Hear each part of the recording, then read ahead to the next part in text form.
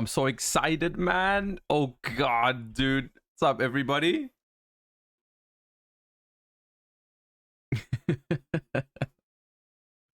Yo. Okay.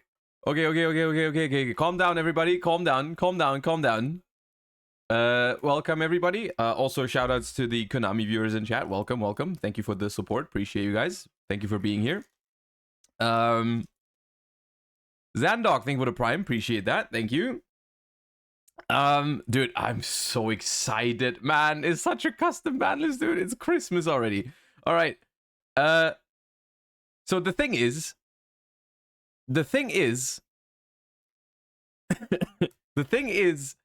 I'm not gonna act like I haven't seen it yet.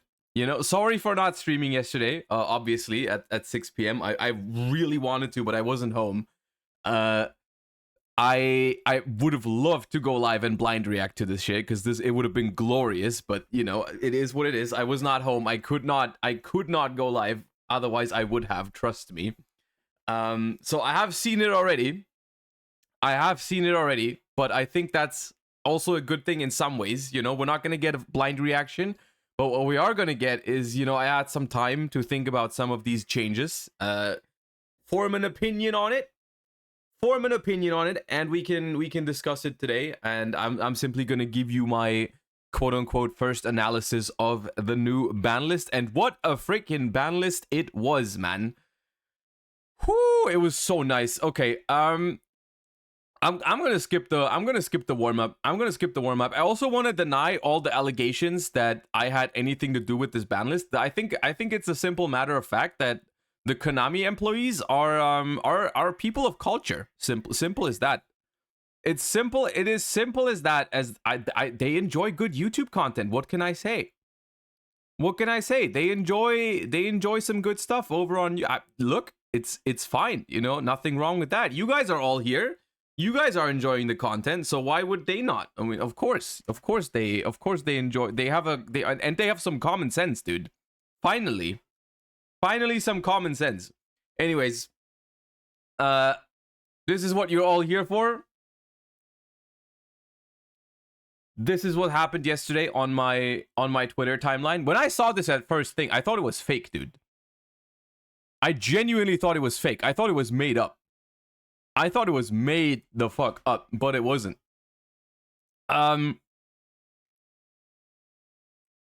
Christmas ban list. Perfect timing. Literally perfect timing, because I uploaded my ban list prediction a day before this. So that was close. We dodged a bullet there. And we have a glorious ban list at our hands. I mean, you see this at first thing. There's so many changes. Someone said that it's exactly 25 changes. I haven't counted. But someone said it's exactly freaking 25 changes because of 25th anniversary, which is freaking funny if that's true. If that's the actual reason, you know, like freaking Circular was card number 25. That is freaking funny, dude. They had like 24 changes lined up, and they were like, what if we ban Circular for the memes? Anyways, let us begin talking about it in its full glory, and we have to dissect it one by one, because there's so many things that happened. Which, by the way, I just want to preface, I don't think that this many changes were 100% necessary, because the format, I don't think, was like imbalanced or something like that. You know, like the format was fine. And I said this in my recent ban list prediction video. I said, like, they don't have to do that many things, but if they wanted to hit every deck a little bit, they could, you know, and I think it's more exciting that way. But let's begin with the forbidden section, where right off the bat, we have 4 wonderful decisions. We have Agido and Kelbeck banned, which is a good thing. Finally, I may say. Huge hit to Tier Limit, obviously. Pretty much the only deck that this hits at the moment is Tier Limit. Some people are molding about this because it also hits Lightsworn before it even comes out, the new support. But honestly, dude, Agido and Kelbeck had no business being illegal. Honestly, the Shufflers without the Millers are completely fine. They could even consider bringing Mudora and Keldo back at some point, I think. It's just the randomness that Mill 5 introduced. I don't know. I guess it's been around for a year, dude. It's been a year, more than a year. So good riddance. Mathmech Circular. Bro, Mathmech Circular is the funniest Banlist change that they have ever done in the history of Banlist. It's so fucking funny because I'm gonna be honest with you, they didn't need to do that, man. They didn't need to do it. And I'm pretty sure they knew, man. They knew. It was just like, hey, you know, Josh just won a YCS. Let's do him a favor. Let's give him a little Christmas gift. You know, we'll ban Circular. Who cares anyways, dude? No one plays Mathmech anyways. No one cares about Mathmech. No one likes Mathmech. Let's just ban it for the memes. And they did, and it's hilarious, man. It honestly, the card is custom. I don't care that it's banned. Good. I mean, good thing that it's banned. I don't care. They didn't need to do that. Just to be clear, that was not necessary. But I still appreciate that. You know, I appreciate it. It's so funny, man. It's so funny that they banned Circular. It made me so happy. And this was the one. That's why I thought it was fake. This is the change that I saw, and I was like, "There's no way that's real. There's no way that's real." It's so funny. I cannot comprehend. But hey, it's great. It's great. It's absolutely great. Okay. Man, it's glorious. Okay, and then we have I sold Two Tales of the Noble Knights, which is a good riddance as well. I mean, we've been talking about this since freaking 2018 or whenever this shit came out. 2017 probably. I don't remember exactly. Yeah, good riddance. I think it is a little bit sad for the Infernoble fans out there, which I know exist, but I don't think this card should have survived for that long even. So I'm happy with it. Some people argued that Phoenix Blade should have been hit instead. I don't think so. I think Isold is the far better card. It just does too many things. You know, it summons a warrior from deck, sends equip spells from deck to graveyard, which most decks can make good use of that play the card, and it also even searches follow-up on summon. I don't think a Link 2 should do all that. I think it's a deserved ban. Even though Infernoble isn't the most popular deck right now, it is definitely part of the meta. It was scary. And it's not even the only deck that uses it. It's also the freaking the Mikanko Gen and Ken pile also abuses Isold. I think it's a fair ban. I think it deserves to be there. And that's all the bans. And those are some pretty good bans right off the bat. But we have more. We have more. Limited is a... Oh my god, this page is so beautiful. Oh god, okay. Unchained Soul of Sharvara, Limited, is... something I had on my ban list discussion. I think it's a fairly hard hit to Unchained, to be clear. I think that is out of the top tier decks. I believe they hit Unchained and Tearlament the hardest with this ban list. I think Sharvara to 1 does not necessarily kill the deck. I don't think it kills the deck. I think Unchained remains playable. Whether it remains like a top tier though is something I doubt a little bit. Like I think Unchained Soul of Sharvara to 1 has some very obvious implications, like, you know, you cannot dodge something like Valor or Imperm as easily. It gives you slightly less starters, which has already sometimes been an issue with Unchained. You know, the deck usually was able to combo, but not all the time. You still have a lot of consistency cards for the deck, so I think consistency-wise, I think Unchained will be fine. But it has some implications, like if you start with Sharvara, it makes it a lot harder and a lot more difficult to end on Caesar, because usually what you would do in a lot of lines would be you summon like a second Sharvara from the deck at some point, and now you can't do that anymore. You also cannot do the lines where you have... There was a lot of lines that played around Nibiru where you would end on a Caesar on the board, and you would have a Sharvara in your hand set up, right? That is no longer possible because you simply cannot have a Sharvara as material under Caesar and in hand. You simply cannot do that anymore. So if you want to end on Caesar with a Sharvara attached, right? You will now no longer have a way to really dodge cards like Change of Heart or anything like that outside of using the freaking the Unchained trap card. You cannot simply chain Sharvara in hand to those kind of things. So has a lot of implications for Unchained. Pretty hard hit.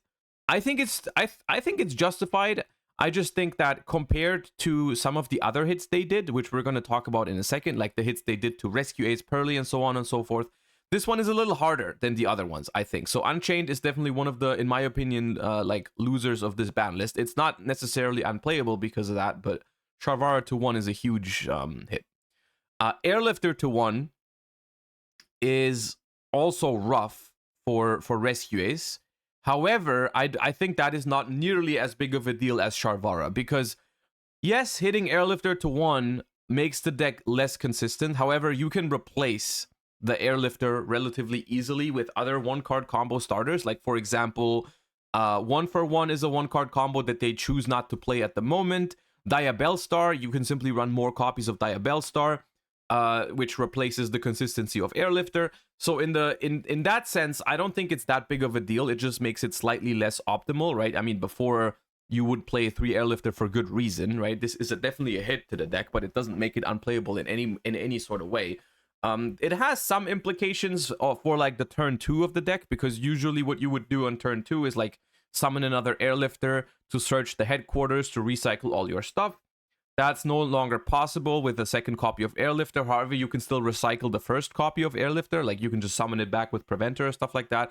It just makes it so you have less lines available on the second turn as well. I think Rescues remains playable with this, but it does receive a decent hit and a decent slap on the wrist, which I think is a good thing. It is a good thing. Redox back to 1, literally irrelevant. Card should come back to 3 probably at some point. They're probably going to do that eventually. I like that they are decluttering the ban list. And unfortunately, Orcust Harp Horror is also, I believe, nothing else than decluttering the ban list. I don't think, as much as I like Orcust, I liked Orcust in 2019. I simply don't see Orcust being a thing with the current wave of, like, the current level that the deck is at. I don't think Orcust is gonna be a problem, which doesn't mean like it's gonna be completely unplayable. I mean, people are gonna mess around with, and maybe someone is gonna find something. However, I don't think that's in any sort of form gonna be problematic. Like, maybe even if it's like, even if this ends up spawning like a tier 2 Orcust deck, that's completely fine, right? Like, Orcust are a fine archetype that do nothing that's completely unfair or broken or anything like that. If this makes Orcust playable, I'll be happy about it. Currently, I don't really think so. I think it's probably going to be like a tier 3 kind of strategy. And they could probably move Harp Horror even like to 2 or to 3 at some point. The next 3 are something that I was so happy about. I couldn't even believe they finally did that, dude. I was not a believer anymore. I'll be honest with you. I was not a believer anymore that they would eventually hit the frickin' floodgates. And yes, they didn't hit all of them. You know, Anti-Spell, Skill Drain, Dimensional Barrier. There are still some out there, but this is not the moment to criticize that, okay? This is not the moment in time to be like, hey, where's Skill Drain, right? This is not the time to complain. This is the time to appreciate that freaking Gozen Match, Rivalry, and There Can Be Only One are finally on the freaking ban list, okay? Like, we take that.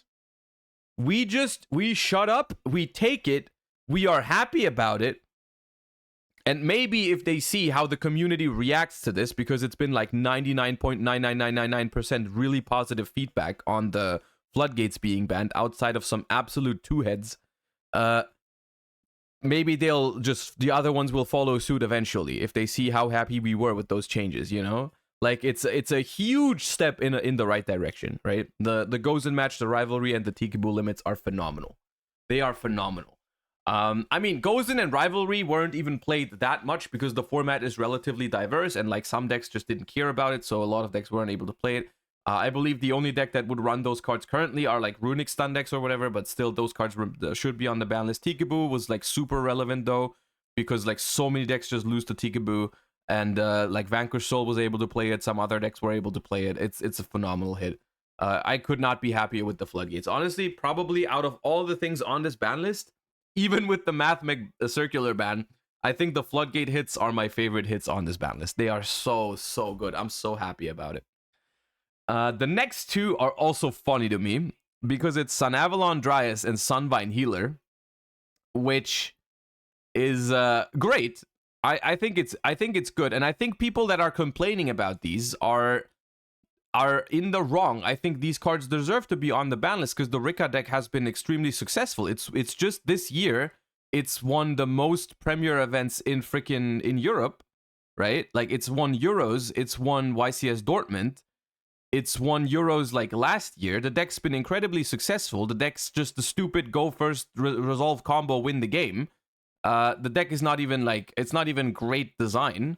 It's definitely deserved the hit. And I would say they got off relatively easy. I'm not a plant expert, you know that. But I don't even know if this makes it unplayable. I hope it does. I'm gonna be honest with you. I hope it does, but I'm not entirely sure. There's probably still lines you can take. The deck's gonna be way more vulnerable now to certain things, I'm sure. Like hand trapping the first Dryas is probably a good thing. They played triple Dryas for good reason. In my banlist prediction, I put Jasmine to banned, but I was well aware, and I said during the discussion that that's not gonna happen because there's gonna be like Aero Mage support in the future that are also really good cards. So I think this is a very good even preemptive hit. Like even if you think the deck isn't the problem right now, the deck's gonna get even stronger with the new Aero Mage support. So I think this is very, very nice. And yeah. Jess says it's still fine. Yeah, but she might also just be coping because it's her favorite deck. Who knows? We'll have to wait and see. I personally think this is definitely good enough of a hit to the plant deck. I'm happy with it. Dude, I just hope, I have no mercy. I hope it makes it unplayable.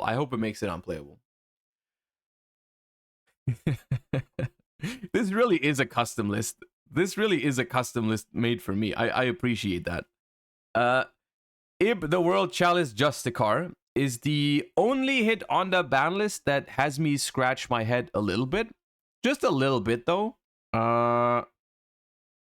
It's a scary card to come off of the ban list. It's definitely one of those, you know, kind of scary combo enabler kind of cards. The thing is, I said the same thing about Denglong when that came off, and Denglong hasn't really done anything. So I think it's an experiment that I'm willing to take. I will say I think Ib is probably a better card than Denglong is, which is a crazy thing to say, but I think Ib is slightly better than Denglong.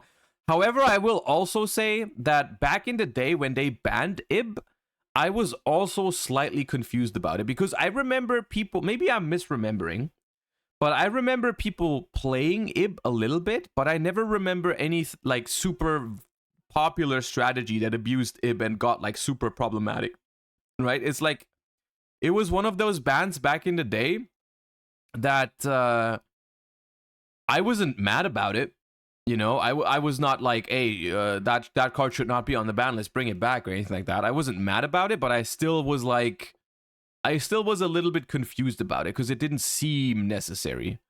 So I think I'm okay with it. There's already been some brewing with like Dragon Link versions and so on and so forth. Maybe it's gonna see play. Maybe it's gonna spawn like a crazy kind of combo deck or whatever. But I think I'm okay with it. I think it's fine. I hope it's fine. But it is definitely a little scary. On the other hand, Snatch Steal coming back to Limited is something I am completely fine with. The card is good. But I don't think it's better than Change of Heart. Because the fact that it steals permanently, I think only matters very rarely. It is definitely more interactable. Like you can interact with Snatch Steal far better than you can with Change of Heart. Simply because any sort of removal, any sort of destruction effect is going to stop Snatch Steal from working. So I think it is a worse Change of Heart. And Change of Heart at 1 has not really spawned any problems. You know, it's seen play, but it's never been problematic in modern Yu-Gi-Oh! So I think the same is going to be true for Snatch Steal. I think some people are going to want to side deck these kind of cards for going second into certain matchups. But I don't think that's a problem, right? I think Snatch Steal is right at the power level where you would want it to be for it to come off the ban list, right? It's not bad enough so that it's completely irrelevant, but it's also not good enough for it to be a problem right off the bat. So I think I'm happy with Snatch Steal at 1. I think it's nice. Semi-limits, we've got some nice stuff. We got Pearly Sleepy Memory, which is a decent hit to Pearly. I like it. I will say, I don't think that's that big of a deal, though. I don't think it's that big of a deal simply because the Pearly deck, I think, gets away relatively easy with these hits overall. Like the fact that you can still reveal 2 sleepies and 1 delicious with my friend is, I think, completely fine because both of those cards open up good lines going first. The deck, I think, is looking fairly strong. Like if I'm comparing the hits that Pearly received to the hits that, for example, Unchained, Rescue Ace, and Tier received, I think Pearly gets off very, very easily, right? The only thing that we now, of course, I mean, we're at the semi-limit portion of the thing. The only deck out of, like, let's say the top 5, like if you look at the current format, I think there's a lot of viable decks, but I think like the top 5 was easily Tier, Rescue Ace, Unchained, Pearly, and Lab. Those were like the top 5 decks. They would, like, you know, sometimes it would change a little bit, but those were the top 5. Lab remains completely unhit, which we'll talk about in a second, and I think the deck that gets the second least amount of impact from this ban list is Pearly, right? I think the deck they hit the hardest are Tier and Unchained, whatever order. I don't know which one gets hit harder by this list. Like both are taking a pretty hard hit. Probably Tier takes the hardest hit, Unchained the second hardest. Rescue Ace is like in the middle, and then Pearly, and then Lab, right? Mannadium, we'll talk about Mannadium and like Infernoble. That was not a top 5 deck. That was not a top 5 deck. Like I was talking specifically between those 5. I think Pearly gets away relatively easily, and Lab obviously gets there completely unscathed, right? Pankratops to 2, phenomenal change. I suggested Pankratops to 3. Pankratops to 2, I'll take it. I will take it. Phenomenal. Card didn't really see that much play at 1 even. Was playable. Is still going to be playable at 2. People are going to side deck it. I'm super happy about it. I hope it goes to 3 eventually. I really enjoy playing Pankratops. That card's phenomenal. We have Speedroid Terratop to 2, which is also a little bit scary at the same time. Kind of like these kind of 1-card starters that require you to run 1 brick somewhere in your deck is kind of like a normalized thing in Yu-Gi-Oh right now. Like there's a lot of cards like that. I think it's okay. I don't know if this makes Speedroid itself. I mean, it definitely makes it better. I don't know if it makes it relevant or not. Like there's been like Kashtira, Speedroid, Synchro Brews, maybe, you know, but if anything, those decks could definitely use some help. So I think it's okay. I'm not the biggest fan of Terratop as a card because it requires you to run a brick and all that kind of stuff, but I can't really argue that the card hasn't really done anything and probably could be at 2. That's probably fine. And then let's talk about the unlimits before we talk about some of the cards that have not been hit on the ban list, because even though the ban list is massive, there's a couple cards I want to talk about that did not appear on the ban list whatsoever. But okay, here we are. Infernity Archfiend, scary card. However, with like Bystials in the game now and Infernity not really being a super up-to-date kind of combo deck, I'm probably fine, you know? Probably okay, you know? Like Infernity probably has some crazy combo potential, and I don't really want to play against it in 2023 or 2024 rather. But can't really argue that card, you know, is probably fine. Kashtira Unicorn to 3, I can't help but think is also a fine change. You know, I kind of like this approach. And hear me out. I'm not a fan of Kashtira. I'm not defending the Kashtira deck on its own, but I think one thing that they are doing here that I think is good is that they are unhitting cards relatively quickly when they realize, hey, we've completely murdered this deck anyways, right? Like, I just want to prevent, or like, I don't want to have situations like where people ask for Harp Horror to come back for freaking 4 years. They could have brought back Harp Horrors like 3 years ago and it wouldn't have mattered, for example, right? And so them just realizing, hey, we've hit Kashtira Arisart. The deck has pretty much vanished completely, almost, right? Some people were playing around with it, but you cannot look at Kashtira right now and be like, yeah, that deck's a problem. It's not. It's not a problem at all. The third Unicorn is not going to make it a problem. All it does is make it slightly more consistent. So they realized, hey, if we ban Arisart, Kashtira is not a problem anymore. so we can bring back Unicorn. And I like that. I think that's a good thing to do. Even if you don't like Kashtira, I don't think that is something you can argue with. I don't think you can argue with the fact that Kashtira is not a problem without a Rysard right now, and that Unicorn can come back, right? And that's a good thing to realize. Mind Control to 3 is very exciting. Should have happened, definitely. Probably like some time ago. I will say, with triple Mind Control, Snatch, Steal, and Change of Heart, and I guess even Talents kind of belongs to it. You have a lot of cards for going second that just take your opponent's cards, you know? Like, you can definitely play decks now that aim to go second and take your opponent's cards. You can definitely also just make your side deck in a way where in certain matchups, if it's a good thing, you can just go second and try to take all their stuff. I think that's cool, though. I think that's fine. I've never had an issue with Mind Control in the current format. I've never had an issue with Change of Heart. I think Snatch Steal is going to be cool as well. I think that's fine. I don't think Mind Control is too powerful. People don't even play the 1 copy right now. So I think it's a fine experiment to take. It's just another cool going second, like, kind of power spell. That if anything, it's going to make the format less centered around going first. If even it's only post side deck, maybe. Yeah, this is unironically just another hit to, out of the current meta decks, the deck that's the weakest to Mind Control is Unchained as well. So if people start playing Mind Control, Snatch, Steal, Change of Heart, and you only have one Charvara in Unchained, that's going to be bad for you. So I think Unchained takes a huge hit on this ban list altogether.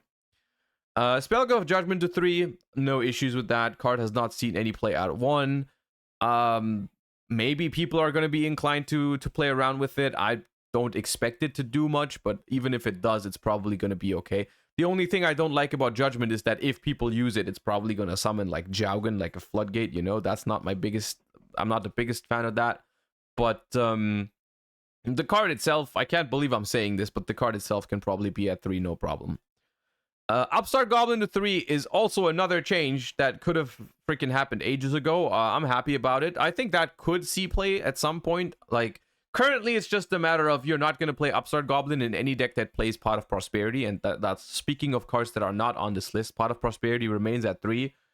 And, you know, you're never going to play a deck that plays, you're never going to play Upstart and Prosperity. A lot of decks are going to prefer Prosperity. I think the ability to play a 37 card deck is cool, you know, even though people aren't even using the 1 Upstart right now, honestly. A lot of deck building has changed in a way where you have to play so many, like, a lot of engines require large amounts of deck space. Even some decks want to play over 40 because they don't want to draw certain bricks in their deck, you know. I think triple Upstart is good. I think it's relevant. However, I don't think it's something that's going to be a problem at all. Like, you know, 37 card decks are back, but that's fine. Pot of Desires to 3. Powerful card. Relevant change. Some decks are gonna appreciate that for sure. The fact that you can play triple Upstart, triple Desires it kind of lifts certain decks to new heights of consistency that weren't there before, but probably okay. People didn't really play 2 Desires all that much anymore. You know, like Desires at 2, some decks played it, but most decks didn't. Like, all the current top decks are not using Desires. So, fair, I suppose, to put it from 2 to 3, right? And then last but not least, we have Sprite Starter, which me as a Sprite fan, I appreciate that. At the same time, the funny thing about Starter was always that the best Sprite decks in the last year, the best Sprite decks have all been using 1 starter, pretty much. Like, all the Runic Sprite decks, the Runic For Hire, the Runic Life Twin, they used 1 starter anyways. The only deck that really benefits from triple starter is Pure Sprite, and that deck hasn't really seen any success, I want to say. I mean, it won YCS London, but even there, I feel like it was more like a sleeper pick. I think triple starter is definitely relevant.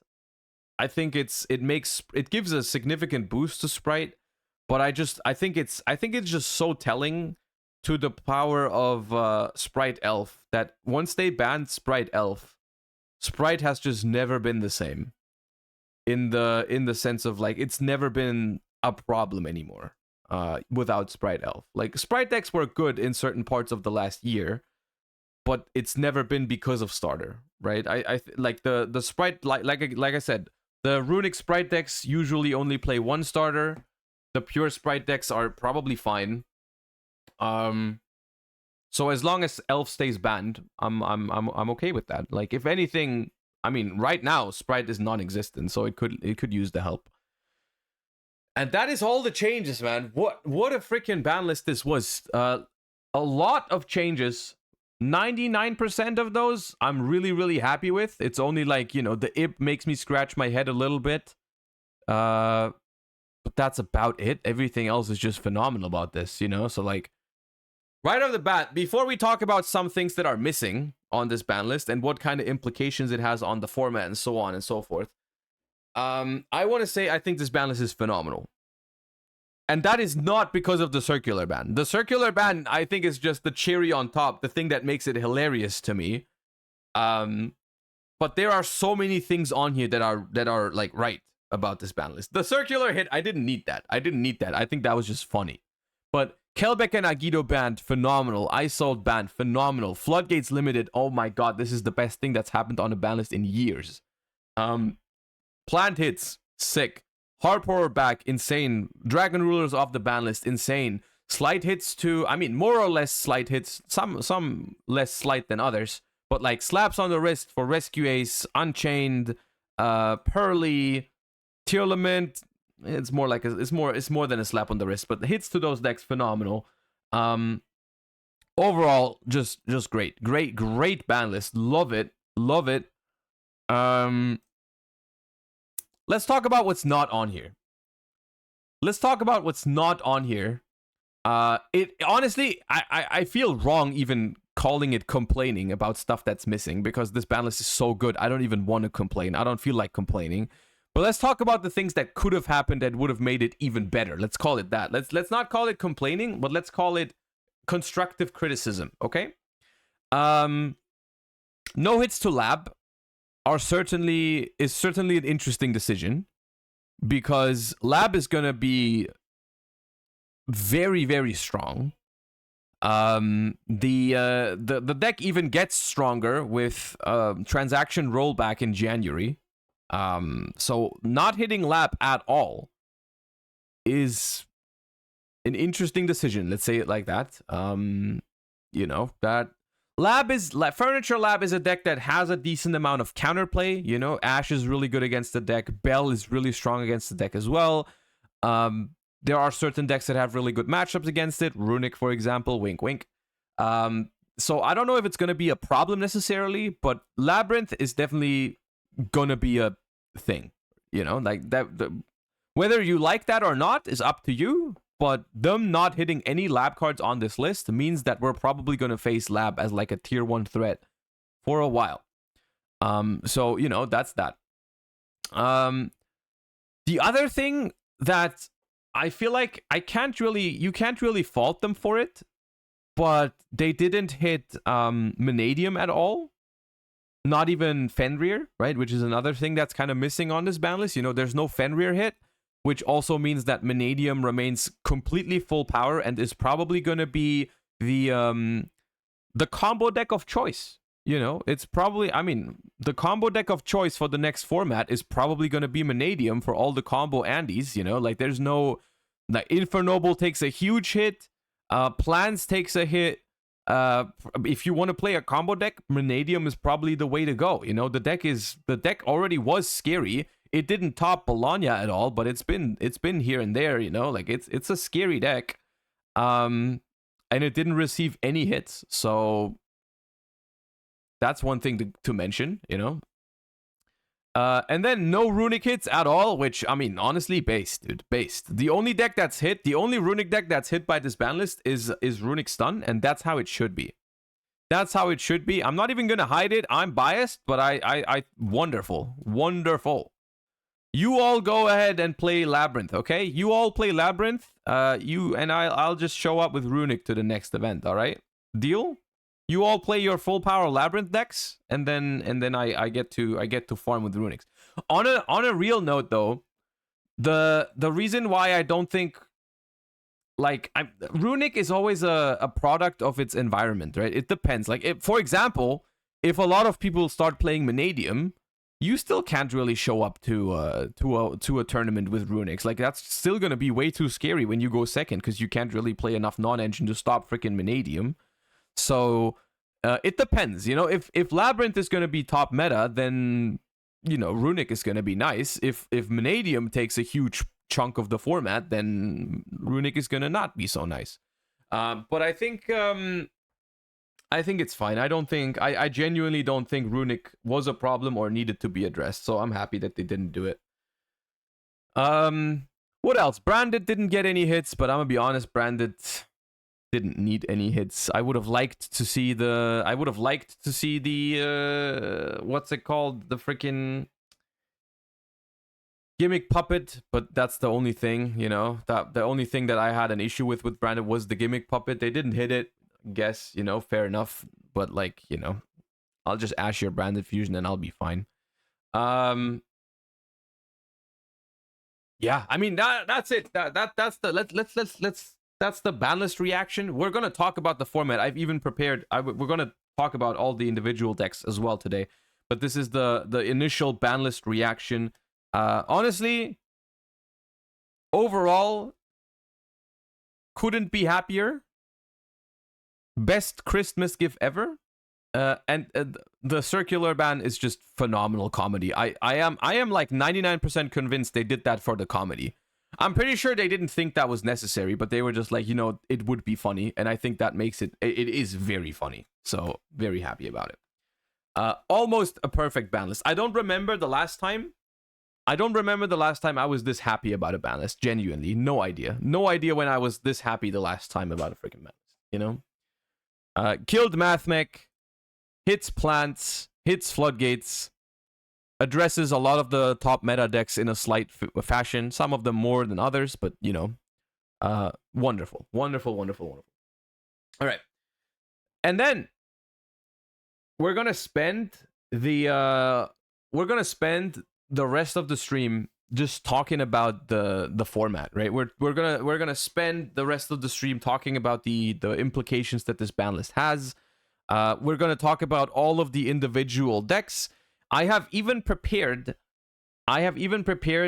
a tier list, quote unquote. I didn't want to do a tier list, but I think this is the best way to talk about each individual deck in like just have a visual for it, to talk about certain things, Are you going to the German Open? I am, like, I bought a ticket to the German Open. I wasn't sure if I was gonna go because it's like first week of January. I didn't know if I had time and so on. But like now, because it's gonna be a huge regional with the new ban list, there's like I'll make it happen. Yeah, I'll make it happen. I have the ticket already, and I'm gonna go. I'm excited for this format. I am excited. But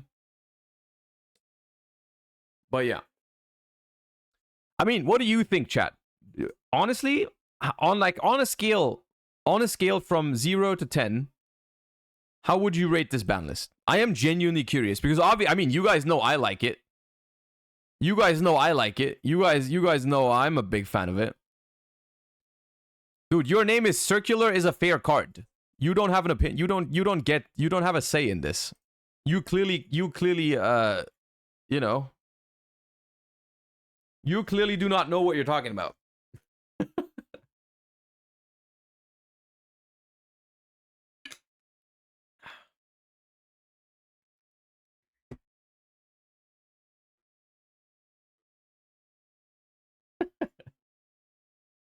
Oh, stop saying I made the ban list. I didn't make it. It's just that, the Konami, there are some people at the Konami headquarters that apparently are subscribed to the YouTube channel. I appreciate them for supporting. And they just have they have acquired a very nice taste in game design. They have a very, they're connoisseurs of good game design over at Konami. Who can fault them for that? Honestly, who can fault them for just enjoying some good YouTube content and having a good opinion on game design? Hey, it's not their fault. It's not their fault. You know? All right. With that out of the way, I'm gonna call this a 9.5 out of 10 ban list, because simply calling a ban list 10 out of 10 when something like Shifter isn't on it is simply not possible. But insane ban list, absolutely crazy. Let's talk about its implications. You know, we've talked about the individual changes. We've touched on what that does to certain decks a little bit already, but let's discuss in a little bit more detail, okay? And so what we're gonna do right off the bat, I mean, this is content day, dude. It's content day. We're gonna make a new format. I'll call it a tier list, but it's not meant to be a tier list. It's simply, I want to voice my I thought this morning, I thought to myself, how do I voice my thoughts on all the individual decks, like one after another? And how do I do that in the best way possible? And I think this is simply the best way, because we have a nice visual where we can talk about all the decks, compare them to each other, and all that kind of good stuff. So take it with a grain of salt. This is not meant to be a tier list. It's more like I want to talk about each individual deck, voice my first thoughts, take it with a grain of salt, because of course I haven't played with any of these decks after the new ban list. I just think this is the best way we can work our way through all of the individual decks and talk about them one by one, right? So we're just gonna do it like that. We're just gonna do it like this, and that's gonna make it easy for me to voice my thoughts. Let me work this around a little bit. Let's start with the top 5, because I think that's the most important and also what shapes the future of the game a little bit. Where's the Unchained? Unchained and Rescue Ace. Let's talk about those 5 first. To kind of settle, because these were the 5 decks, even though a lot of other decks were viable before the ban list. These were the 5 that kind of shaped the format, right? Those were the first 5 decks you would think about before entering a tournament. They were the 5 decks that you played against the most usually, you know. We're going to talk about all the rest as well, but let's talk about the top 5 before the ban list first. Tearlaments. Tearlaments, I believe, out of these 5 takes the hardest hit, because let's face it, the deck was mostly about getting to Agido and Kelbeck, right? There were very few things that the deck did that were scary if they didn't ever get to Kelbeck or Agido. And this is also why on my banlist prediction, I specifically said they should hit Agido and Kelbeck, because everything else the deck does is completely fine, right? And I think Tearlaments are gonna struggle without Agido and Kelbeck. When I say they're gonna struggle, that means I don't think it necessarily, maybe it doesn't kill the deck. You know, people are gonna mess around with it, I'm sure. You know, maybe people are gonna make freaking zombie vampire or whatever like that. I don't know, man. I don't know if people have ways to get around it. I'm gonna throw it in mid. I personally don't see the greatest hopes for Tearlaments. But take it with a grain of salt. Maybe people are gonna find something. You know, you still have Beatrice. You have the freaking Pilgrim Reaper, which is a rank 6 that mills 5. Maybe you can make a rank 6 Tearlament deck with Bestials. Maybe you can make a rank 8 Tearlament deck with Horus to make zombie vampire. I don't know, man. I don't think it's gonna be that strong, but we've made this mistake a couple times of calling Tearlaments dead, and then they still came back. They rose back from the ashes, and they were strong. Same thing happened at the beginning of this format. I'm gonna throw it in mid, but feel free to experiment with it. Maybe you can find something. But I think the most likely timeline for Tearlaments is they're probably gonna do nothing this format, and then maybe Konami will consider putting back some of the names to 2 or something like that. Because without Agido and Kelbeck, they might be like, yeah, we can give them back something, right? That's probably the timeline we're looking at. But yeah. Pearly, I think out of these top 5, gets away relatively easily. Double Sleepy is a hit. but it's not a large hit. I think the deck is completely fine, honestly. The fact that you can still reveal double Sleepy, one Delicious for your My Friend is very, very reasonable still. I think the deck is very much to be respected. I'm going to throw it up here. The only thing that's like slightly a caveat to this is if, and it's a large if people expect Pearly to be up there, then I think it might be simply because there's so many cards that are good against Pearly, right? And that was one of the good things about Pearly in the current format, because the format had so many different decks. It was kind of hard for people to play the silver bullets for Pearly, like the D barriers, the Kaijus, the Kurikaras, the Xyz Encores and stuff like that. You know, it was kind of hard to justify putting those cards into your deck when like there's so many different decks in the format. So Pearly, it's going to depend if people are going to respect it or not, but I think Pearly has the potential to be a very strong deck and should probably be respected in deck building, which maybe at the end of in a couple weeks, we're going to be like, yeah, Pearly is just solid because everyone is playing outs to it in the side deck. Maybe. But for now, my first impression is that Pearly is I mean, let's put it at the very top of potential. You know, let's put it here. Okay. Pearly still has the potential to be very strong. Unchained takes a large hit from this ban list. It definitely takes a large hit from this ban list because one Sharvara hits the deck in multiple ways. It hits consistency because Sharvara was part of pretty much every single 2-card combo you could start with Sharvara. It matters in the grind game because you may run out of Sharvaras and getting it back from the graveyard is possible, but not always optimal. You know, sometimes you would just like to grab a second one from the deck, and that would be nice, but you cannot do that anymore.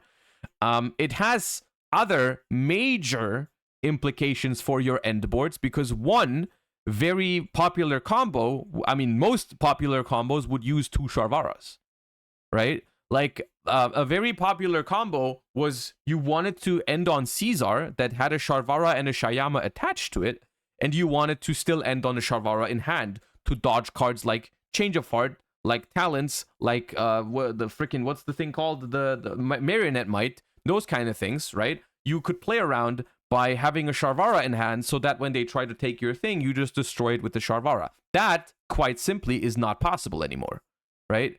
You can't play 2 Shayama, but that is, that is a huge downgrade.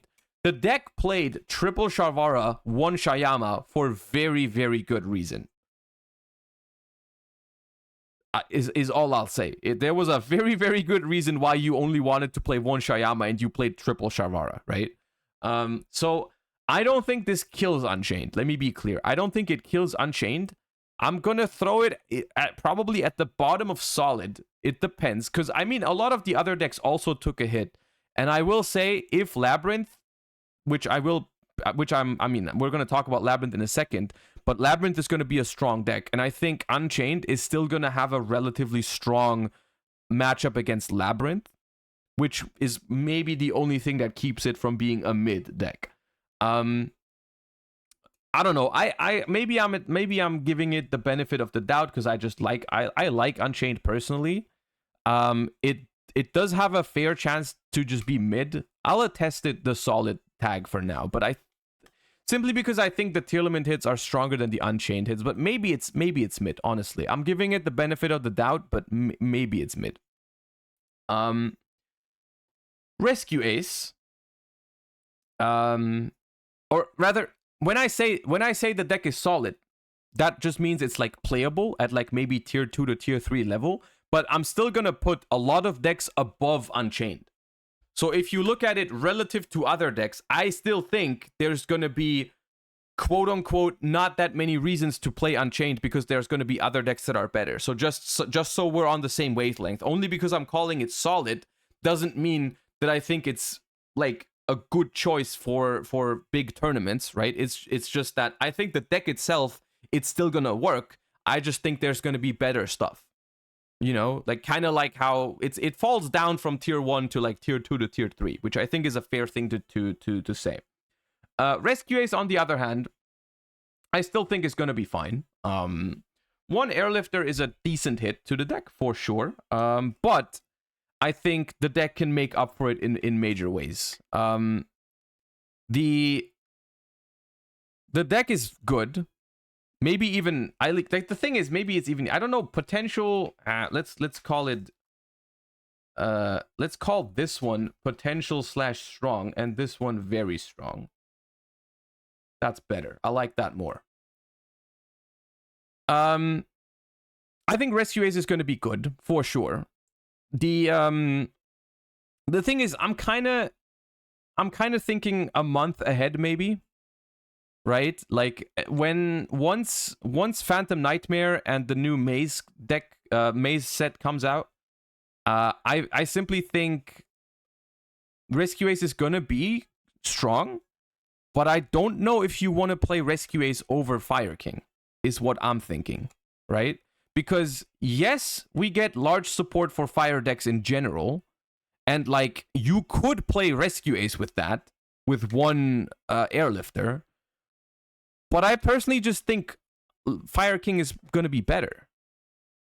Right? Like I simply think Fire King is going to be better, and that makes I don't think I want to put Fire King and Rescue Ace next to each other in the highest tier, because I simply think Fire King is going to be the better fire deck. On top of that, Rescue Ace suffers from the fact that Labyrinth remains completely unhit, which out of the top decks is probably the worst matchup for Rescue Ace. So I'm not going to put Rescue Ace in the highest tier on this ban list. I simply won't. I simply don't think it is that good. It's still good, but I don't think it's that good anymore. So yeah. Labyrinth, can't help but put it into the very strong category. The deck was already really, really good. It has a good Rescue Ace matchup, which is still going to be relevant. The deck is going to get huge support in January. It didn't get hit at all on this ban list. I think Lab is going to be very strong. The Furniture Lab also, the fact that the Furniture Lab is going to be strong is like, it's not as simple as just putting Lightning Storm, Feather Duster, or Cosmic Cyclone into your decks, because funnily enough, those cards are not even that good against it, right? Because the deck plays way more like a combo deck. But there are other means to counter Labyrinth. Like you can use Ash, you can use Bell, those kind of things, right? There are cards that are good against Labyrinth. I still think that Labyrinth is the biggest winner of this ban list, probably. So I'm going to put it in very strong. Like only because counterplay exists, I don't think that's a reason to completely discount the deck, right? There's like the deck is really, really strong. And that's my opinion on how the top 5 are gonna look after. Like these are the previous top 5, and this is how they remain after. Like I think Labyrinth remains untouched. That's why it's the strongest out of those 5. Tier and Unchained, definitely the hardest hits. And then Rescue Ace and Pearly kind of got like a slap on the wrist, but they're still gonna be very much fine.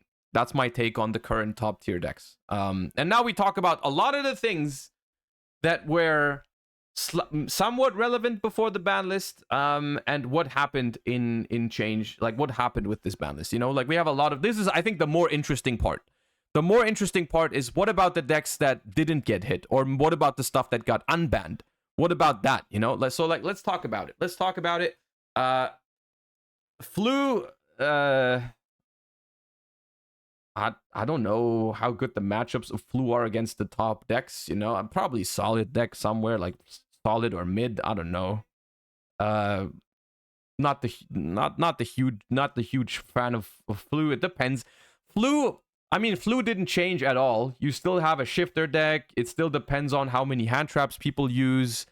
You know, if it's a board breaker format again and people don't play hand traps, then maybe it's going to be solid. If people still play a lot of hand traps, then it's going to be mid. I think just based off the fact that like Labyrinth is here, everyone is still going to play Ash. That's going to suck for Flu. I don't know. I'll just put it in top of mid. Fire Kings. Fire Kings, here we have to differentiate. We have to differentiate between current Fire King, which I would probably put somewhere here. And we have to also talk about post Phantom Nightmare Fire King, which post Phantom Nightmare, I want to preface, this deck's going to be here. This deck is gonna be here. This deck is great after Phantom Nightmare. Before Phantom Nightmare, this deck is already playable. This deck is already right here. I'm gonna do it for current format. We're gonna talk about Phantom Nightmare Fire King more than enough in the upcoming weeks. For now, immediately, I think Fire King is very playable. It's topped YCS Bologna, multiple of them even, like 4 or something like that. 4 people topped YCS Bologna with Fire Kings, proving that the deck is already good.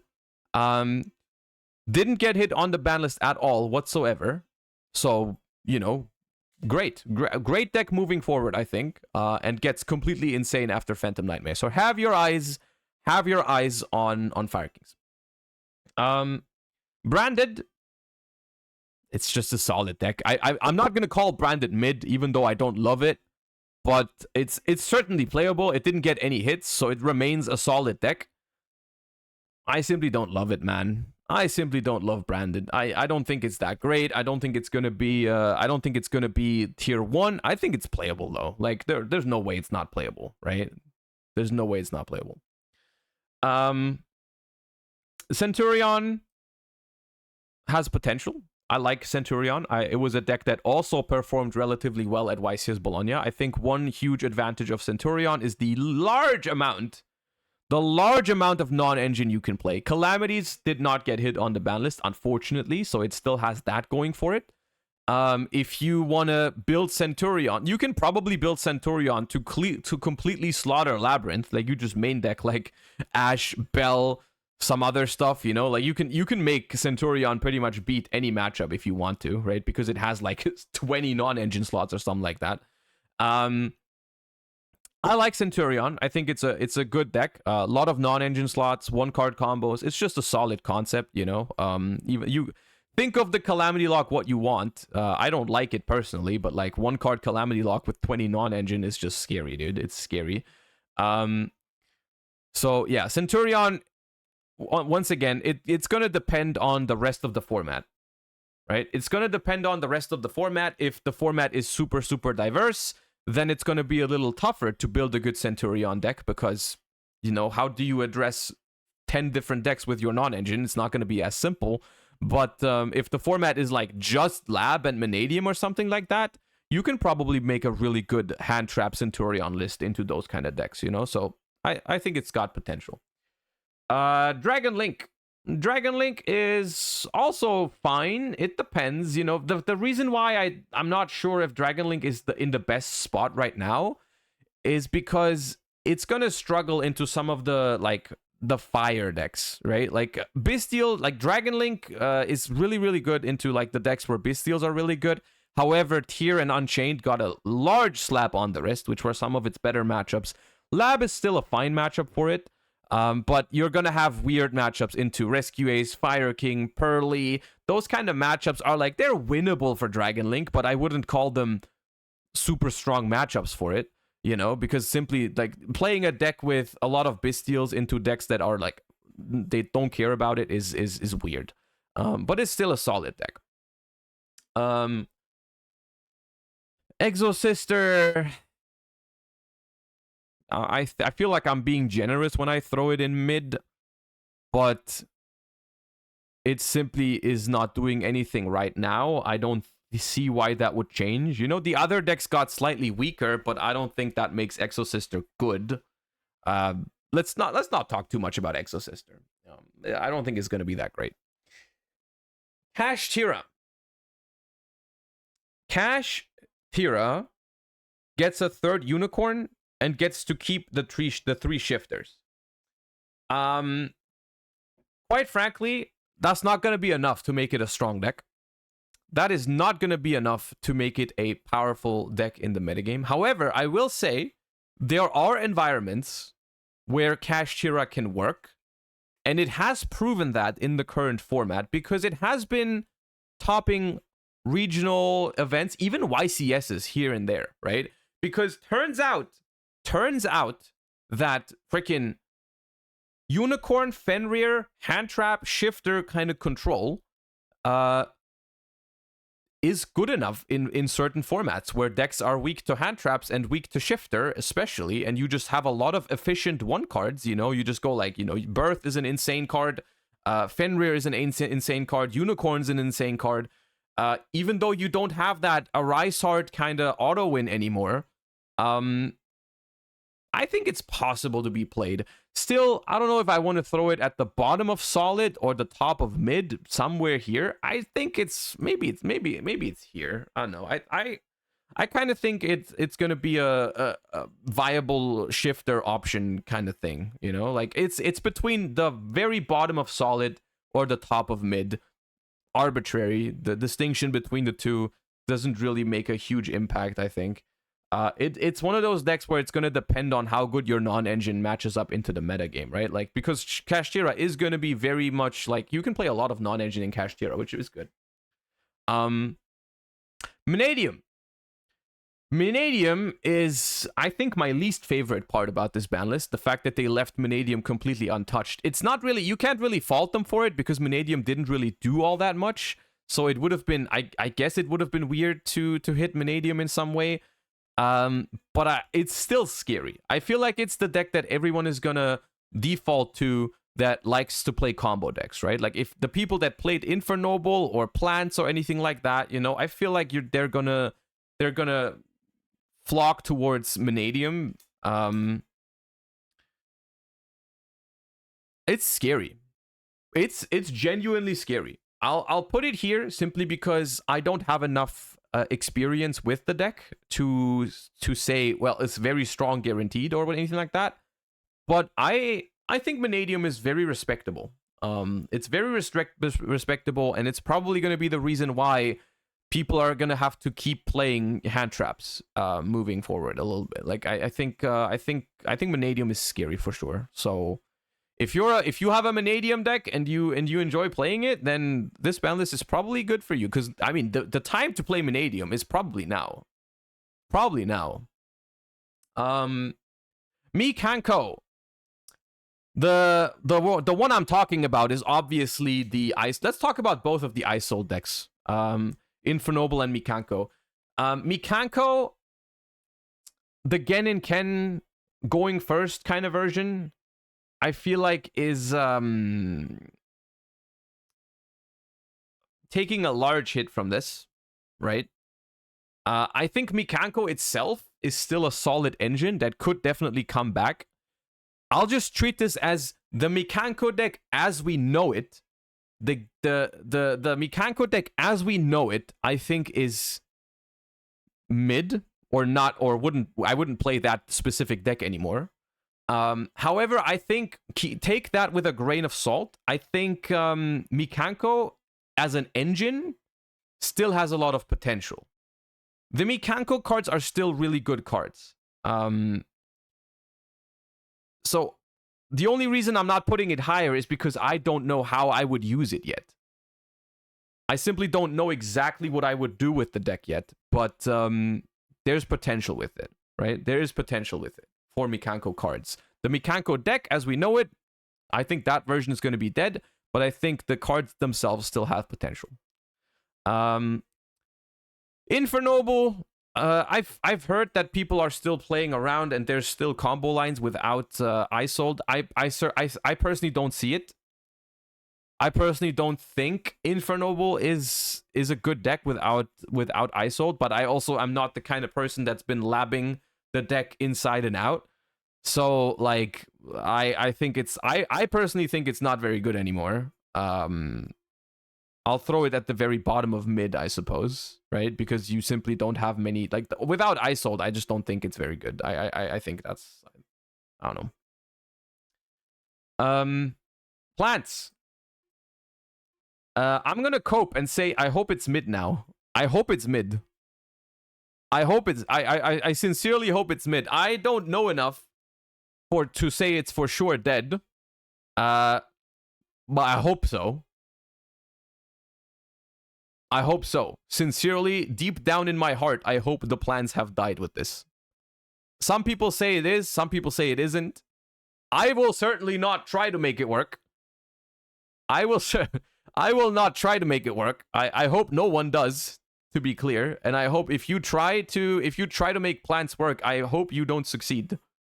But yeah, I'll throw it in mid for now. Runics.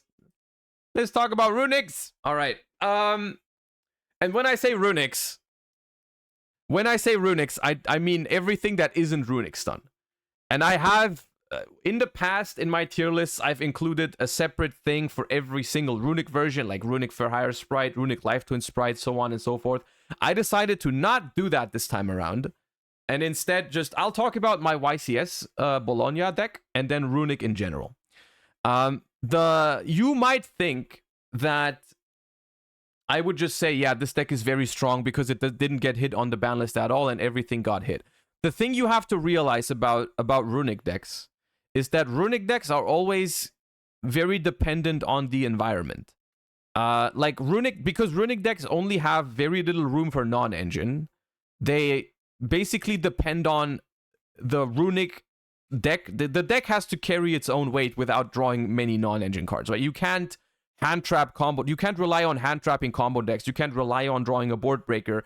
You can't rely on these things, right? With a Runic deck. That being said, I mean, I'd be lying if I didn't think this deck was looking in a very good spot moving forward. Because specifically, it has a very good Labyrinth matchup. And some of the harder matchups got weaker, like Rescue Ace got significantly weaker. However, some of its really good matchups also got weaker. Like, because this version specifically plays pretty much no non-engine. I mean, the only non-engine I played was Ash, and then it plays a bunch of Bystials. And the decks where Bystials were really good, Unchained, Tier, they're all down here, Decks like Rescue Ace, Fire King, Pearly, those kind of decks, going second, they're really scary if you're playing a Bystial Runic deck. So, I don't know if this would be my favorite Runic version going forward. It's good against Labyrinth, but against some of the other top decks, especially if Mannadium becomes very popular, that it's so scary to play against Mannadium with Runic decks. It's so scary. So even though the deck is unhit, I don't know how much I want to play it. It depends on the environment, but it definitely has potential. Like, I'm not gonna say it's not good. It's definitely a good deck still, and it can still work, but it depends how good are Bystials into the format, how many like freaking combo piles do people play that you can't really beat going second. So we're gonna have to wait and see. And I think that is also true for Runic decks in general, right? Because other Runic variations, like Runic Sprite variations, they're gonna be playable. We're gonna have to work out which one is the best, which Runic version is the best. They're all gonna be pretty good against Lab. Every Runic version is gonna be strong against Labyrinth. Every Runic version is gonna struggle against Mannadium, though, for example, right? So it remains to be seen. I personally am hyped to try it. I will try it, trust me. And if it works out, then I'll be a happy man. But I'm not 100% sure on it yet. But they definitely are good. They definitely have the potential to be strong, Chimera is just another, I think, solid deck. Like, if I'm looking at these decks up here and I'm looking at Dragon Link, Chimera, Branded, these kind of things, like, I think there's a difference between the power level of these decks and these decks. They're still playable, definitely. If you like the Chimera deck and you want to play it, you can. You're going to be able to. You're definitely going to be able to. Like, this is kind of the thing, the distinction between the decks I put in solid and the decks I put in mid is, like, the decks that are in solid, I think you're going to need a good reason to play them over these decks up here, right? Because, like, for example, the only reason to play Branded over some of these decks up here is because maybe you don't have a different deck, or you just really like the deck, And if you play those, if you play those decks, you can still do well with it. You can definitely win regionals, maybe even top YCSs. That's the kind of level I attest to these decks in solid. The ones in mid are the ones where I think you're going to have a hard time performing at those kind of events. The solid decks, I think can, right? That's the difference between those two rows here. By that definition, I think Salamangreat goes like here. You can play Salad if you really want to.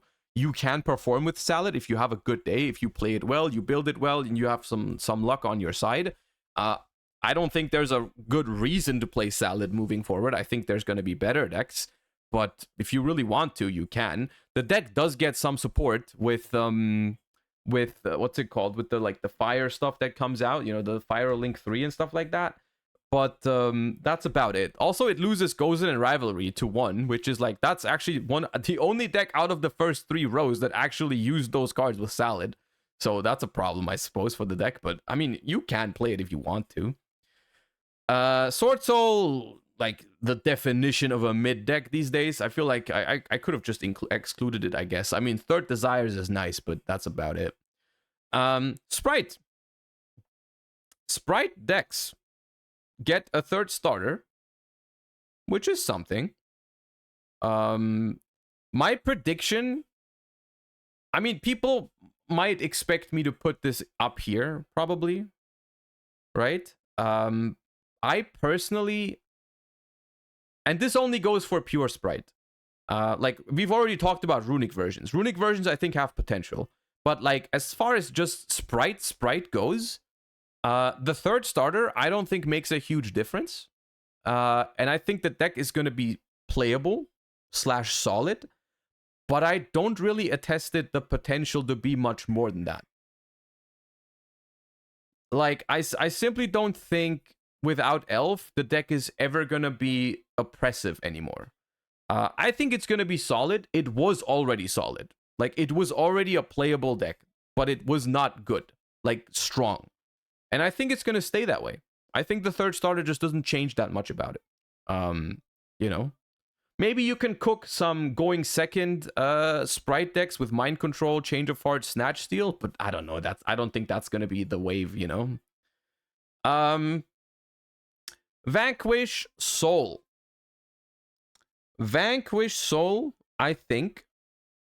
I mean, losing Tikaboo does hurt a little bit. But I don't think main decking Tikaboo was even optimal. Right? I don't think main decking Tikaboo was even optimal. I think Vanquish Soul is somewhere between solid and potential. I think I'm going to throw it in potential. I like the deck. I think it's good. It's the best shifter deck, I think, out of these decks. It gets to play Bell, which is really good against Lab, because it has synergy with it. That's nice. And I just think the deck is strong overall. You still have your triple Prosperity. You still have your triple Fenrir. You still have your triple Shifter. You still have a lot of room for non-engine. I like Vanquish Soul. I think it's looking good for Vanquish Soul. I think Vanquish Soul enjoyers are eating good right now. You can still play the deck almost exactly as you did before. Honestly, Tikaboo was more like a side deck card anyways. You can play Kurikara if Pearly becomes more popular. I like it.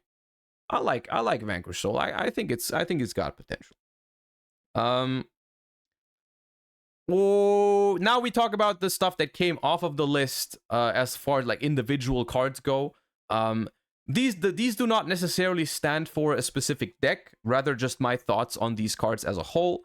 Orcust Harp Horror, I don't think is going to spawn any good decks, really. I think unfortunately Orcust is mid. I honestly, I hope it's better than this, but my instinct, and once again, take it with a grain of salt because this is my first impression, is that Orcust is not going to make a huge splash. You know, like, try it, by all means, try to make it work. I would love for it to work. But I don't think it's that good. Yeah. The same is true for Terratop. I think Terratop is also like just, I mean, not that, I don't see where, right? I don't see where you would play Terratop outside of, I mean, pure Speedroid enjoyers are eating good, I suppose. If you're playing Speedroid Kashtira, I suppose you're eating good. I don't know if that deck's more than mid, though. Like, you know, maybe you can mess around with it. I don't know enough about the deck. I don't know enough about Speedroid Kashtira to tell you whether it's mid, solid, or has potential. the people that play the deck, the like the 3 people in the universe that play that deck probably know better than I do. So I mean, let me know if you think it's a good deck now or not.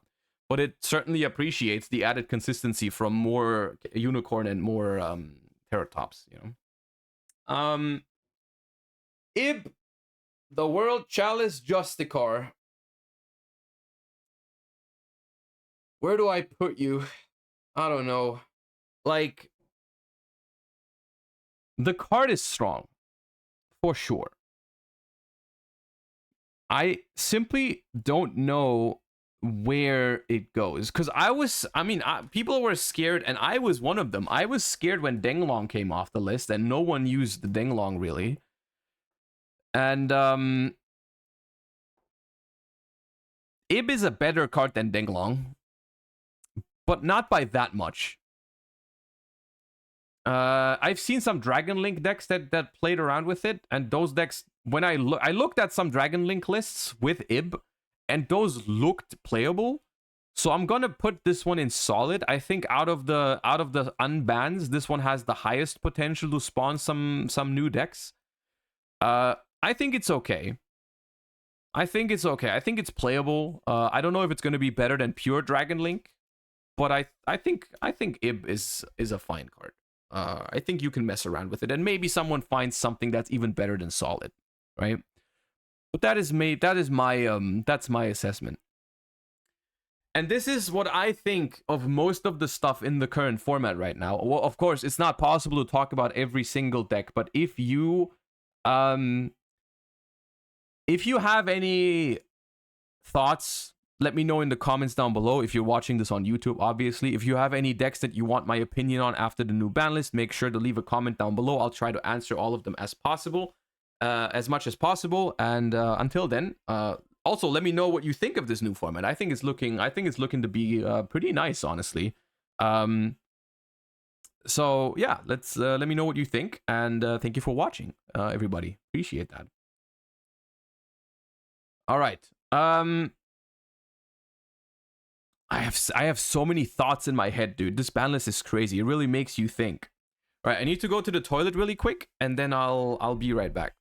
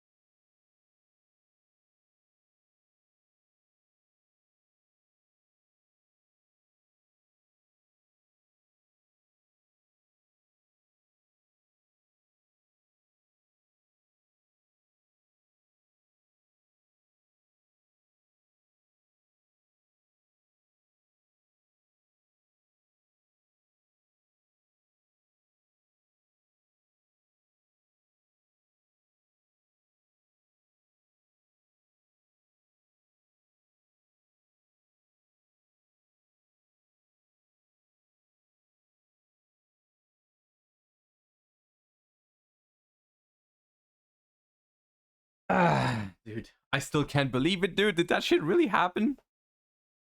Man, I'm excited. Also, thank you everyone for subscribing during the discussions. I'm sorry I didn't call every name out, but appreciate you for the support. Hope everyone is excited, or as excited as I am, for this freaking banger of a ban list. Marcel Noel, thank you for the prime. Appreciate that.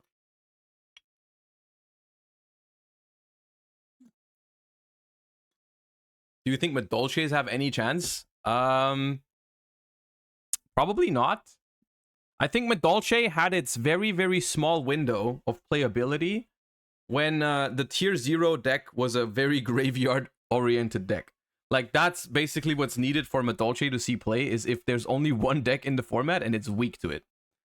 So, like, Madolche was fine during tier limit format, but that's over. So I don't think it's strong enough into a variety of decks.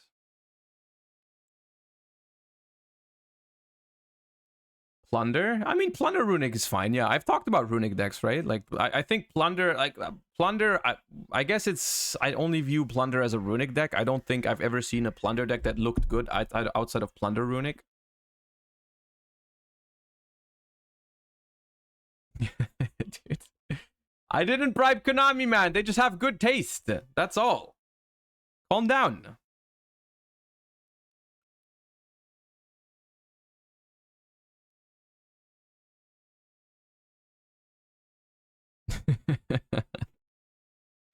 All right.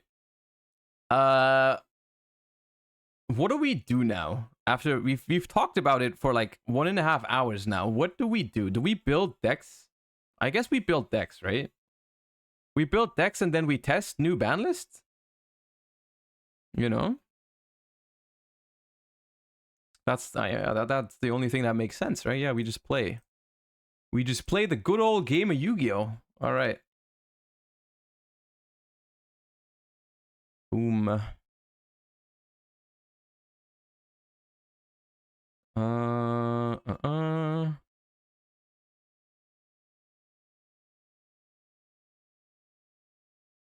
Why didn't you tier Silent Force? Because it doesn't exist yet.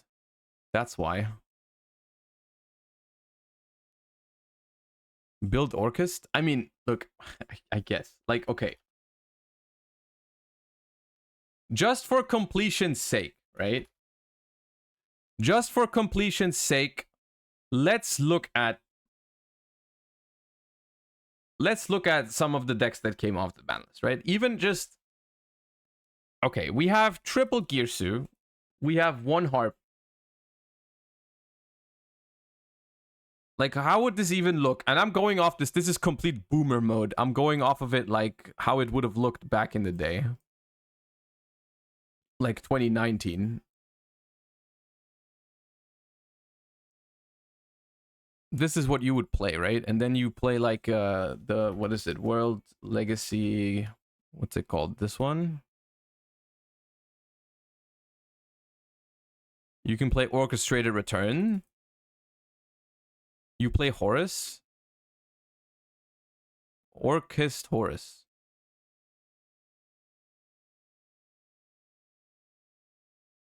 Cartesia Engine. The thing about the Horus engine, quote unquote,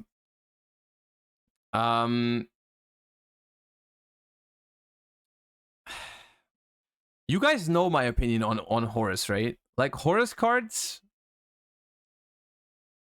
the Horus cards, I simply don't think are consistent enough to make a deck viable. Like, if Orchest is not viable on its own, I don't think the Horus cards are gonna tip it over the edge, because the simple thing is that Orchest is not a very consistent. Horus is not a very consistent engine. It's kind of like the Horus engine just needs a little bit more, because you play like 3 good cards, which is Imseti, and then King Sarcophagus is like kind of an okay card, and then you have another brick, and you can't really do much more than that for consistency, right?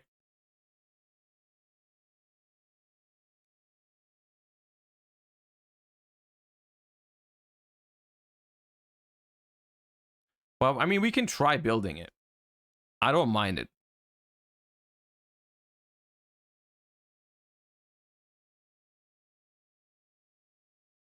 But it's like, you know, it's so awkward, man.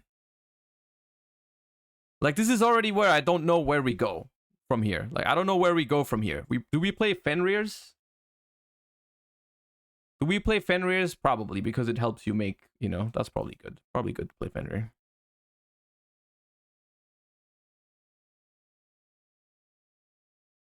And then what?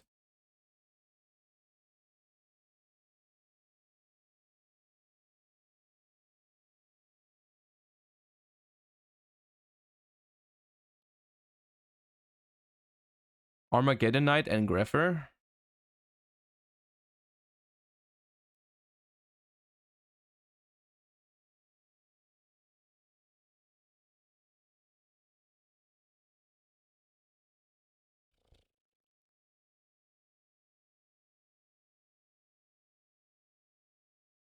No, man, this doesn't seem good to me. Try Runic Orchest. There's no synergy between Runic and Orchest outside of the fact that you have a discard with Hugin. Gizmek? You could play Gizmek. You could play Gizmek.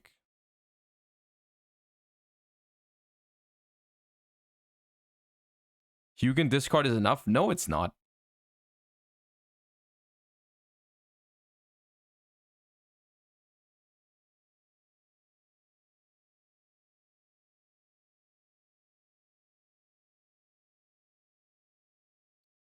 Is 9 Orchists enough to play Return? Probably at least a 1-of, so you can search it.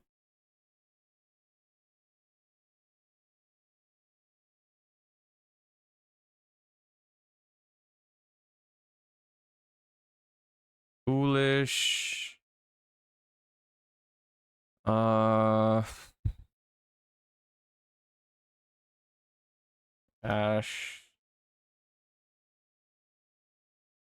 Imperm. Not sure if Imperm is going to be that good next format. Depends on the popularity of Lab, I suppose. Imperm isn't that great against Lab. But this does simply not look scary at all. It simply does not look scary whatsoever. Like, no matter what you fill this up with, I'm not going to be scared of this deck.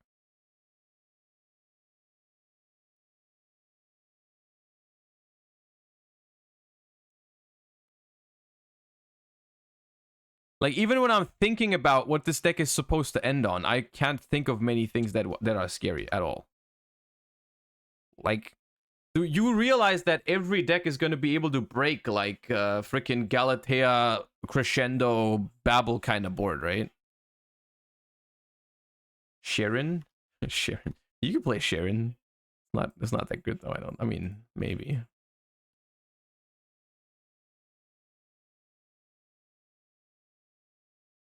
Lib plus Mask is insane. Lib.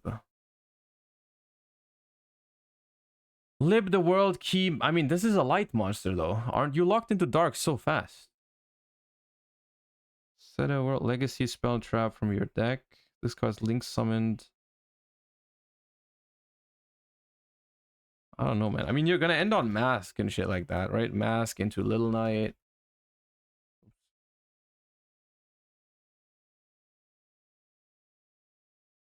This deck is massive cope. I can't help but think how bad this looks. The Ib Synchro? How am I gonna make the Ib Synchro, dude? What are you talking about? How do I make Ib? Girsu? And how do I make Girsu a freaking tuner? What kind of 5-card combo are you talking about, man? Girsu only is a tuner if there's 2 or more cards in the column, dude.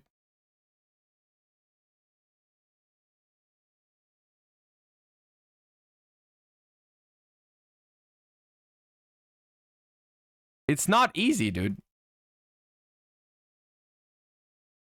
The token you summon can be a tuner because of Ib's effect. No, it doesn't, dude. Ib... Come on, man. Ib says you can treat a World Chalice normal monster as a tuner, and Girsu summons a freaking World Legacy token, not a World Chalice token. It doesn't work, man.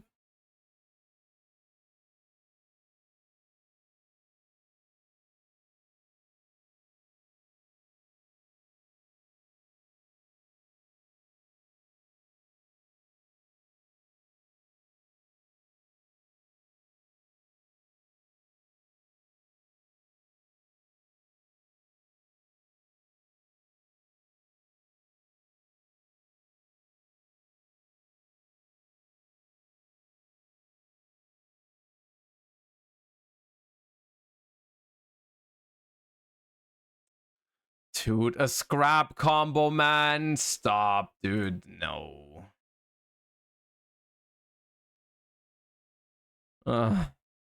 Chat. Chat, dude. Stop coping.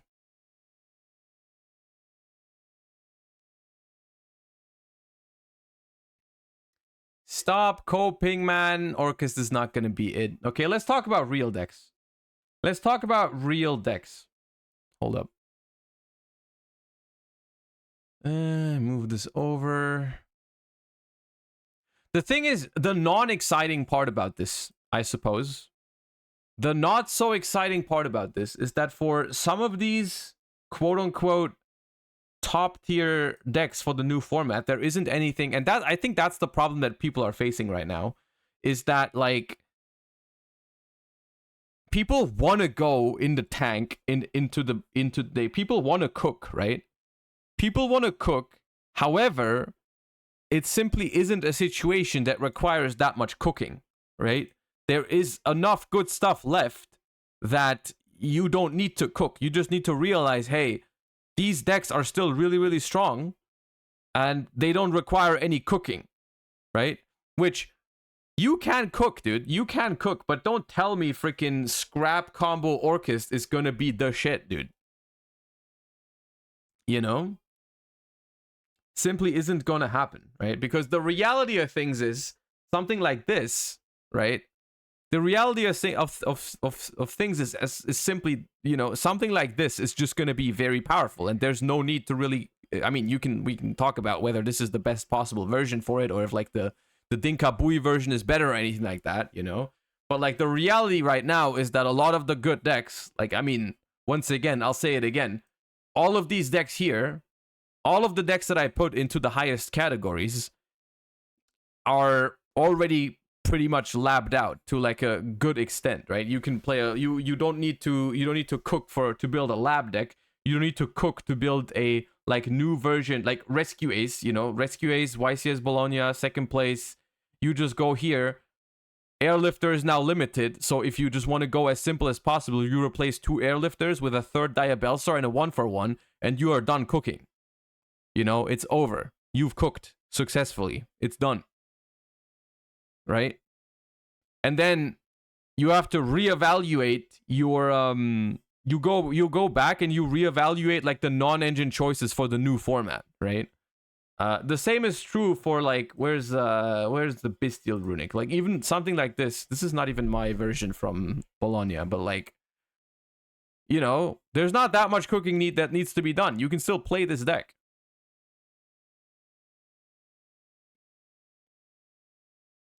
Runic Orchest. Okay, okay, hold up.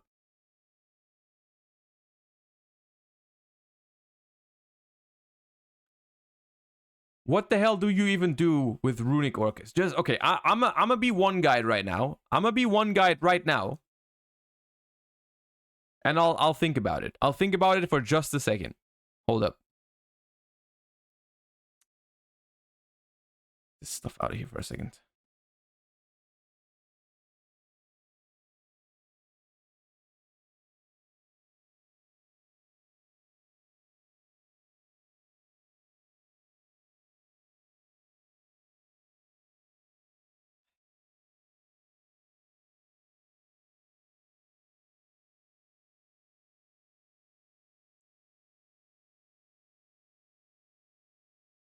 What the hell do I do, in your opinion, with Runic Orchest?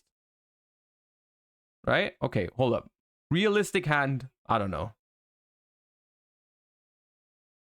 3 Runics, 1 Orchest card, 1 like talents, you know, 1 non-engine, whatever. Right? Realistic hand. I don't think you play Babel. Okay, yeah, thank you for letting me know that this is not the exact deck list. I also don't think I played Triple Cartesia in my Runic Orchest deck, but thank you for the input.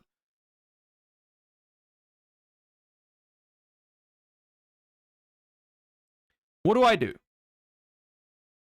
What is the freaking synergy, right? I go activate Runic, summon Hugin, discard Nightmare, grab Fountain, Then what? Use Nightmare? That is full comp. Okay, yeah, okay. Oh, come on. You guys are being so annoying right now.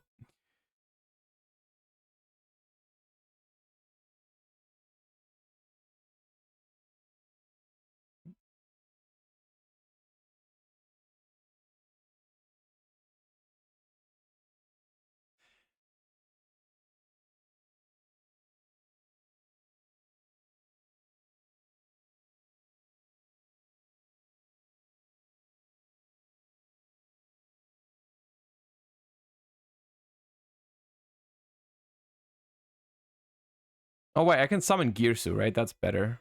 Does it make a difference? Not really. Girsu is a tuner? Well, yeah, Girsu is a tuner, but I'm locked into Darks, man. What do I make? A level 6 Dark Synchro?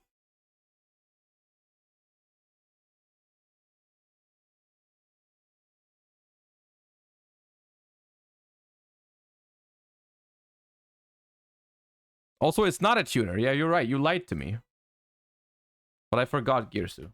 I did forget Girsu. You can summon Girsu, send World Wand. Hold up.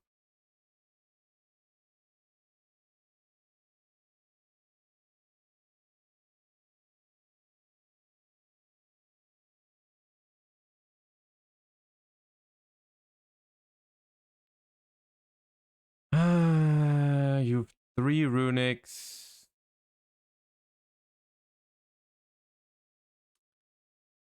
And Nightmare.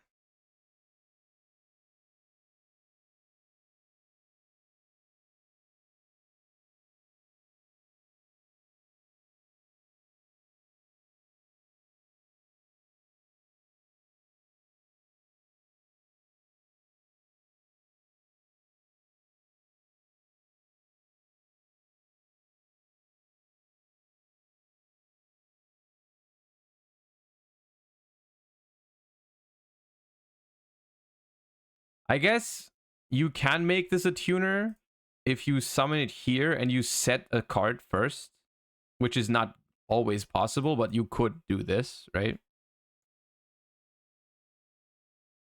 And then you send World Wand. But the thing is, what now?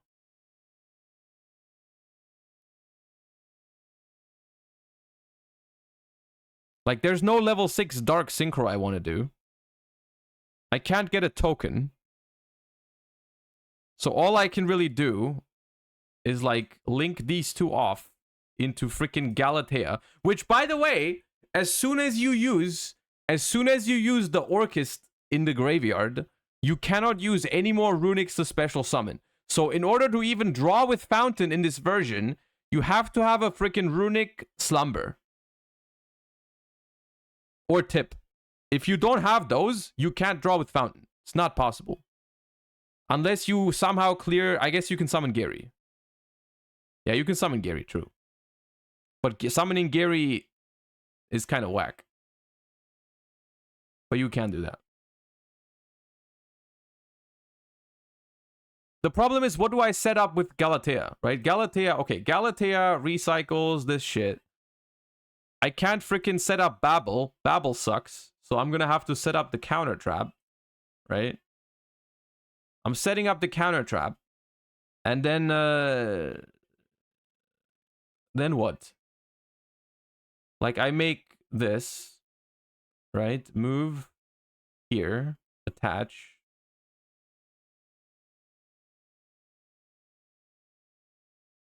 Actually, no, I would banish this.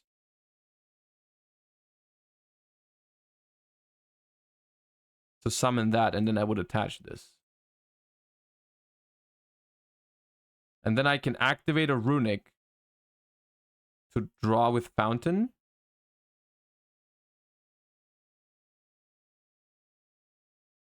And then I need to make another link, because otherwise my Crescendo isn't even live.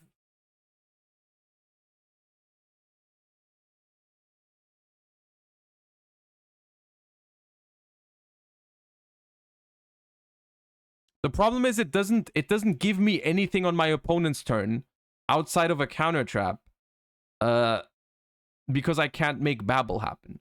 Like, if you could have Babel and Fountain on the field at the same time, then it'd be nice, because it would give you a lot of, like, cool interactions on the opponent's turn. But you can't do anything.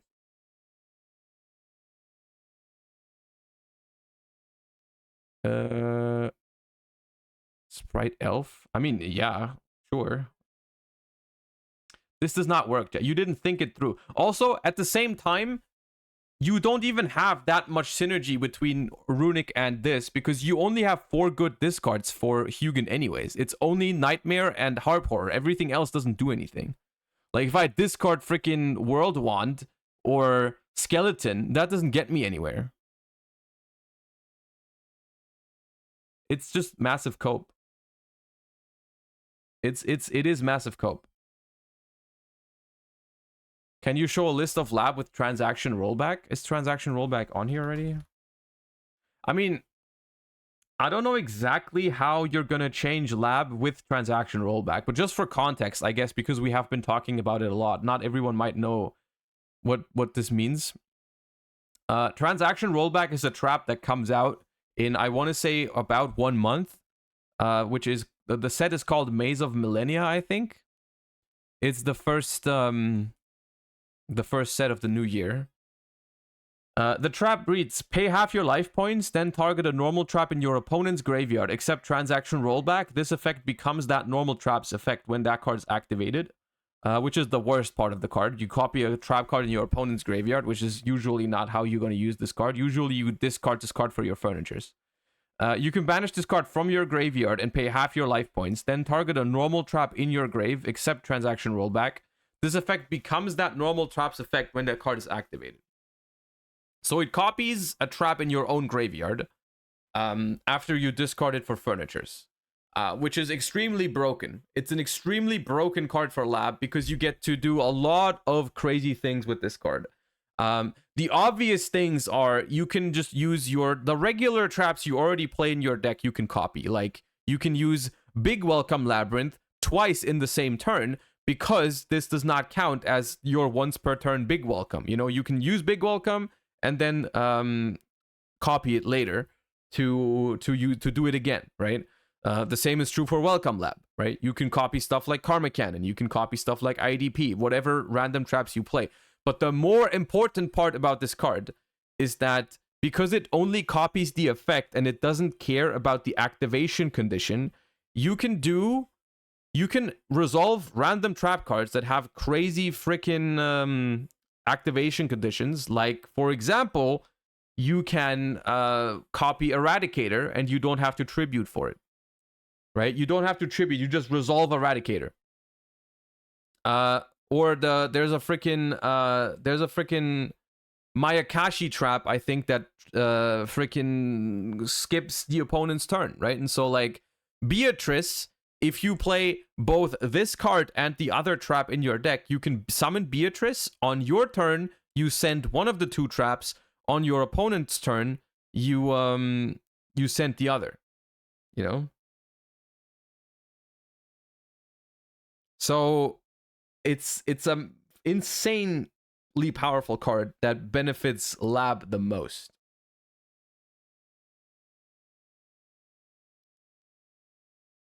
Can you copy Waking the Dragon? No, it says the effect, it becomes that normal trap's effect when that card is activated. So you can't copy like Waking the Dragon, because Waking the Dragon doesn't have an effect when activated.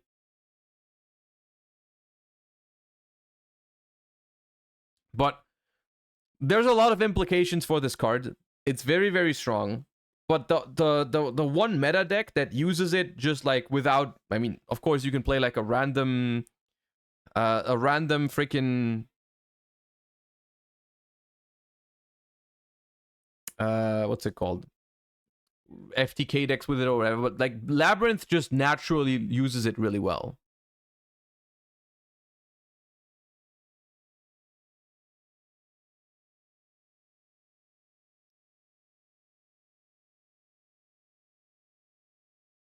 Can you copy the effect of Big Welcome to bounce? No, you only you copy the effect to summon and return one. What do we think the price will be? That depends on what rarity it's going to be. The only thing I know is that the OCG plays, I think, always 3 of this card. We can quickly double check, but I'm pretty sure they always play 3. Hold up. Labyrinth is kind of on the downfall in the OCG at the moment, but like if they show up, they play triple transaction rollback. I'm pretty sure. Let me see if I can find a list. I think the issue, quote unquote, that Labyrinth is facing in the OCG right now, which is, you know, take it with a grain of salt. Take it with a grain of salt, but I think one thing that is true for Labyrinth is that Labyrinth has a tough time against all the fire decks. Like, because Labyrinth's main means of disruption is like destroying the opponent's stuff, and for example, Fire King doesn't really care about it. Fire King seems to be good against Lab. That is not something I have tested, but that seems to be the case because the OCG right now is very, very dominated by Sinful Spoils, Rescue Ace, and Fire King. So apparently Lab struggles into those. So that's why I think Lab is going to be probably the best deck in the TCG until January. Like for the early weeks of January until we get Phantom Nightmare in early February, I think Lab is going to be the strongest deck, and then we have to reevaluate after Phantom Nightmare, I think. But until then, Lab is going to be very, very strong. Yeah. But this is roughly how they play it in the OCG. Of course, not always, but this is roughly what they do, right? They play like they play transaction rollback as a 3 of, and then some other really impactful traps that you can, if they ever hit the graveyard, you can copy them with transaction rollback.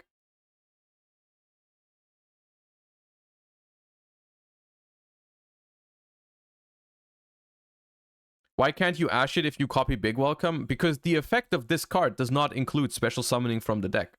The effect of transaction rollback is to copy the effect of a different card. Which is, I guess, I guess your question is valid, but that's why, you know, the effect of transaction rollback is not the effect that summons a card. It's like why it's the same with Verte, yeah, because Verte copies the effect of the card. So if you send Branded Fusion for Verte, you would be like, hey, why can't I ash that? Well, it's because Verte only the effect of Verte is to copy the effect, which is not something that you can ash.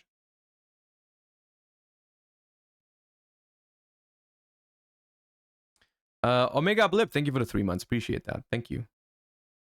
So yeah, Lab is gonna be very strong, and also for reference, this is roughly what Fire King looks like after Phantom Nightmare, but that's like 2 months down the line.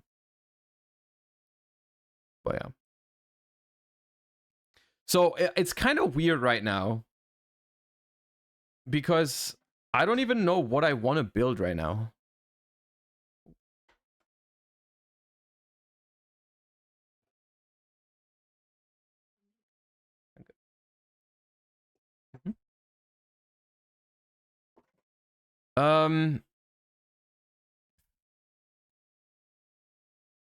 I'm not gonna build Scrap Orcus. Stop saying Scrap Orcus, please, for the love of God. It's not 2019 anymore.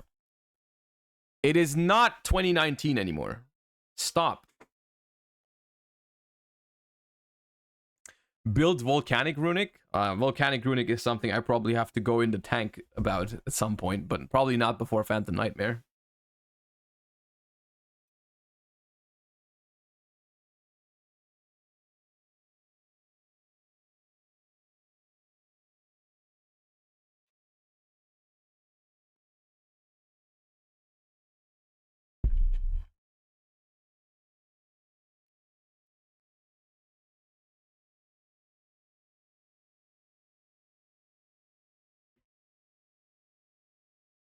This is the real copium?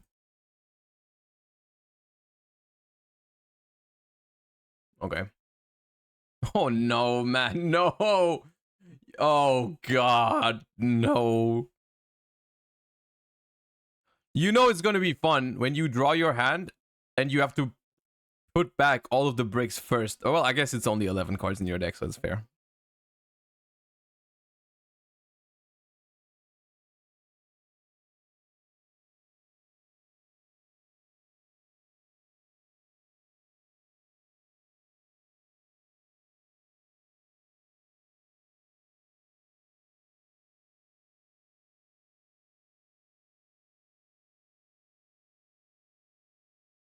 The hell is that, dude?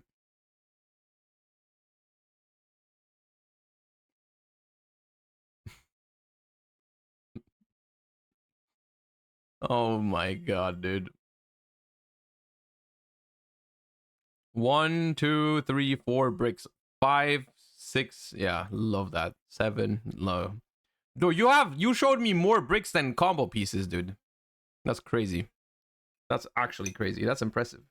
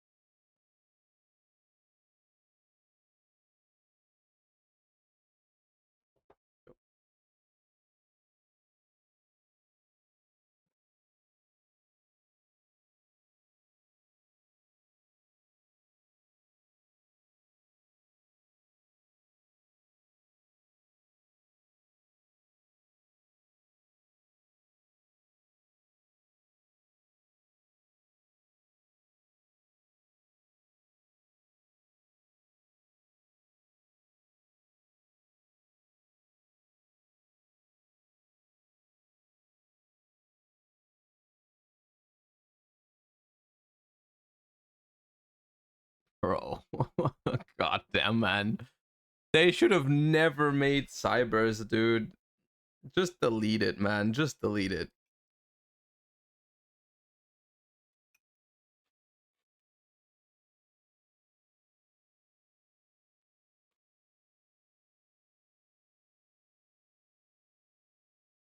So, hold up.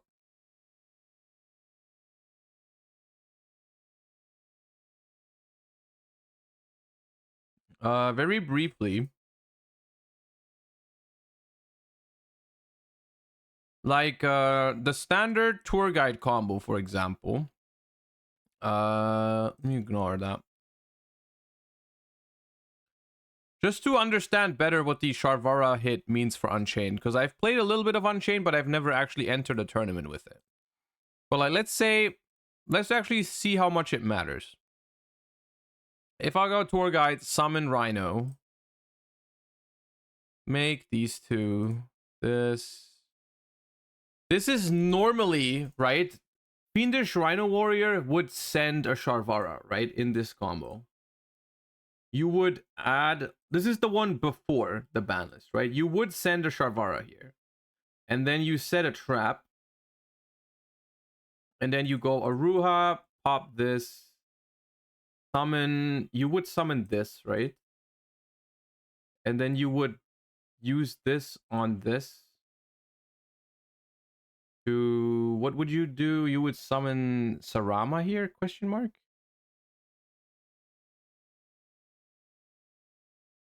Yeah, right?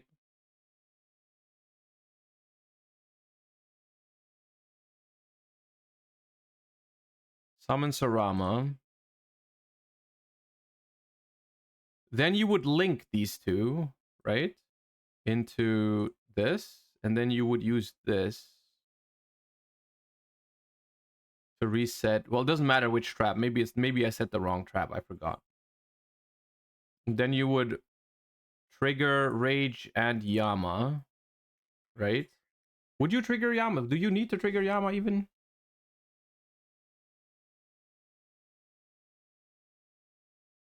You didn't need to trigger Yama. Right, no, you would just use Shayama now on the Sarama. And this is where you needed the second dog, right? This is where you needed the second Sharvara, because that's how you make Caesar, right? So it simply is, you can still summon, yeah, but summoning it from hand is very bad. Like you would have to run a second Shayama here. If you wanted to do that still. If you wanted to do that still, you need to run two Shayamas, which is kind of ass. That is kind of ass, isn't it? Hmm.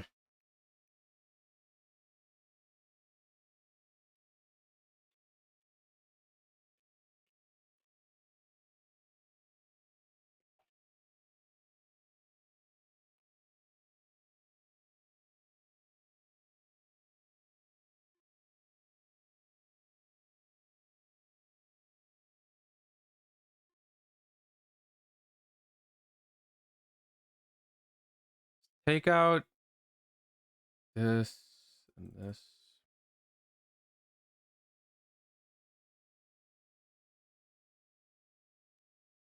I feel like I do need to replace like for consistency. It feels like you need some more starters to replace the Sharvaras. Like, do you play more Rakeas? Foolish? Foolish? I guess foolish.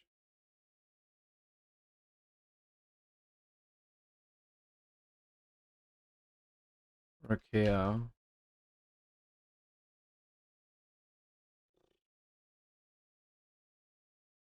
You can't play Upstart with Prosperity. That doesn't make sense.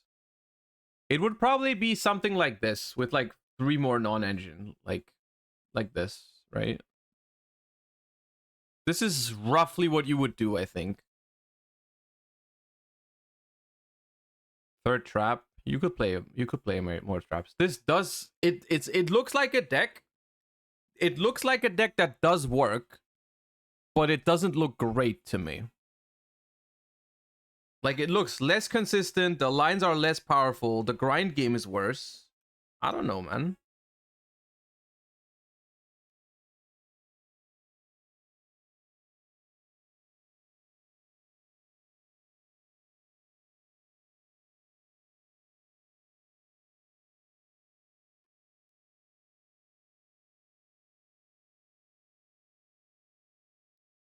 Like, it looks like if you really wanted to, you could play this and you could do okay with it.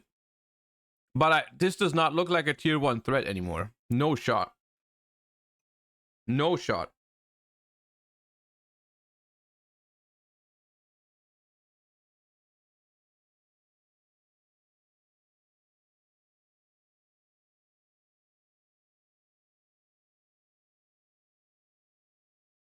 Pearly is still completely fine.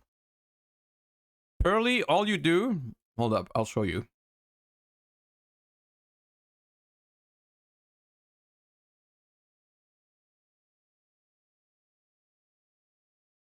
Pearly is completely fine.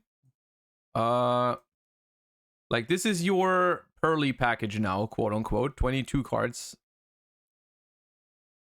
And then the rest is... I mean, the rest is up for debate, right? But, like, the thing is, most Pearly... Let's just build, I don't know, Prosp, Ash, just example. Prosp, Ash, Fenrir. I don't know, Imperm. Baylor. I don't know. It doesn't matter which ones you take. Right? But like a version like this one,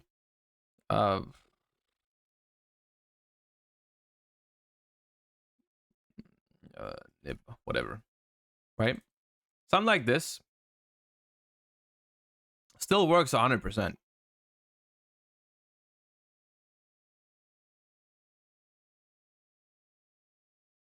Like, it's still gonna work completely fine, like it did beforehand. Like, because you basically just have the same lines as before. It's just whenever you hit this, whenever you go to activate My Friend, you're just gonna reveal 2 Sleepy and 1 Delicious.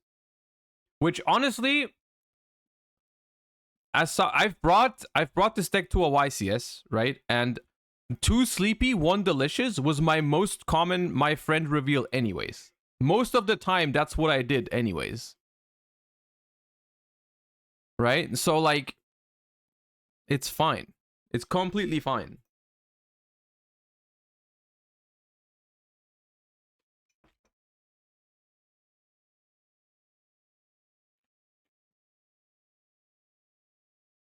We need to cook Runic Sprite and we need to cook now? Okay.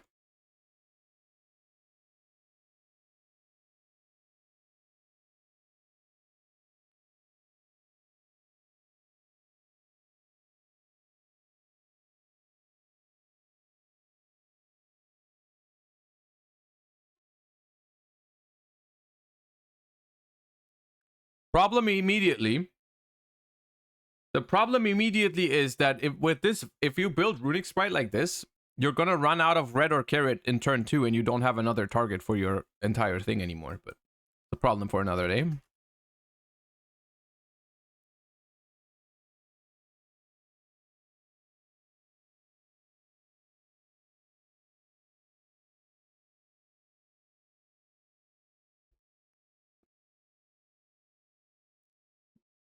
All right, what do you want to summon off of Gigantic?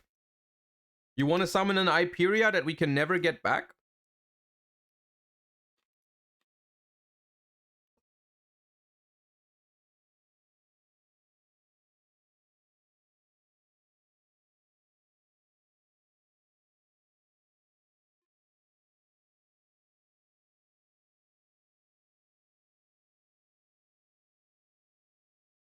Hmm.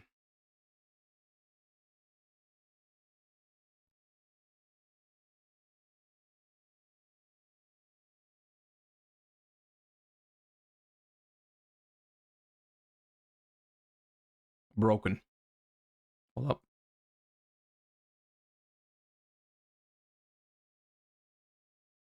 Hmm.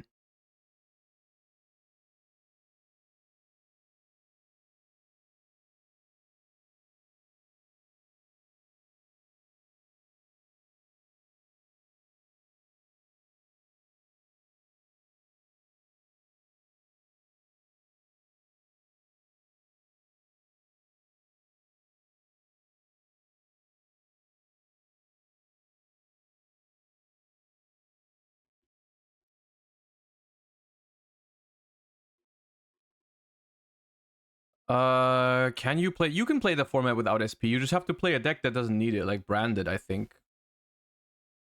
Branded can get away without it. Lab can get away without it, but Lab's not really cheap. But there's probably ways. But I think most meta decks do need it, but you just have to pick one that that doesn't necessarily need it. Like there are decks where it's more important than others.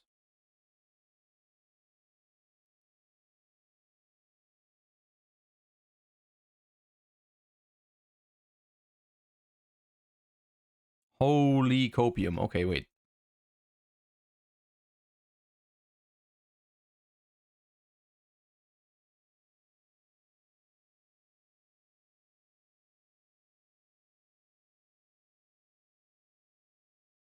Um,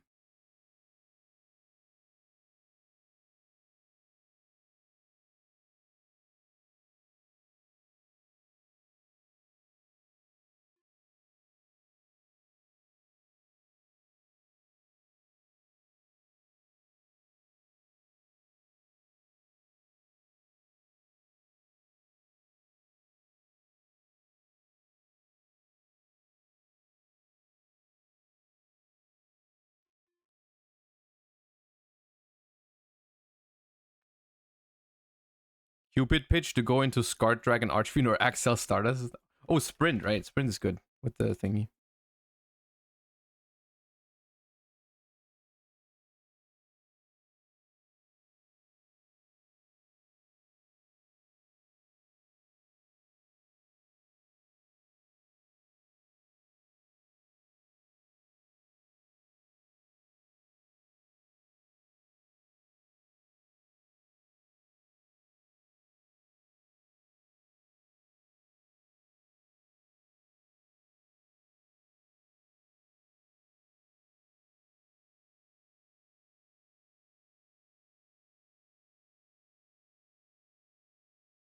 Red or carrot. Gaia.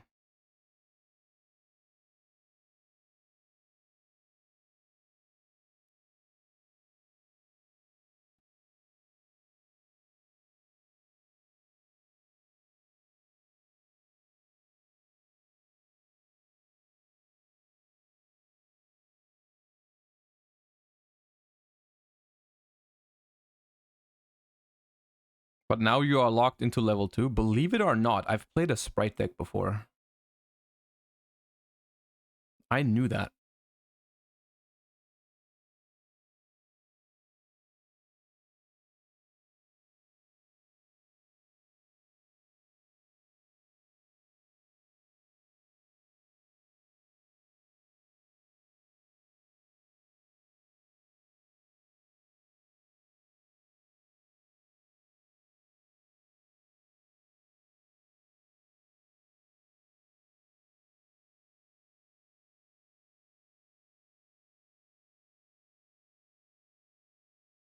Um, And now what? We just end on like IPSP?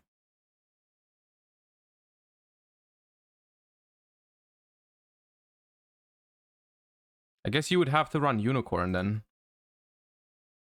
If you want to do this. You could. Then you'd have to run Unicorn.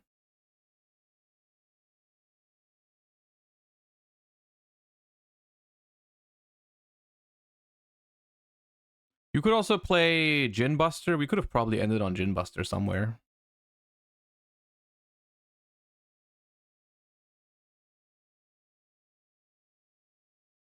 The problem is the follow-up for this deck is just not there without Elf.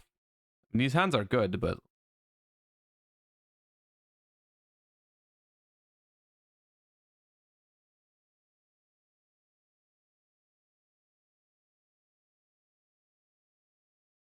Crimson Gaia.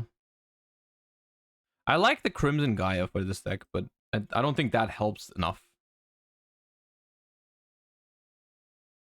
The first turn is really explosive. I just think in the long run, which you always have to think in long term when you play Runics. You just normal summon this. You get to make a gigantic tip.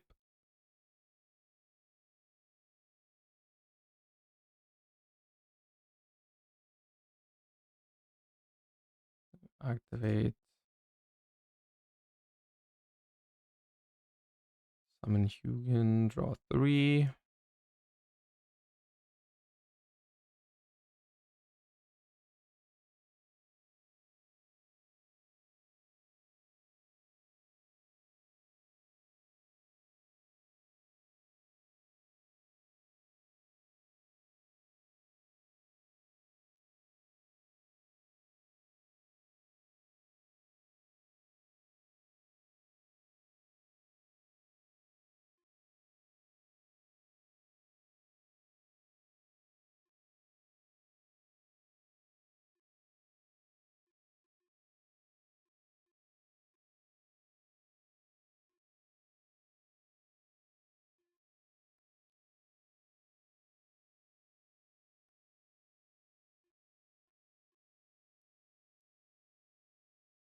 I mean, I don't know.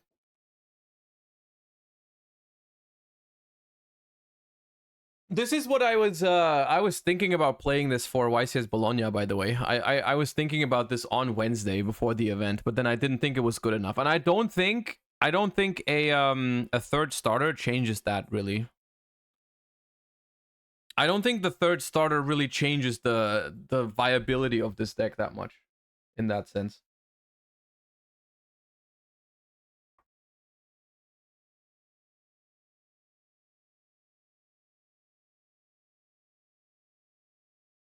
Why not going to sprint over SP? What do you want to sprint?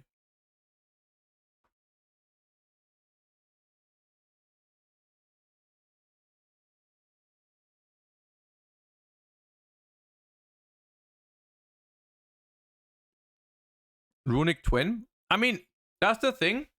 You can still play the Runic Life Twin deck or the Runic Furhire deck.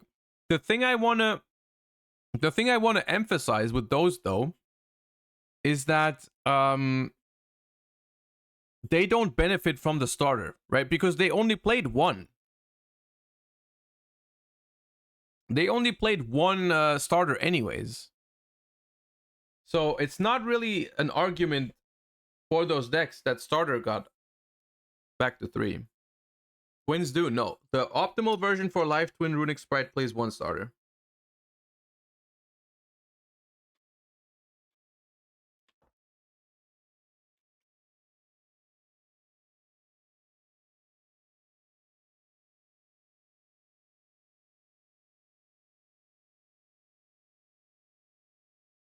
In your Fur Hyrule less version? Oh, you mean the one I played at the Worlds qualifier? Okay, hold up. Fur Hire. What did I play? I played this, right? Just this.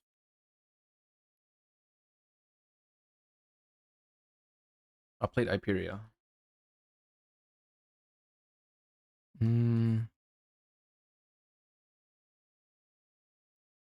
You could do that. I don't know if it's better though, really.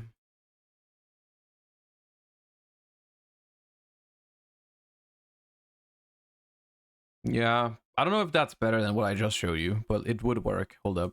You need one Folgo, Donner. This version does have crazy follow-up. That is true. Hold up. This.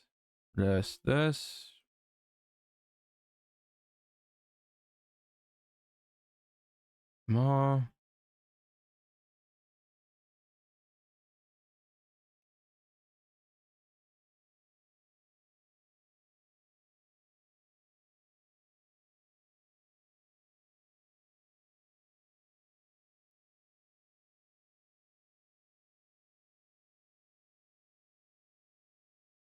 You forgot the big guy? No, that was the entire purpose of the deck, that it doesn't play the big guys. The big thingies.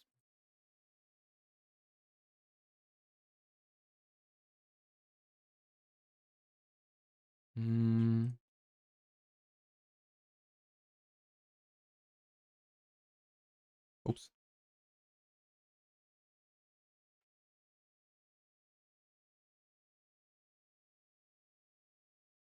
This was a version of the deck that I played. I built it for the Worlds qualifiers last year, or this year rather. The idea was that you play triple starter. Basically, you don't do the Furhire stuff on your turn, the broken Furhire stuff. You do it on your opponent's turn with IP, and that allows you to play triple jet, triple starter. Because the standard runic Furhire only plays one starter, one jet, because you can't lock yourself into into level 2s if you want to do beat Rafale.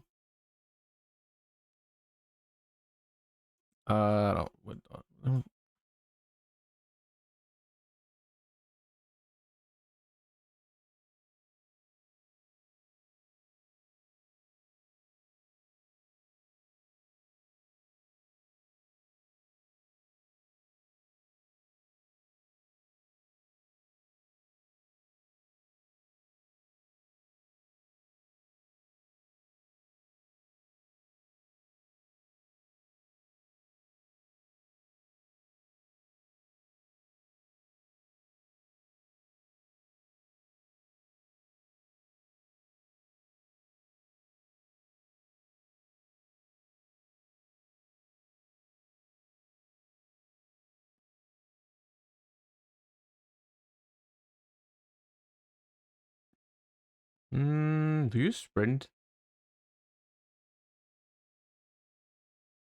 I'm not sure. But like the basic idea would be to end on like would be to end on this. It's a little bit more awkward because I drew Donpa as my discard, but like the basic idea is you on the opponent's turn you go IP into the Folgo, right? It still works here, but like you go IP into the Folgo, activate effect of Folgo, chain Rex here to bring back the Donpa, and Folgo summons another Rex from the deck. Then you pop with Donpa, right? And you search for follow-up with Folgo. And this draws 3, right? On the opponent's turn. And this is a way you can do... you can't Folgo Rex? Oh, because I used Rex. Okay, then I guess you can tribute the Rex for red and just use the red, but then you have to... What is it? Different types. Yeah, I didn't pay attention to how you do it. You can definitely do it. Yeah.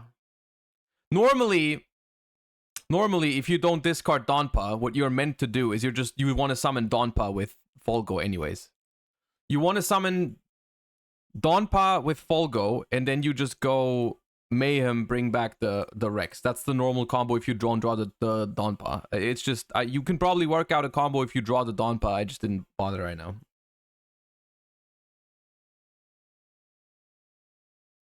So this, on your opponent's turn, right? On your opponent's turn, you resolve the Folgo to draw 3. And you get to play, basically, the reason why I thought that was a good idea was because you get to play triple jet, triple starter, which makes the deck play through disruption a lot better. Right? You ran double Dawn Pioneer originally? Maybe. I don't remember exactly how I played it. I also remember playing more Hyperias and stuff like that. I don't remember the exact concept, but it was just the idea was basically this allows you to summon Rex off of Gigantic and still have a really good combo, and it also allows you to play, like, you don't play all the fluff, right? No beat, no Rafale, basically no anti-synergy at all, right? 2 Rex, 1 down. Oh right, I played 2 Rex only. I don't remember exactly. It's whatever. It's just an idea that I thought it was good. I did good in the I went, like, what did I go? Like, it was 5 rounds in the Worlds qualifier. I think I went 3-2. That's okay. It was okay. I think it was it was just an idea that I never revisited. I never revisited the idea after the thing. I don't know why. It was just kind of like after Euros, I never went back to playing Runic Sprite. Haven't played it since, but you could. I don't know if it's better than just playing the regular Fur Hire deck. It definitely draws better hands on average. Like, the opening hands play through a lot more with, I mean, you all know how easy it is to play through boards with triple blue, triple jet, triple starter. Like, you're just not dying to any hand traps or anything like that. Except for Droll, maybe. But there's even lines around Droll with, like, Mannequin Cat. No. But I don't know. I don't know if this is ever gonna be, like, the best version of sprites or anything, of Runic. Like, Runic, another version I was thinking about. This is leaking some amount of goo. Hold up. Let me. My list from Bologna was.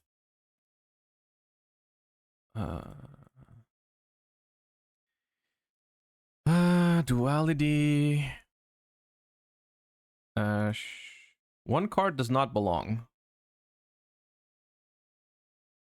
Terraforming.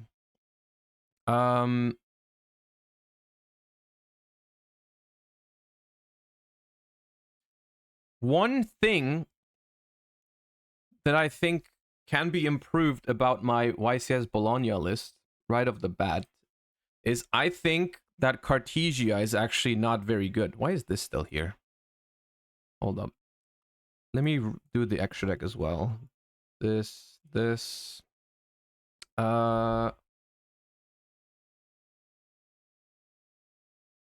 Unicorn, Alvain, Typhon, Baron, Ching,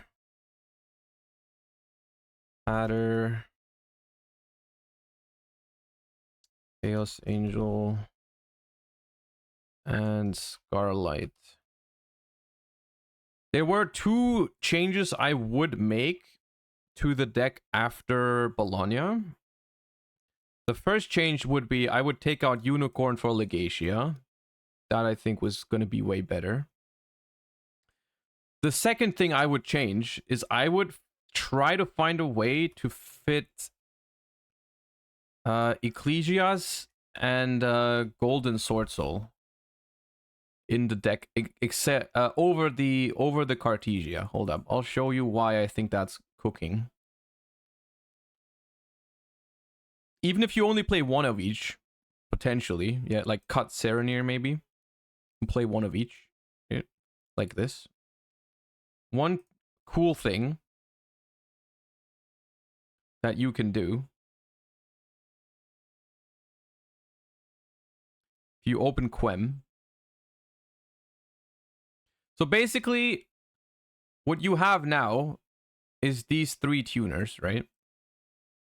And Quem is now 3 tuners instead of 2, right? Because Quem plus Quem sending Cartesia, reviving Cartesia was 2 tuners.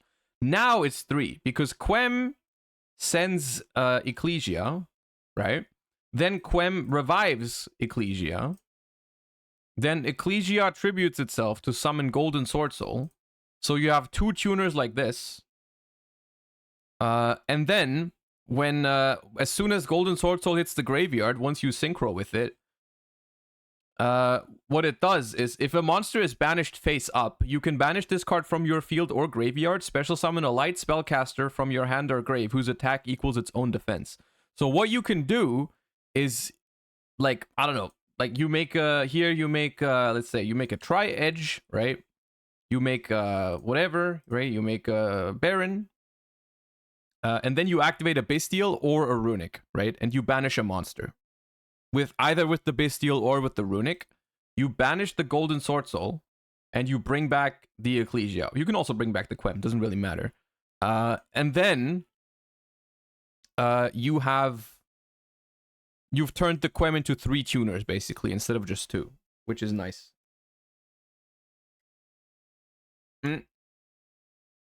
On top of that, the Ecclesia, if you have just Ecclesia, if you have just Ecclesia is now also 2 tuners, which is better than drawing the Cartesia beforehand, right? Like if you have just Ecclesia, no Quem, what you can do is like you go Ecclesia, effect, summon Golden Sword Soul, right? Then you go Runic. You need a Bestial for this to work, or you need to be lucky with your Runic banishes. But what you can do is you go like Hugin, right? Search, Synchro 6. And then if you manage to banish a monster somehow, the Golden Sword Soul also brings back the Ecclesia, right? So you have 2. So essentially, if you build a version like this one, Quem is now 3 tuners instead of 2 from beforehand. Ecclesia is 2 tuners. And then Golden Sword Soul is pretty much the worst draw out of the bunch because it's only 1 tuner. It's kind of like how Cartesia worked beforehand, but Cartesia, I would say just drawing Golden Sword Soul is slightly worse than just drawing Cartesia, because Cartesia comes back to your hand in the end phase. So like Golden Sword Soul is like the worst one to draw out of the deck. Don't you cut Aluber with these? I mean, you could cut Aluber, but I think if you cut Aluber, it makes it so, I mean, you still, because the old version had 3 Quem, 1 Cartesia, 1 Aluber, triple Duality, and triple Lubellion, which was 11 tuners, right? Which was that was just enough to be consistent and draw a tuner, right? And if you cut the Aluber now, you only have 8 tuners in this version, which is 3 Quem, Ecclesia, Golden Sword Soul, and Duality, because the Lubellion doesn't count anymore. And I did search the searchable tuner did come up. You know, it's not only Lubellion that can search a tuner, it's also Magnamut that can search a tuner in this version if you play the Aluber. So I don't know if I like cutting the Aluber yet. I'm not sure. But I think the Ecclesia package Golden Sword Soul thingy has potential, especially because Ecclesia is also much better going second than Cartesia, because you can special itself going second when your opponent has more monsters. So I like the Ecclesia. Of course, Cartesia also has a way to summon itself. But I think the Ecclesia one is better, right? Well, I don't know. Just some food for thought if you want to try this deck moving forward. But yeah. But I don't think Duality is something I would cut. Like you could, I mean, theoretically you could do something like this, you know, play triple Ecclesia if you're really fond of this idea. But I don't like, I think Duality is too important. I liked it too much, but yeah.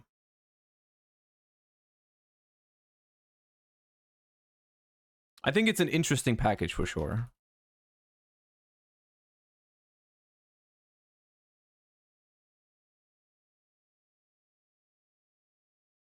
Well, yeah, the Legacia should be in the extra deck regardless. That one I would 100% play. That one's nice.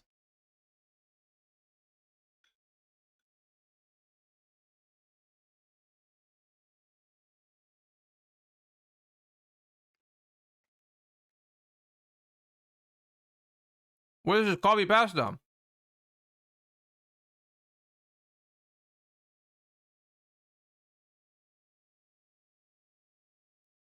I'm convinced you work at Konami. The circular ban was not needed at all. A lot of cards you complained about managed to get hit. Some cards you said came back. You were off in your past predictions. Insider trading much. Insider trading much.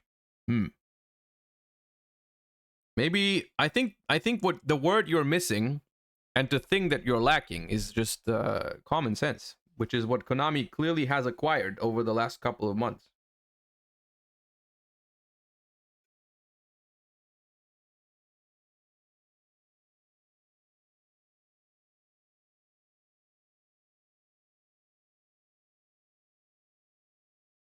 You are the common. Yes, I am the common sense. Is this that good in Master Duel? Yeah.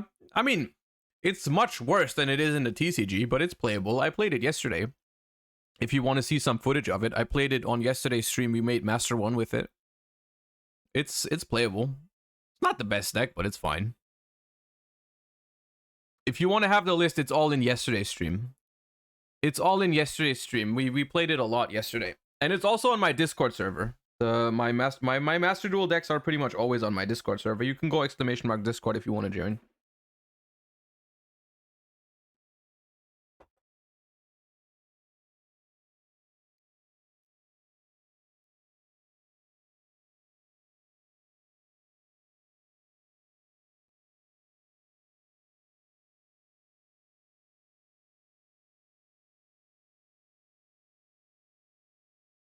Can I post a clip from Pack talking about you and the ban list? I mean, yeah, sure, why not?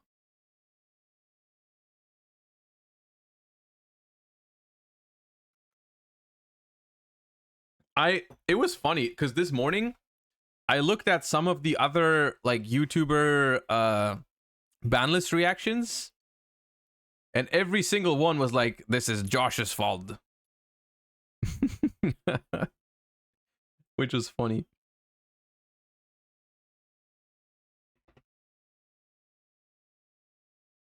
Okay, hold up. What is this?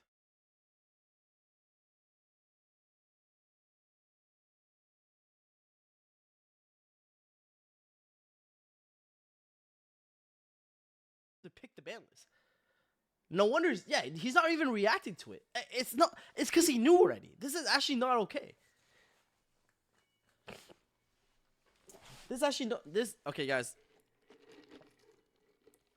Josh, let me know which devil you made the deal with so I can make the same deal. Because you know what I'm saying? Like, I'm trying to get a win too. I'm trying to, you know, make some ban lists. You know what I'm saying? Like, I'm not asking for a lot. You know what I'm saying? I'm not asking for too much, you know?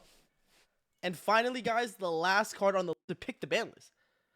No wonder, yeah, he's not even reacting to it. Dude. Yeah. If only I could, man. If only I could decide the ban list. The way he speaks is so goofy. I love Pac, man. Pac's so funny. Damn. All right, well.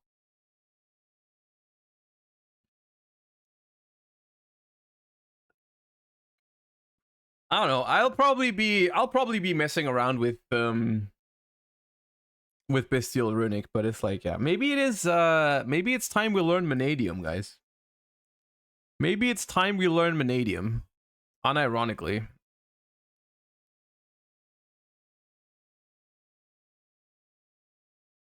What's a standard? Let's look at Manadium and see how much potential it has, because I actually don't really know that much about it. I only throw hand traps at them when I play against it.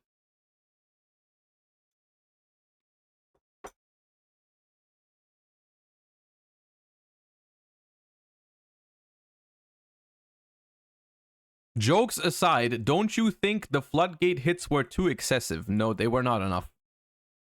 I will never understand why people think floodgates should not be, like... I don't understand what you think is good about not making your opponent play the game.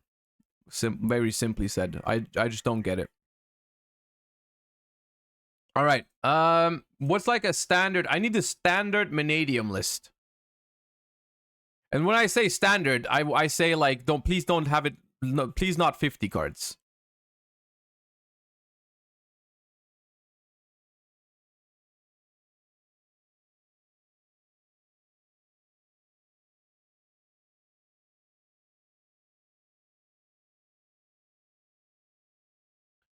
Triff's latest one is 42. Okay, I guess we'll watch the Triff Vanadium deck again. God damn it. No one else is playing freaking Vanadium, I suppose. 40 card Vanadium. Okay, well, that sounds promising.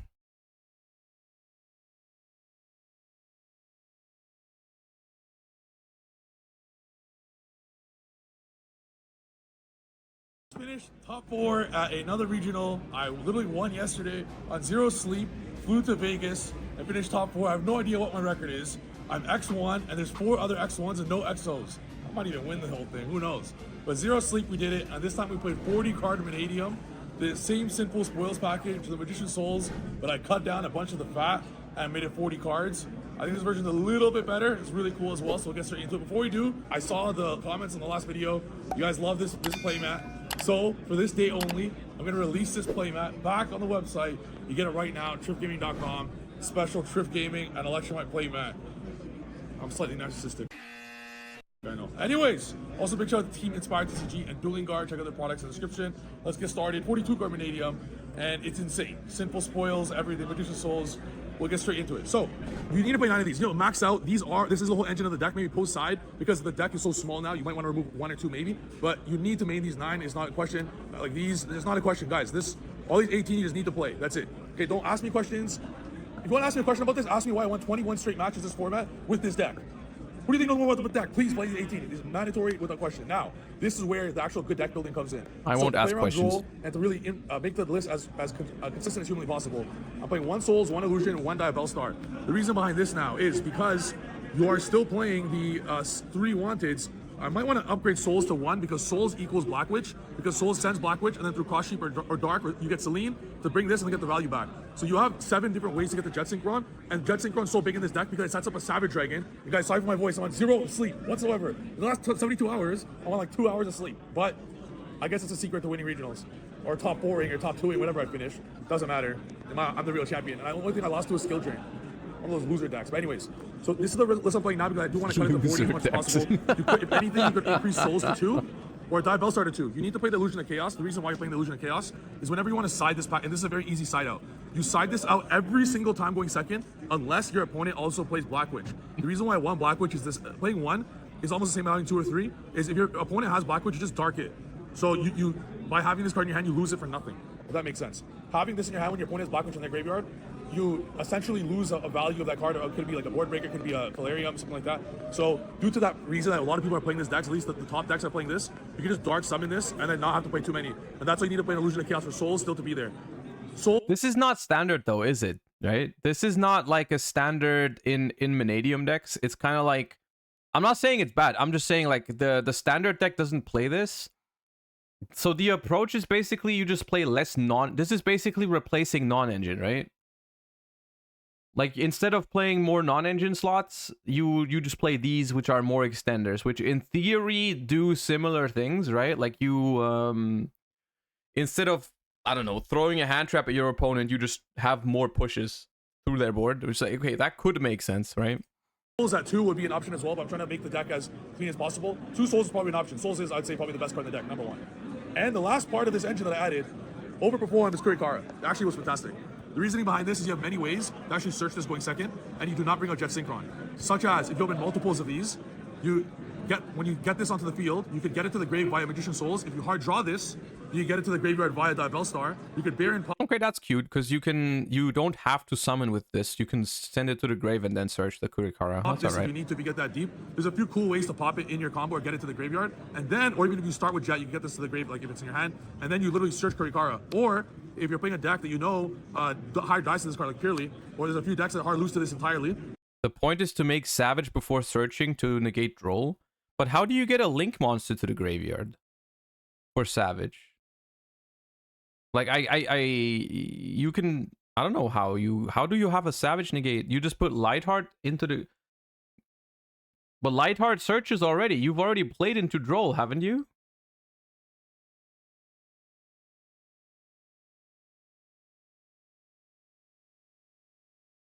He will probably explain it. See, that's the thing I'm not so sure about. Like Vanquish Soul gets obliterated to this as well. What you do is Whether that's going to happen or not. You keep these in your graveyard, and then the next turn, use this to search Kurikara, and then use this to draw one and put this back. So it's another way to get free pluses. And it's just a board breaker. It's another board breaker. It's just a one-up board breaker that's crazy going second. Going first, not the best, but it's a really good card. It has incredible good value. And then field spells. The idea behind this deck, I did 10 test hands in the middle of the night. It was 3 a.m. Our flight is at 6 a.m. from Dallas to Vegas. And 3 a.m., 2 a.m., I'm doing 50 test hands against Droll post side deck. So a bunch of the spells I cut entirely to play around Droll better. So you're gonna witness 2 Calarium. Am I crazy? No, I'm a genius. Here's the idea behind this. You keep these, and the majority of the time, you always get, because you're not playing the Synchro 8 XL Synchro, you're always going into Amatara. Because you're going always into Amatara, Amatara will always get the Calarium. So by playing multiple Calariums, I know I cut Perlerino in this build to play better versus Droll. I don't even want to open Calarium. I'd rather search it later in the combo as a bomb. Whenever I look at my graveyard and see Calarium, I get sad because I opened it. Same with Obsidian. This is essentially 3 of them. Another big, I took up Perlerino, I cut right south low. You still get these anytime you want. All the monsters get to this, but it just plays around Droll better. And you still get free value with all the Magician Souls and the Diabellstar cards, just because you get these all the time. You get 2 of these all the time. After you get it, I will say the synergy between Souls and having like multiple field spells in rotation is cool. And then go +2. You search a Calarium all the time. It's too easy. It's too easy. And you still need the one right south. I mean, you still only played like 2 Souls, right? You don't have any ways to search it, so it's not like gonna happen very often. Terraforming and Thrust. So still important for this. And a big addition to this deck is Vanadium Imaginings. Because there's no Perlerino, the way I built this deck is, look how many draw power there is. These are always drawing 1 card. Souls is always drawing 2 cards. That's a bunch of draw power. I always play the deck where right card search always draws a card. This will always draw 2 cards. You're drawing so many times. Talent's almost always just pot of greed for me. You're always drawing and drawing and drawing. And look at the power of the cards you're drawing. They're all absurd. Like every single card you're drawing is just ridiculously powered. Come up to the front. Anyways, I'll probably beat him. Every card you're drawing is absurdly powerful. And next, like I'm gonna droplets. You're drawing to these mid-combo going second through all these draw power. You're breaking any board. And then lastly, 2 Arrival. But I'm adding now, keep in mind this deck, it's 44 cards. However, if you guys want to cut it to 42, this is the absolute lowest you could possibly cut it. It would be to remove these from the deck. But so it's not 40 cards, okay. To be able to, it's understandable if you want to remove this by 43. It's understandable if you want to remove this. But so many times, Avatara needs to search something. This is a bomb card. It not only... You look very convinced. Well, I'm not convinced by the exact list because I simply haven't played it enough. But I think Vanadium is strong. I don't know if it's this exact list or anything like that, you know. But I think Vanadium is scary.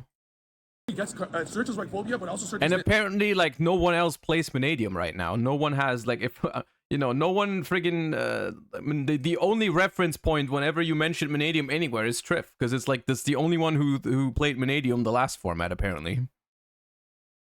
Right, like this alone says Pot of Greed now because it searches this. Phobia searches Vices, use Pot of Greed for free. It's insane. Like you're trying to kill your opponent, right? So you're just gonna keep summoning cards, put cards on board, getting free value, and destroying them via that. 44 cards. If you want to remove these to make it 42, you can do that. Please don't play hand traps. They're little dog shit. Don't play hand traps, please. 21 or 22. I lost count of all the wins. Matches won in Yu-Gi-Oh tournaments this format with 0 hand traps in a row straight. And the one thing that ruined that record was losing to skill drain. Crazy. Anyways, extra deck. Beautiful. Perfect. Don't touch it. It's amazing as it is. My 8 sons and daughters. I love them all. Play them. Next. The only synchros you need. Please don't play Chenging. Please don't play Chaos Angel. Don't play Dispatter. Don't play Crimson Dragon. The little dog shit. With the power of the simple spoil stuff, you set up Savage Dragon before you even do anything. In defense, preferably to get some draws. Then you summon How is there a link? this. Then you draw. Then you +5. Your typical end board is these 2. Oppo, SP. With whatever 12 defensive cards you just happen to open. It's always 5 interruptions plus. It's always game. And then 2 Astrolaud, and I added Typhon in this. I'm not playing Nemesis in this version, so I put Typhon in here. It's all right, but a lot of the times you're using Typhon on your Baron, on your Savage Dragon, on your Access Code Talkers who win for game. There's no serious value in it. Like Typhon is for shit decks. It makes shit decks good. Shout out Rescue Ass. But it makes great decks. It just doesn't do anything. It seems like it does, but it doesn't. It's a really, really good for mid-range decks, not for ours. I don't think you need it. Pretty sure a second SP is better. I don't think you need to play any other synchro. Not really. Like, play a second. Yeah, shout outs rescue ass. Okay, let's Vanadium. I want to start with a more streamlined, like a more, let's call it standard, because Trift decks are Trift decks. Nothing wrong with that, but I want to start with a more standard version of Vanadium. That I do want to look at. Give me a second.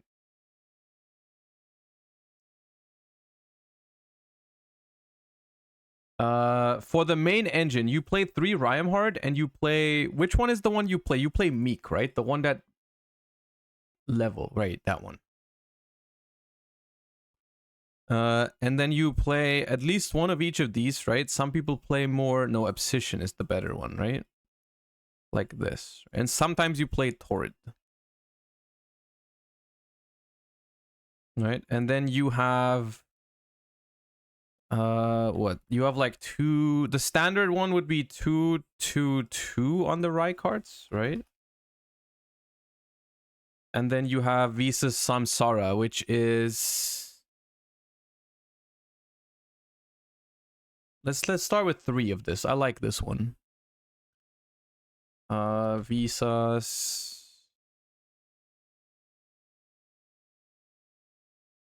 You have Fenrir, Scareclaw Cash.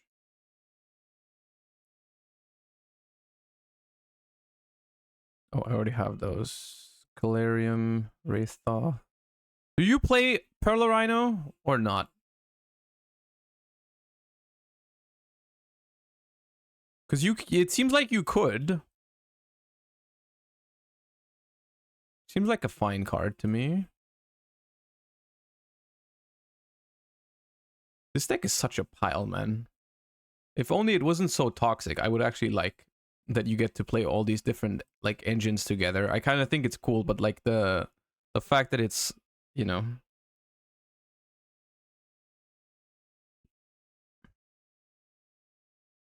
it is kind of troll despair. You have terraforming.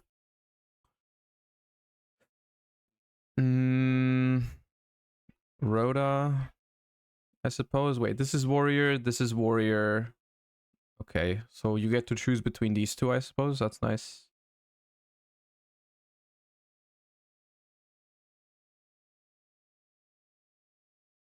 So this is like the core, right? This is the necessary part, right? This is what you have to play, quote unquote. Is there anything missing that's not non-engine? Like in terms of engine, am I missing anything?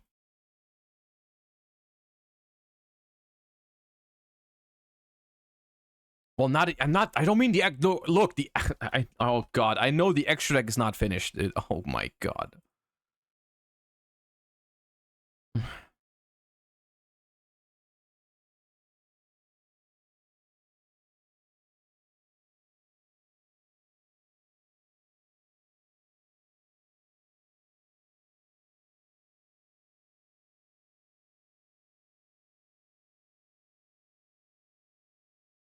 Cross sheep, Apple, maybe access code. I don't know. Maybe not.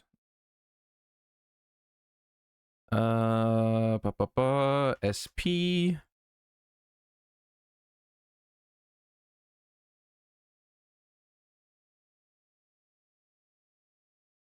Do you need Crimson Dragon to summon? You probably do need Crimson Dragon to summon this pattern consistently because you don't have Dragon non-tuners, do you? Yeah.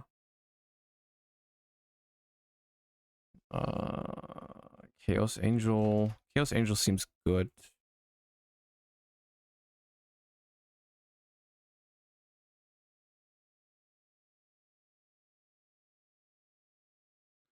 But I'm not sure if you really need Calamity. You probably don't, to be honest.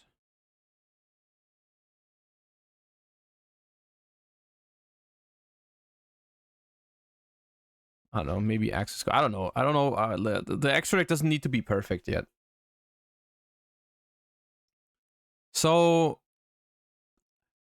again, I'm asking the question. Am I missing anything in my main deck in terms of engine? Third Rykard. Okay, something that is not objective, subjective. Like, is there a card that I just forgot about?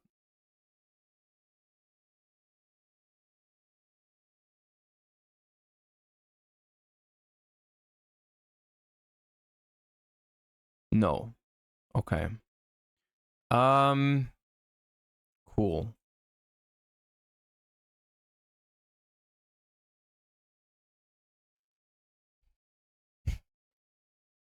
So let's just say we do this, right? Let's just say we play another planet. So we have 7 planets. Opposition is adds Calarium or a Manadium spell and trap.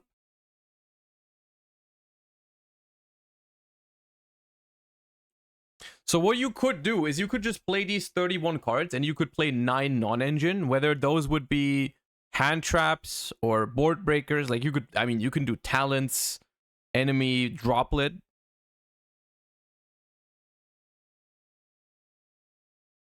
We tried one share and it was good. I don't know. I don't want to experiment like that right now. But like, let me just add like, let me add any non-engine to it. Right? Hold up.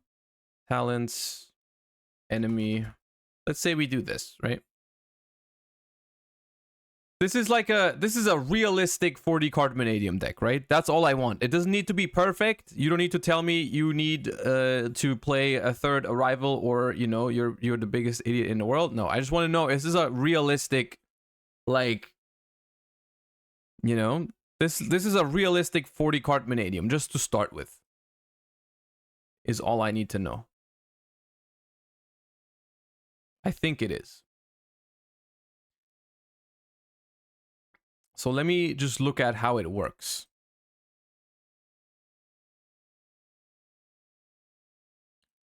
So in these situations, which one is the first one? Do we need Calarium here?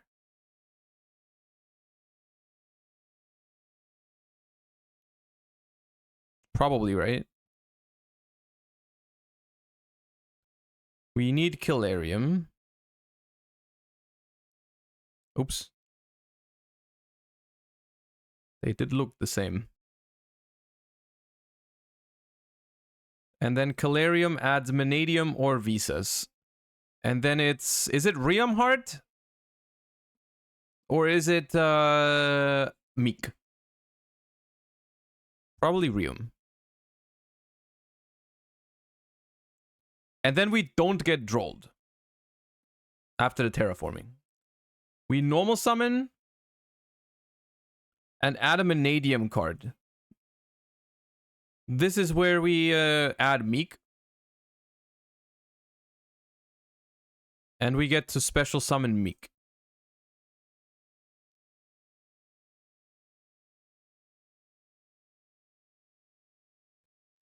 How does this work?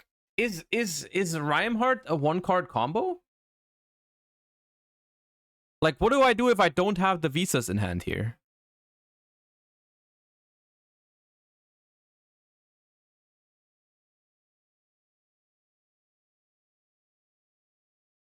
You make Trisakta. Target a level 2 tuner. And then I bring back Meek. And then I make Armatara. And then I add Synchro Climb into Armatara. And then Armatara searches what? Oh, Armatara also makes Lightheart, right? Because its name is Visa Starfrost. Okay, I see. Okay. But because I have Visa Starfrost, I don't need to worry about it. I just go Visas on Meek. I go Visas on Meek, and that triggers Calarium and Meek, right?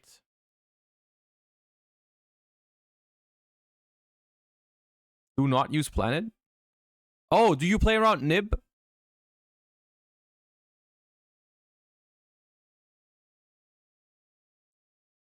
Okay, let's play around Nib. Because then this is summon number 4. It's summon number 4. So what is summon number 5?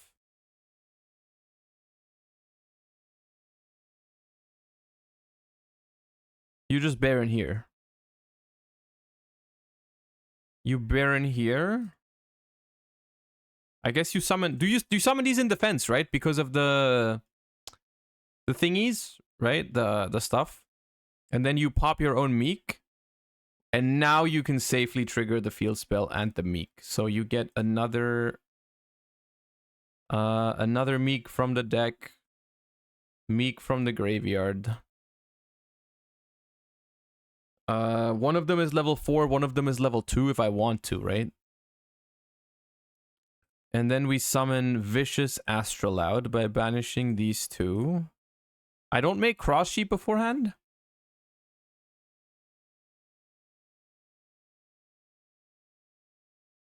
No. So what now? Crimson Dragon. Oh, I see. The level 4 Meek. They make Crimson. Crimson goes back, summons this patter. This patter summons back Visas? Hold up. Visas. Michael here, and then this makes this, because this is a tuner and this is a light monster. Or we just make Lightheart immediately. Okay, we make Lightheart immediately, noted. We grab Reichphobia. We just activate Reichphobia. I'm ignoring the Abzition, by the way. We probably had a different line because I drew the Abzition. I'm just ignoring that for now. Let's pretend that's like another enemy controller. And then Reichphobia grabs Reichheart. Reichheart now summons here. Hello? Monka S. Effect. That's search and draw, right? Because 3 in defense. Yeah. Add a rival, draw 1, which is going to be, you know, whatever, another enemy. Is this where we make Cross Sheep? This should be here, I think. This is where we make Cross Sheep. And then we can make another. You can go without Cross Sheep.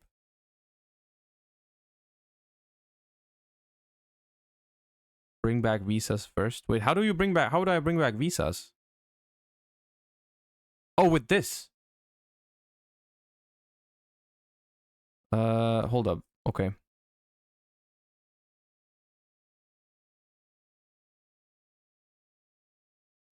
I thought this only summoned back Scareclaw. Okay. This. We want to see Runics. I mean, it is important, even if you don't like a deck, to like learn about it. Make Armatara. So this makes Armatara, because this was a level 2 Meek, because this is the one that came back from the graveyard, I'm pretty sure. You can do this. You can add. I just don't play. I don't play the trap card, but I guess this is where you would search the trap card if you played it.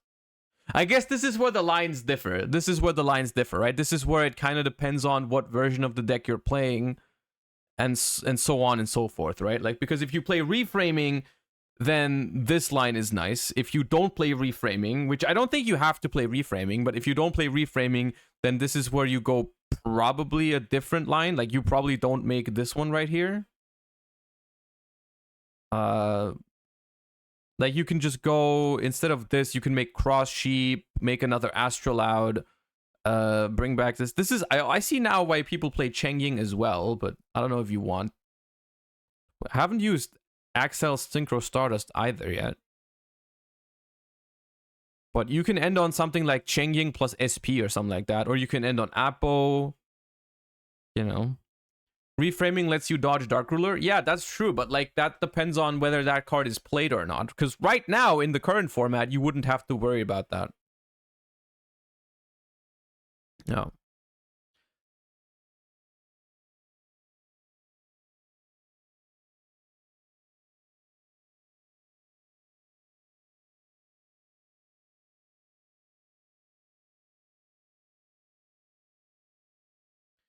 What I kind of like about Vanadium is that it's the kind of deck that like has, it's a combo deck, but it kind of gets there with almost any combination of hands,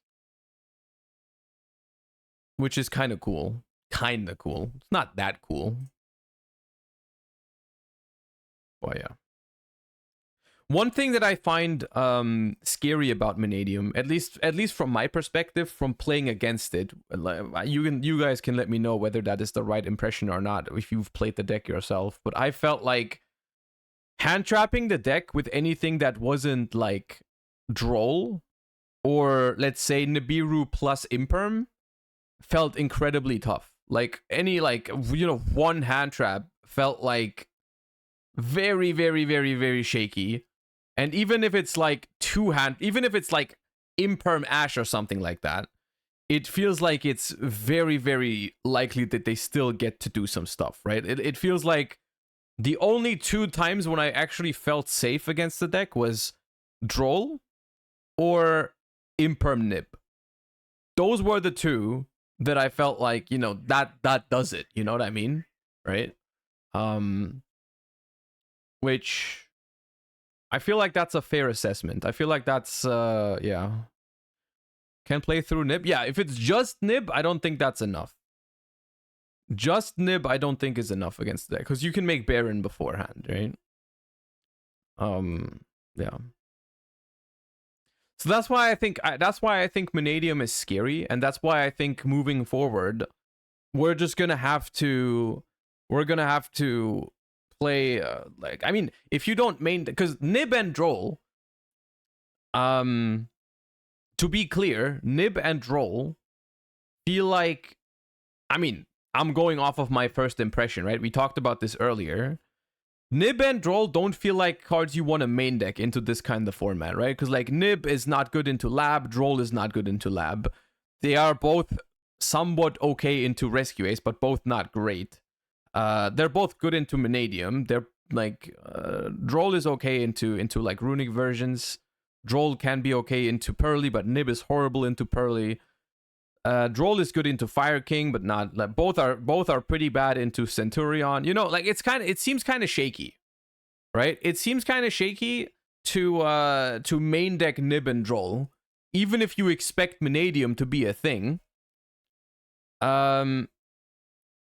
Even if you expect Vanadium to be a deck, then I still don't think you can really justify playing triple Nib, triple Droll or something like that in your main decks, right? But you definitely side deck them. You definitely side deck both of them, right? Super Poly is going to see a lot less play though. Super Poly, how good is Super Poly against Vanadium end boards? It depends, right? You need to play specific fusions for it. Like what is the guy called? This one? 2 warriors if they end on Baron SP. What is the other one called? There's one other. There's like one that's Draco Equist or something like that. Oh, there he was. This one. A dragon synchro plus a warrior. So this is for like this pattern plus Baron. Or this pattern plus SP. Those kind of things. So if you have, but how good is Super Poly without these? Is what I'm asking. I guess Mud Dragon works on SP this pattern.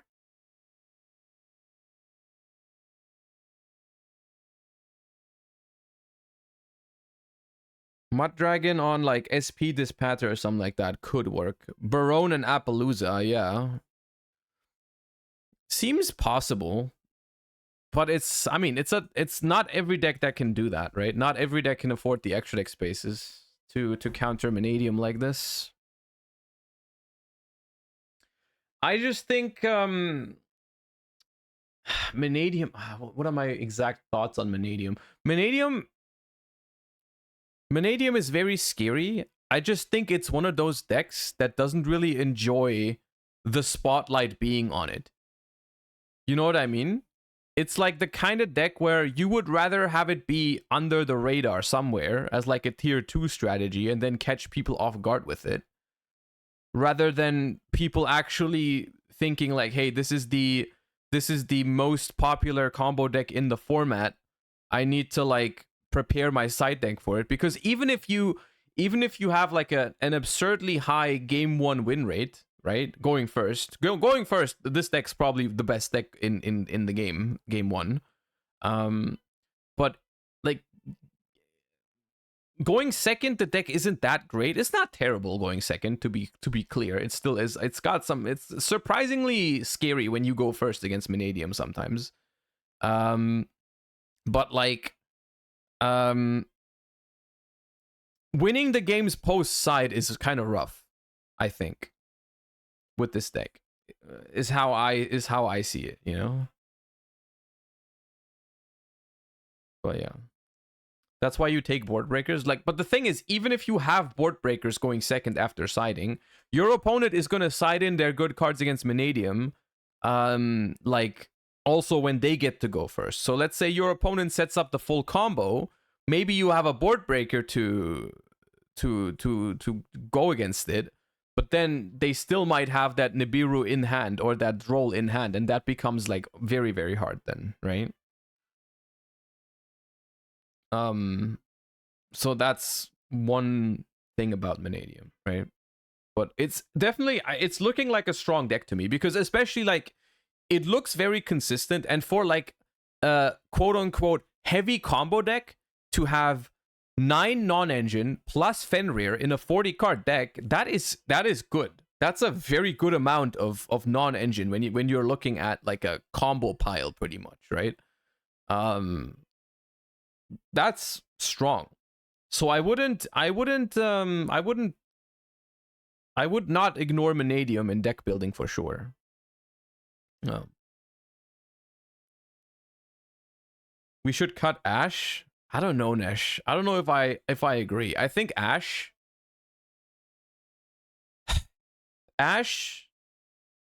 insane against Lab, insane against Rescue Ace, good against Runic decks, solid against Fire Kings, at least solid against Mannadium. I mean, it's not like it's not a guarantee that you stop them, but even if there is a good chance to stop Mannadium with Ash, even if there's a good chance they play through it, rather, I still rather play a deck with Ash than without Ash against, like, that's what I'm saying. Like, hand traps, some of these 1-for-1 hand traps, like Imperm, Ash, Veiler, they don't feel great against Mannadium, but I'll still take him, dude. better than not drawing a hand trap, because you can't play more copies of Droll or Nib, dude. So like, I'd rather have the chance to stop them with that than not stop them at all, right? He was joking to make Branded better. Oh god, I missed the joke. Okay. Oh, I see. You want to play Branded, and so you're telling people to stop playing Ash. Why are you that much of a Branded fan, Nesh? I never got that. I never got that part. I never really understood where that came from.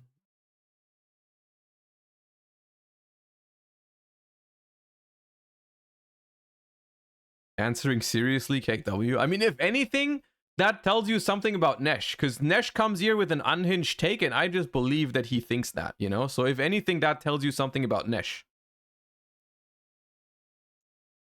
Because at this point, Nesh can just say anything, and I'll take it seriously.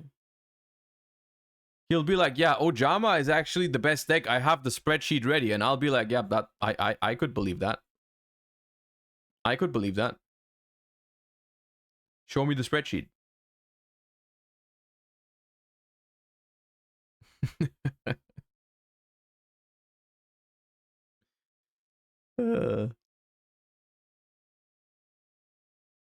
Is DDD still relevant these days? Not really.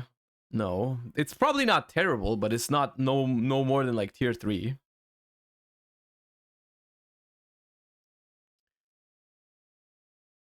Mannadium. You know what the really unfortunate thing about Mannadium is? Is that it seems like the kind of deck that seems like it's very fun to play, but very unfun to play against, which is kind of a weird spot to be in, because there's so many people that like the deck when they play it, and you know, then freaking the other half of the community just hates it, right? I'm actually serious on volcanics. I think it's tier 1. You know, I have kind of postponed that. Where's my freaking where is it? Oh god. The volcanic cards, are good cards. This list is not good. No shot this list is good.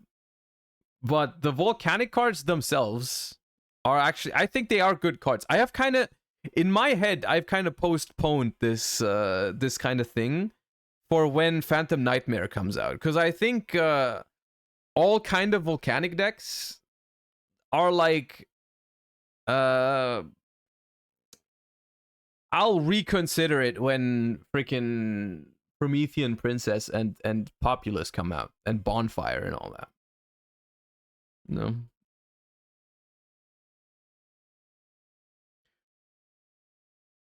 So yeah, I don't know. This was just me coping like crazy before YCS Bologna. I'm glad I scrapped the idea. But the essentially the idea, this looks crazy. It is crazy to be exact. The idea that I had when I cooked this freaking monster was that I thought, you know, you can use volcanics as infinite discards for a Hugin and stuff like that. I even wanted to put Horus in it at some point, but freaking how is it so many cards, man? And like volcanics give you repeated board clears because you can pop the board with scattershot effect, and you can like keep drawing every turn with reload, kind of what you do with Regained, but with Blaze Exceller reload instead. I don't know, man. I was on some mad copium the Wednesday before the YCS, man.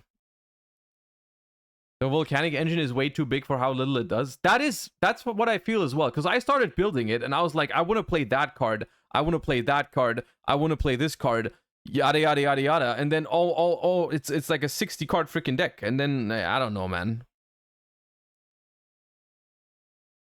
It's like, even if you take out all the runics from this, if you make it like a pure volcanic deck, you're already, I mean, look at how many freaking cards this is already with like just Sinful Spoil Volcanic, you know? And it's like, there's not even Trooper. Trooper is probably also mandatory. I don't know if you need Rocket though, but whatever. I think the volcanic cards are just very cool. I just don't know how exactly I would use them. Because like Herman's deck from Bologna was also pretty cool. But I somehow refuse to believe that 60 card Fire King Volcanic Snake Eye or whatever is like the way to go. I don't know. Isn't Trooper just better Rocket? Trooper is better Rocket. It just doesn't search. Well, they both search this one. Yeah, it is better Rocket. You're right. But you can like, this thing is not once per turn, so you can like resummon it if once what is it called, Promethean comes out. That doesn't negate its effects, right?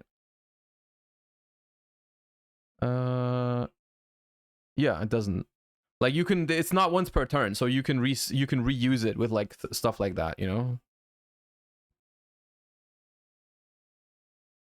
Don't need Scattershot? Maybe. Volcanic is the kind of thing. There are a lot of decks like this where I feel like with the proper amount of cooking, maybe you could do something with it. But it takes a massive amount of cooking and testing. And it's just a matter of fact that there's like way too many decks that go under the radar because people don't explore them enough. Right? People simply play the stuff that everyone thinks is good and they don't explore it enough. Right? I think Volcanic is one of those, because like and there's no guarantee it's gonna work. That's the thing. That's why people I think why people don't put in that much time, because there's no guarantee it's gonna work when you can just turn up to the next event with like Rescue Ace and guarantee that you're gonna do well, right? And but it can be very rewarding though. It can be very rewarding, but it's definitely a time, there's a time constraint to it as well.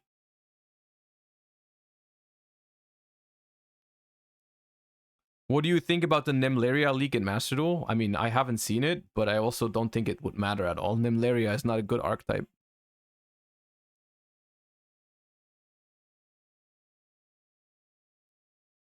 Based off Master Duel bans, they say they unban Blaster next list. Would you use it? No. Blaster is not a good card anymore in 2023, unfortunately. As much as I would like to tell you otherwise, the Dragon Rulers are all outdated and not good, which is the reason for that, quite simply, is that the core quality of Dragon Rulers is that they provide value over multiple turns, which is simply not a great quality in modern day Yu-Gi-Oh. Like, well, it is providing more value over multiple turns is a good thing, but only if it's a bonus on a card. You don't play a card because it provides value over multiple turns. It's kind of like the reason why Time Tearing freaking Morganite is a terrible card, right? It's because it doesn't do enough immediately. It only has long-term value. And Dragon Rulers are pretty much like that because the immediate payoff you get on the first turn of the game is not good, right? You get a conditional level 7 summon. That's not good enough to be played, even if it has more value the next turn. Regained is exactly that. Regained has way more value on the first turn you play it. Regained immediately replaces itself with a different card and can even summon back Bestials as soon as you play it. And also doesn't only have value on your turn, because Dragon Rulers pretty much only have value on your turn, right? On each of your turns, which is in the grand scheme of the game only every second turn. Whereas Regained prints 2 cards every turn. So it's like not even close of a comparison. And even then, Regained, you only really play, like you search it, right? You don't play triple Regained because it's that good of a draw, right? You play 1 or 2 copies to grab it for free with Lubellion, right? If Branded Regained was not part of any archetype, it was just a continuous spell that did that, not searchable at all, you probably wouldn't play that card either, right? So it's a big difference between like a card like Branded Regained and Dragon Rulers. The only way I can see Dragon Rulers being broken is if they have a really broken search target when they are banished. Because unironically, I think that's the better part of their effect now. Back in the day, it mattered that you could resummon them over and over and over again. I think the only thing that could be considered good or broken about the Dragon Rulers today is that when they get banished, they search any, let's say, Fire Dragon, right? If there was a really good target for that search and you had an easy way to banish a Blaster, then that could be problematic. Because that is an immediate payoff on the first turn of the game. That has nothing to do with long-term value. If you can immediately use it as a searcher for an important card, then maybe. But the thing is just like, because most good dragon cards are just light or dark, you don't have many great search targets for Tidal, Redox, Blaster, and Tempest. Right? Maybe Tempest has the best search targets, because like Dragoonity maybe? I don't know, but there's mostly Winged Beast in that. I don't know, man.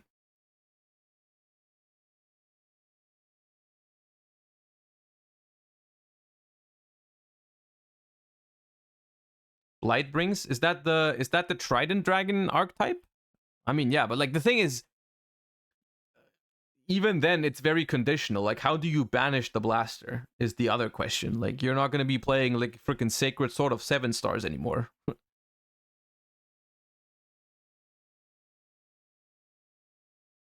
Tempest should have theoretically been the best Dragon Ruler, yet it's been legal for years without any issue. Yeah, it just goes to show how little they can do. I'm honestly surprised. Wait, what is Blaster at even? Dragon Ruler. Is Blaster still banned? No, Blaster is limited already. I'm a little bit surprised they left them all at 1. I don't know why they didn't even, like, I think they could have gone higher than this even. So Tidal being the only one that's banned, does make sense. It does have the most broken discard effect, because you can just send any monster from the deck to the graveyard. I still think that that's not a problem. I still think Tidal would not be a problem at all, because it's Foolish Burial, but you need to play a water deck. Which, by all means, if you're playing a water deck, go ahead and have more copies of Foolish Burial. It's not a problem. I don't know. Well,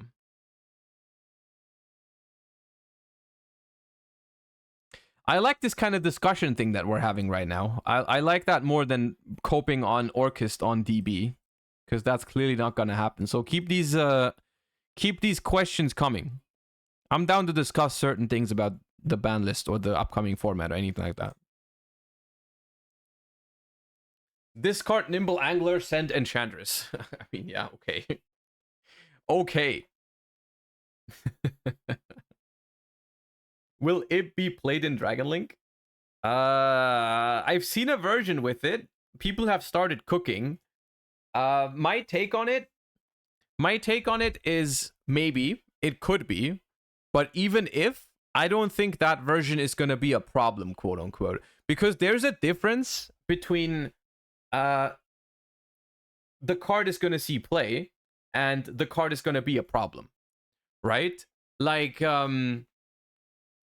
there are certain cards where if that card is ever seeing play, it's a problem. Like Calamities, for example. Calamities is like one of those cards where if it sees play, you know it's a problem, right? Ib is one of those cards where if it sees play, it's not necessarily toxic, right? I mean, it does promote like combo lines and stuff like that. It's like combo heavy decks will play Ib, but that doesn't necessarily make them super problematic, right? Ib Dragon Link, it doesn't, in my head, I just don't see that as something that I'm super scared of or that's like super toxic. Like when I'm looking at Mannadium, for example, that's a whole different beast in my head. Like I would rather play against Ib Dragon Link than Mannadium every single day of the week, right? So that's why I don't have an issue with it.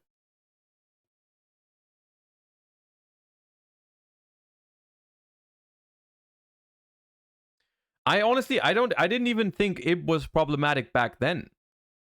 Like back then, I feel like Ib was okay. I don't even remember Ib seeing much play back then. It, like, some people messed around with it, but it never really got to a point where it was a problem. I remember being somewhat surprised by them banning the Ib. It got banned right before Halka-Firebreaks. Maybe that was the reason, yeah. Maybe it wasn't a problem yet, but it was gonna be. That makes more sense now that you say it like that. Yeah,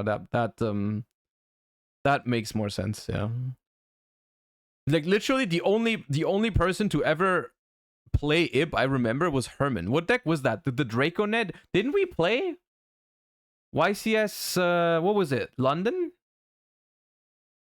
Orchest against, like,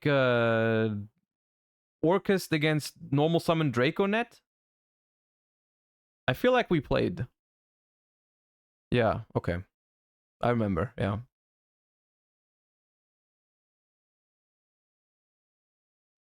What about Generator Runic? Oh man, Generator Runic. I don't know enough about Generator to tell you about that. I'm honestly, Runic is one of those decks that you can probably throw in a lot of different engines and it can improve them. That doesn't mean you should do that. You know, that does not mean you should do that. Because people definitely tend to, you know, overcook sometimes. But I guess that's, I mean, I'd rather have people overcooking sometimes than not cook at all. So.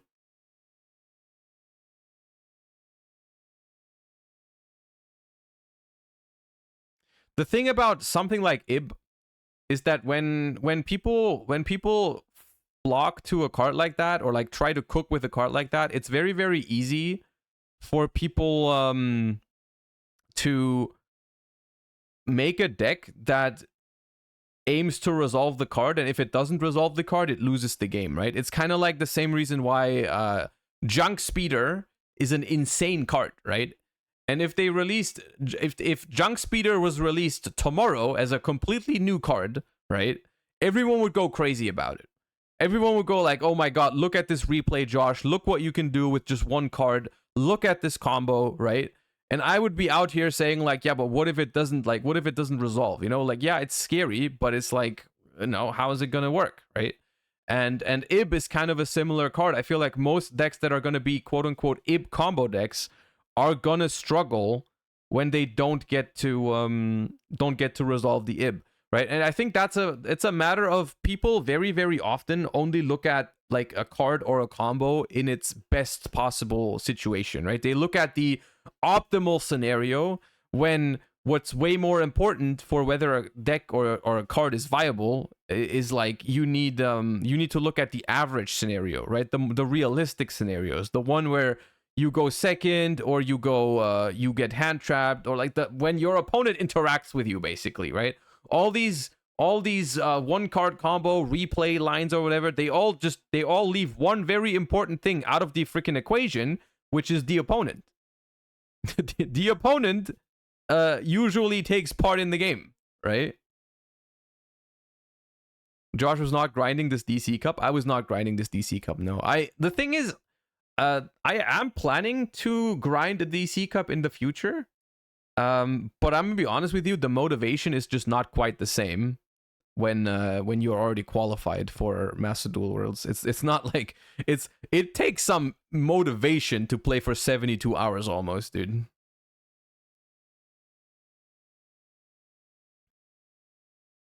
The problem with Speeder is a skill issue, not an average issue.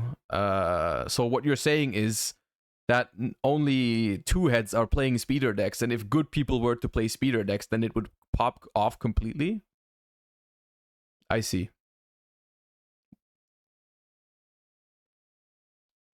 I mean, maybe.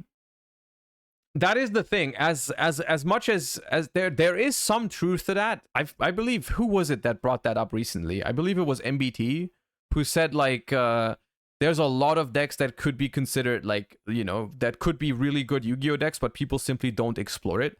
There is certainly some truth to like the perception of a metagame, right? Definitely changes what people invest their time into, right? And that is, in the end, that is a very important factor in this game, is how much time people put into certain decks. Because of, like, you know, we don't have rotation. We have like over 10,000 different cards. There's so many possible combinations, so many decks that people don't even properly know what they freaking do, right? And it's like, if a majority, I want to say a majority, I don't know the exact number, maybe like 80-90% of the community, maybe it's even higher than that, don't take the time to actually like grind and work on a specific deck. And I'm not excluding myself from that, because there are certain periods in like time where I simply don't have the means or the time or the motivation to sit down and grind every single possible deck in the format, right? I'll also just look at like the top 5 or top 10, maybe top 15 decks, try to learn what those do and pick the one I like the most, that kind of stuff, right? Like I'm not excluding myself from that, right? There's a lot of stuff that I think has potential, but I never get the time to actually like cook something up with it, right? That definitely is a case. And that applies to a large part of the community, I think. And that is why I think also certain decks may never be found that were maybe the best deck in a certain format. I mean, just think of, for example, historic formats, right? When at the time, everyone was convinced that those are the best decks right now, right? And no one ever questioned it. Everyone played freaking Hat in 2014 or Geargia, right? And now, if you go back to these formats now, 10 years later, with a lot more time for development, right? People realize, hey, yo, no, you actually don't play those decks. Like Infernity is insane.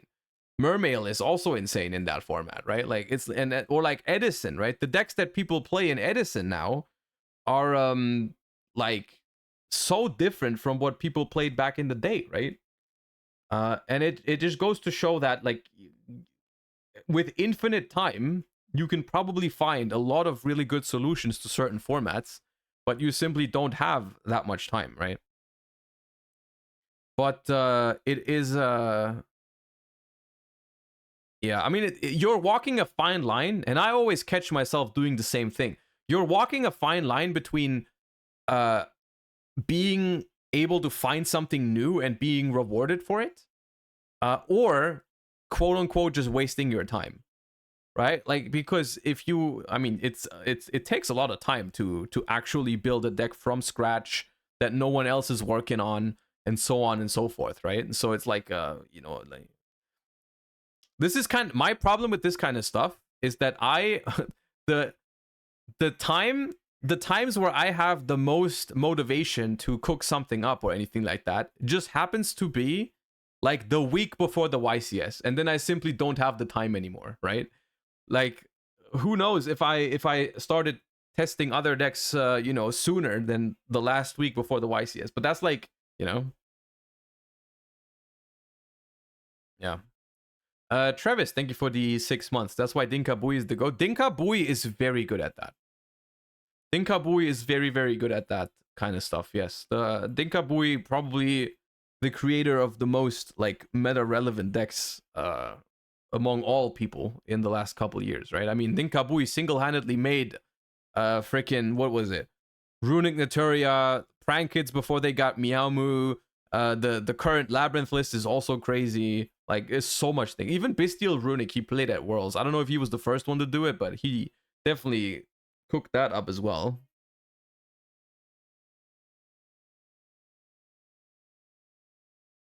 Fur Hire too. God damn, yeah. Fur Hire too, yeah.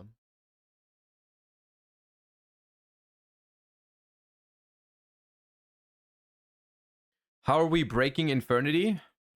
I don't know. Play 2014 Time Wizard.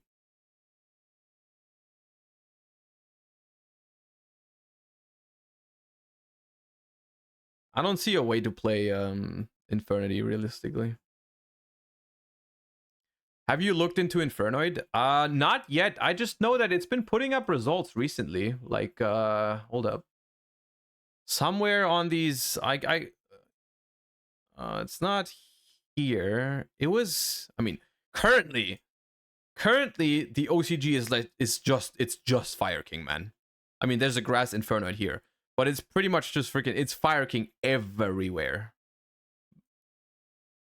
Everywhere is Fire King, right? But there's somewhere here I saw a bunch of Infernoids doing well. They do have grass, but I think some of them played without grass, if I'm not mistaken. Let me see. Grass. Oh no, it's also grass here. Maybe it's a grass differential. Oh yeah, this was the one. Oh, because this was a team tournament. That's why it seemed so many. This was a team going. This was a team that got second place with triple Grass, Horus, Sinful Spoils, Snake Eye, Inferno. Dude, these names in the OCG are crazy right now. Well, yeah, I think it is a grass differential. Yeah, that's a grass differential. They have double grass. They have double grass. That makes a huge difference, I suppose. Are you planning to go to German Open? I am planning to go to German Open, yes. I have my ticket. I don't know what I'm going to play yet, but now that the ban list dropped, I'm for sure going to go, yeah. Neko Aris, thank you for the 5 months. Appreciate that. Thank you. Also, Tero, thank you for the 13. Appreciate that. Thank you. Yeah. The only thing that's kind of sad is that they dropped this huge ban list, and then there's like not that many events in the next couple weeks. It's just like Christmas period where like it's supposed to be like the calm time, you know? Are you going to be live when OCG ban list drops? When is that? This weekend? I mean, I'll probably not be live during it, because that's, I think it's on, no, it's during Christmas. No, I won't be live on Christmas. I won't be live on Christmas. Like, I will be, hold up. I won't be live the 24th, 25th, and 26th. So, like, you know, I'll be spending those with family. So the next Monday and Tuesday, I suppose, is that, right? Because the 24th is Sunday, Christmas.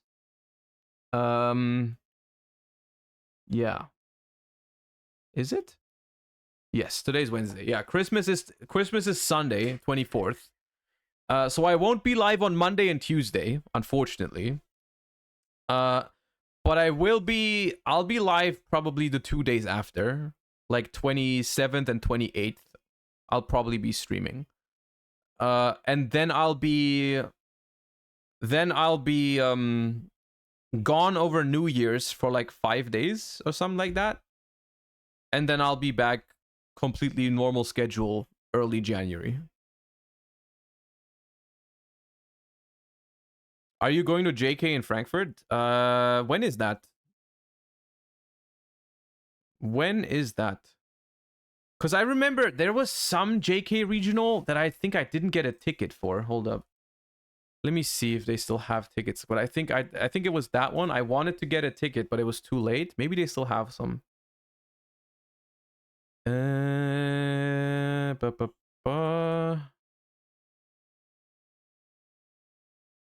Oh no, there's no tickets. Yeah, right. I didn't get a ticket. That's why. Yeah, I'll probably not be there.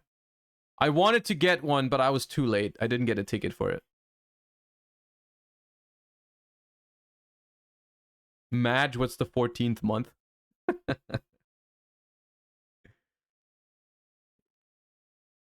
Yeah. Which I wasn't mad about it at the time. I wasn't mad about not getting a ticket. But now I am kind of mad. Now with the new ban list, I kind of want to play.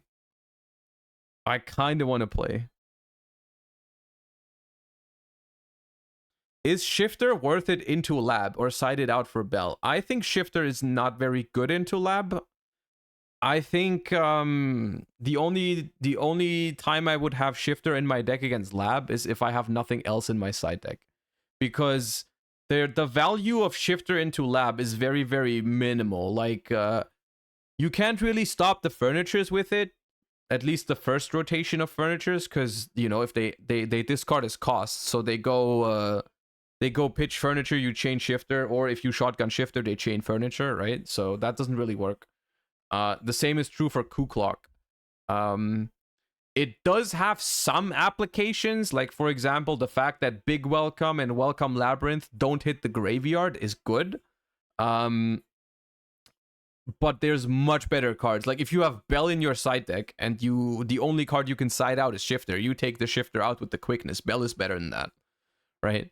But if your deck doesn't care about Shifter at all, and you already have enough other stuff against lab, you can keep it in.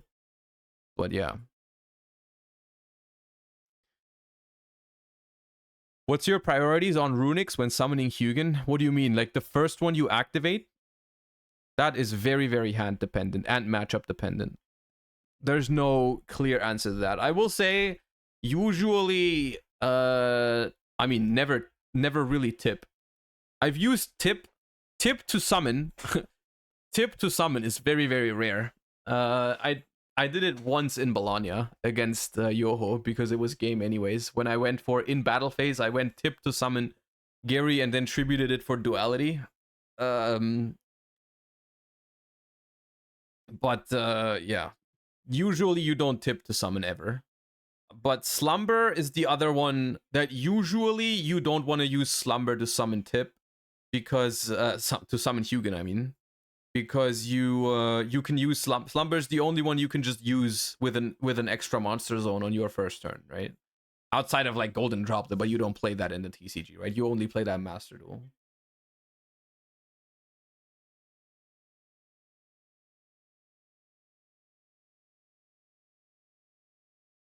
Will it make sense to have Pancratops versus Lab? I honestly think if you side deck Pancratops, you probably side deck that thing in pretty much every matchup. I can't think of a matchup in my head where I would never side Pancratops. Of course, it depends on your deck. Like, it depends on your deck. It depends on how many cards are in your deck that because that's what you do when you side deck, right? Like, you side deck, you compare every card in your deck to the cards in your side deck, and you're like, which one is better, right? You're like, do I have a card in my main deck that is more important than Pancratops? If yes, you can't side it in. Like if you literally, like, let's say, I don't know, your side deck has like the only cards against Lab are 3 Bells and 2 Pankratops, and you side in the 2 Bells, obviously, and then you have nothing else in your main deck that you can take out for the Pankratops, then no, you won't side Pankratops. But if you have like anything in your deck that isn't insane against Lab, you probably take it out for Pankratops. Like Pankratops is really good in almost any matchup. I mean, against Lab, I guess it's a little questionable because sometimes they won't have a monster, but you know. I am excited about some of these old things coming back, really, because stuff like Pankratops, Upstart Goblin, Mind Control, Pot of Desires, they don't boost any specific deck, but just like in general, they give you more options on how to build your decks, you know? Like, for example, you can build decks, I mean, it's a significant increase in draw power if you play a deck with triple Upstart, triple Desires, you know? Like, that is kind of nice. People have been saying you could also, like, Upstart Goblin to 3 technically is a large consistency boost for Gold Pride, for example, which, I mean, I haven't heard that name in a long time, but it's theoretically true. Yeah, Pot of Upstart Goblin at 3 does help a deck like that, you know? And Gold Pride has been close to being like tier 2 in the past. Upstart Goblin droll, okay. I mean, yeah, Upstart Goblin gets drolled, but so does Prosperity, for example. That doesn't really stop that card from seeing play. Droll and Lockbird, I think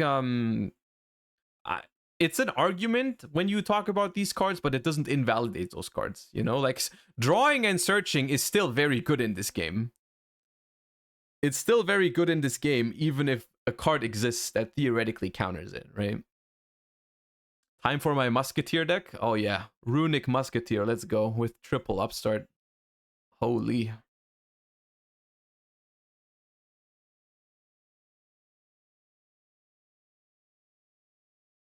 Did you see the Ryan Yu tweet about the Duelist Cup? It showed up on my thingy while streaming, but hold up.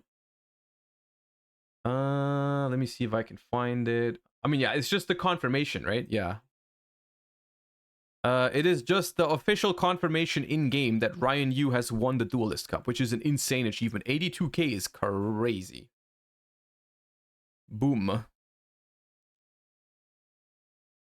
So I suppose we're going to have a rematch potentially next year at Worlds with Team 7. Because I'm pretty sure Ryan is going to be bringing... Yeah, he's saying it. I finished first in the Duelist Cup this past weekend. Team 7 will be back at Worlds. So yeah, it's going to be Jesse... Raymond Dye and Ryan going at it again next year. I'm looking forward to it, you know. You better hope Ember draws Maxi every single game again. Oh, don't worry. Don't worry about it.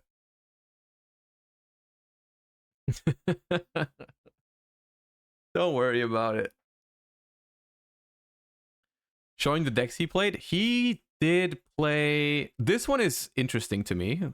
I don't think he played this that much. These are the decks I used. I started with Zoo to get out of the low ranks. Then I climbed with Dragon and switched to Lab in the last 2 hours. Okay, so this was just his, like, low rank kind of deck. Because, I mean, it's kind of like a 2020 as deck. It's, I don't think it's that good. It's playable, but... And then we have Dragons. Ooh, 40 card clean Dragon list. Like it. I like that. Doesn't play the red eye stuff at all. It is fairly close to the list I played at Worlds. 40 cards, very clean. I like it. It doesn't have talent. It has 1 talents. It has more. It has. I didn't play Gamma, but other than that, it's pretty close.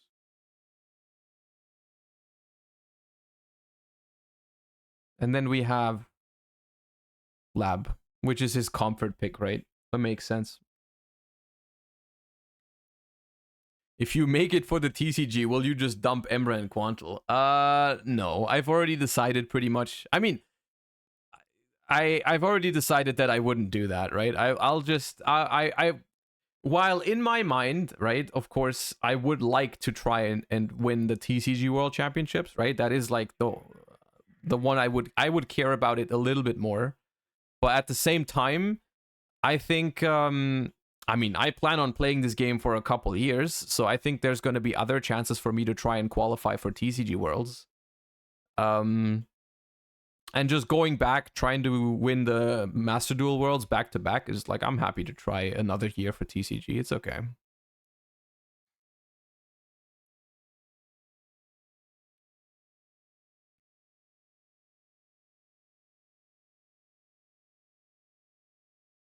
Unless it's like, I guess if they said something along the lines of, if you don't want to go, they can just pick a replacement and they can still play, then maybe I would consider it. But I don't know.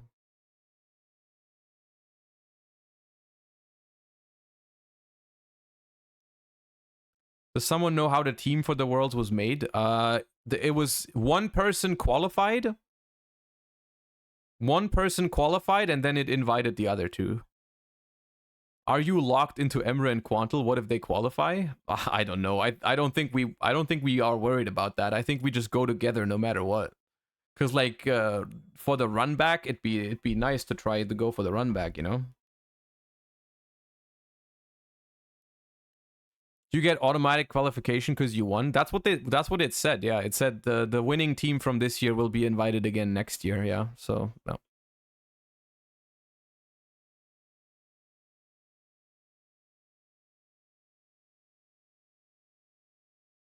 I don't know the specifics of it. I don't know the specifics of it, chat. You don't have to. There's no point asking me these questions. I don't know the specifics. That's something we all have to wait and see. But honestly, 99%, it doesn't even matter because we all just plan on just going back together and just playing as the same team again. You know, like we don't have any reason to switch it up. You know, like it's not like what if one of you qualifies for the TCG or anything like that. I'm pretty sure we still just go to Master Duel as a team. It doesn't really make any difference. You know?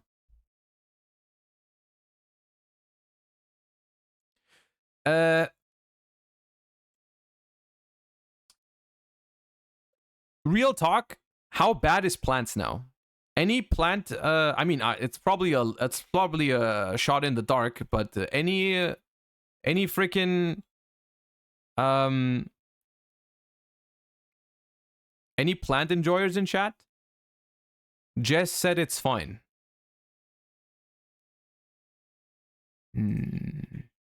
Jess has a video. Okay, hold up.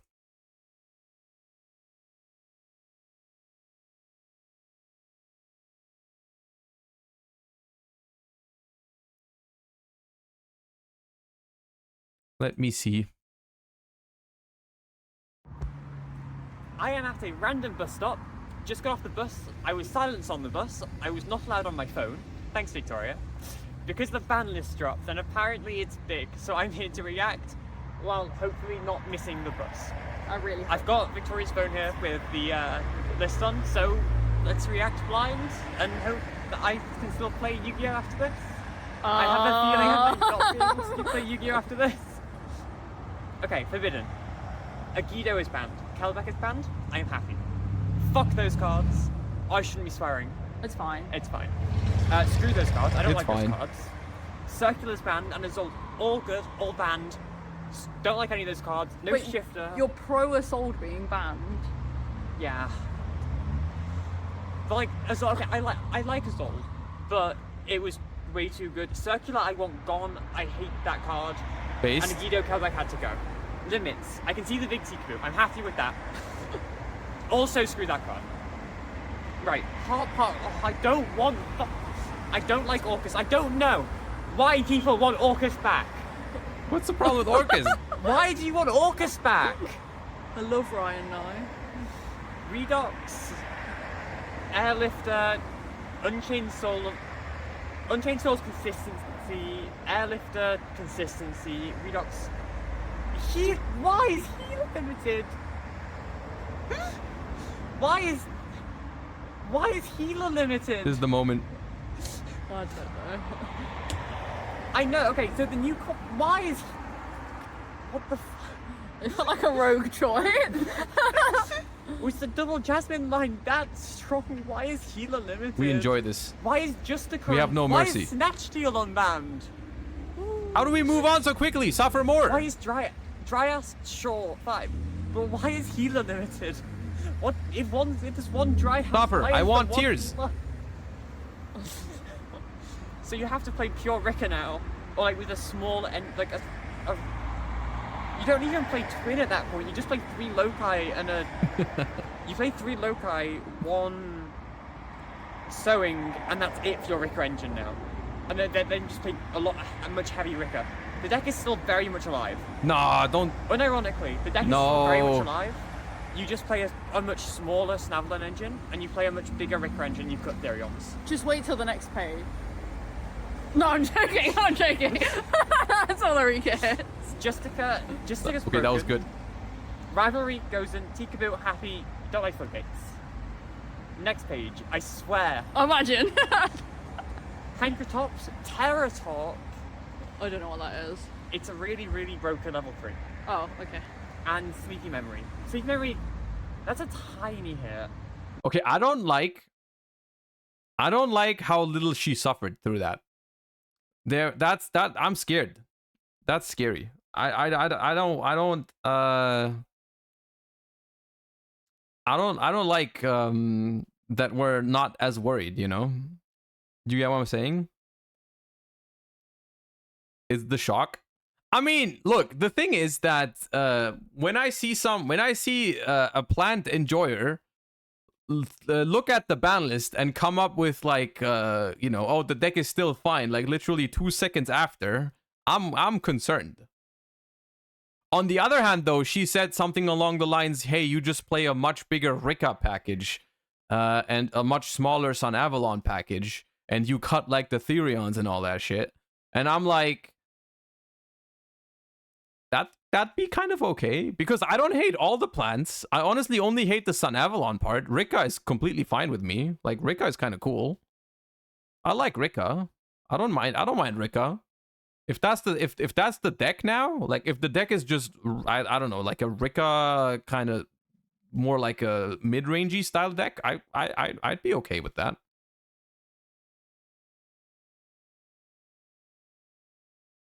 You know, con control or some shit like that, that'd be okay. Like Rika, I have no problem with. Watch this, minute 13. This is from a month ago. Then, Effective Jasmine treats the healer as cost. Summons Lone Fire. Lone Fire effect treats Lily Boreer as cost. Summoning out Sweet Normal Summon, reactivate effect. Special summon. Nah, I don't want to get into new plant combos now.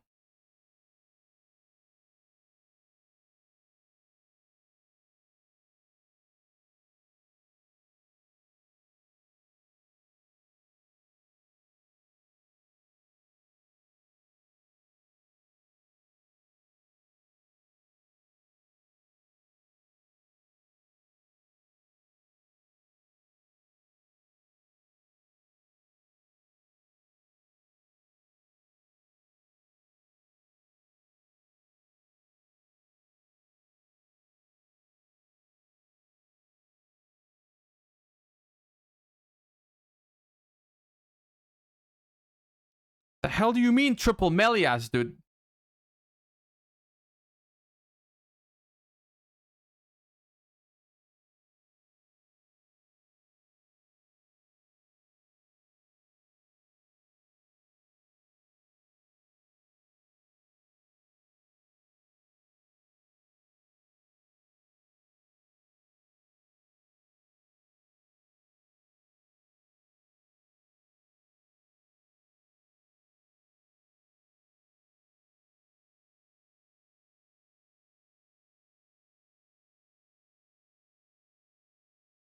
Three cards left in extra deck is funny. God damn it, man. God damn it. No, dude. I mean, surely it's a lot weaker into hand traps now. I hope. They have to play this shit.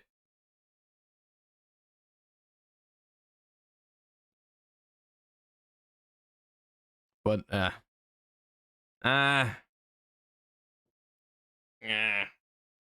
I mean, all I'm saying All I'm saying is my droll is gonna be ready anyways because of freaking Vanadium, dude. My droll is gonna be there regardless. I'd say brickier. I mean, look, I'm just out here hoping that it's enough, but I have the sinking feeling that you can theoretically still play it, but I don't know. Do we cope on Orchest? We do not cope on Orchest. I just want to say how freaking weird it is to say that you hate Orchest, you don't want Orchest to be back in the game, and then freaking perform a plant combo.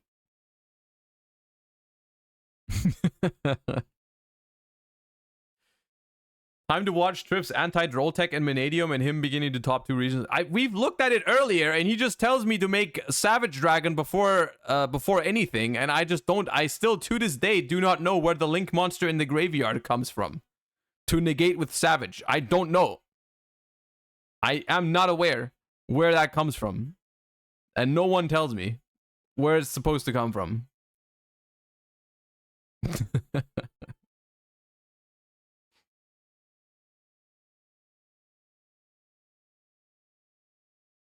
You have to make Celine first? So you're telling me I'm climbing all the way into Celine before searching my deck? You have to discard with Jet. Oh, I'm discarding a Link monster with Jet. Right. You just discard a Link monster from your hand for the Jet Synchron. Now I get it. Thank you.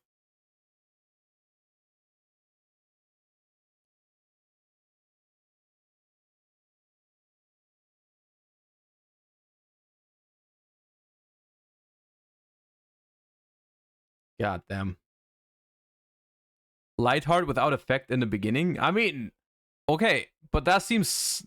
Because Lightheart without effect seems very odd. Because you also have to get the Lightheart into the graveyard, right? Like, you're skipping, and then... Like, I don't know, man. I don't know. I don't know, man. You could just play... What about, like, instead of playing, like, wanted cards, you could play, like, Called By and Cross Out, you know, if you want to have a 1 card that stops freaking Droll. You could do that. Have you thought about that?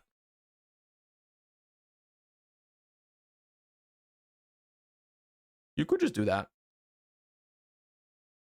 Dodge Droll and eat Nib instead. Yeah, those lines have to lose to Nib, right? There's no way you put... Yeah, it's actually, mathematically, it's not possible to summon a monster, make a Link monster, put the Link monster in the graveyard, Diabellstar, Jet, Savage, and then you just get nibbed, right?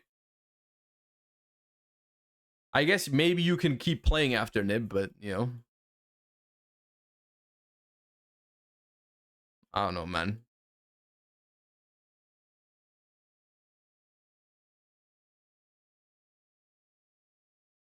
I still think Droll and Lockbird is very good against Vanadium, no matter what people say. I think Droll and Lockbird is really good against Vanadium. It's the look. I know the situation. It's the kind of coping you do when you really like a deck. It's the same thing when Pack said, "Nib is not a problem for Infernoble," and then you know, there's still a large portion of hands where Nib does destroy Infernoble or Droll destroys Infernoble, even though in theory there are lines around it maybe with the right hand, but like usually it's just gonna be you know, good.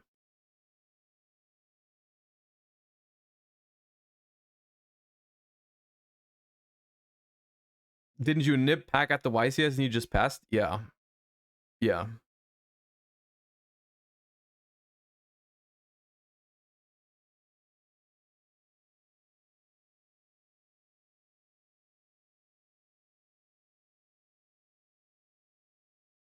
I just wanted to get better at Infernoble, now it's dead. Guess you should just not pick a combo pile next time for your deck of choice, you know? Lesson learned, dude. Because if you turn up to a YCS with a based mid-range runic combo deck, nothing's gonna happen to your deck, you know? Try that. You can even win and nothing's gonna happen. All it takes is your deck to be cool, right? So have you tried playing cool decks?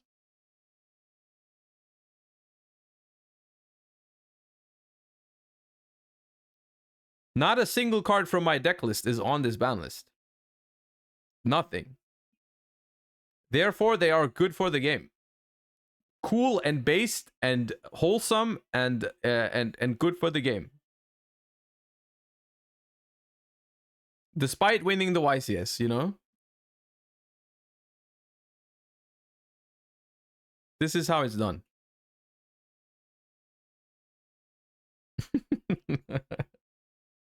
Stop asking me to bring back cards. I don't make the ban list, dude. Stop saying, Josh, bring back Engage to 3, dude. Even if I even if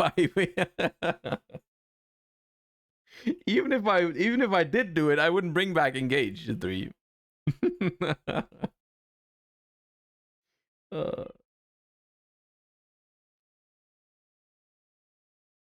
Josh, can you bring back Shockmaster? I don't have the facilities for that, man.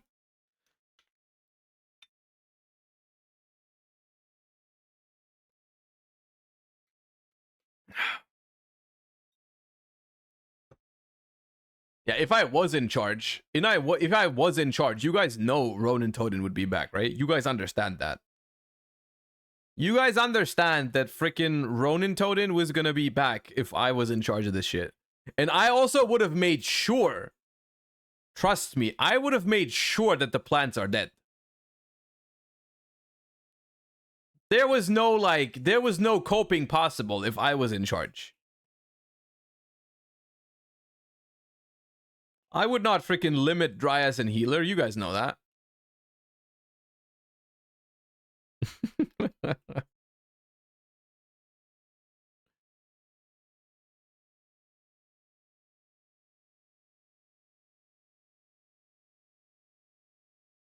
Sounds like a cover-up. Okay. Now you are coping.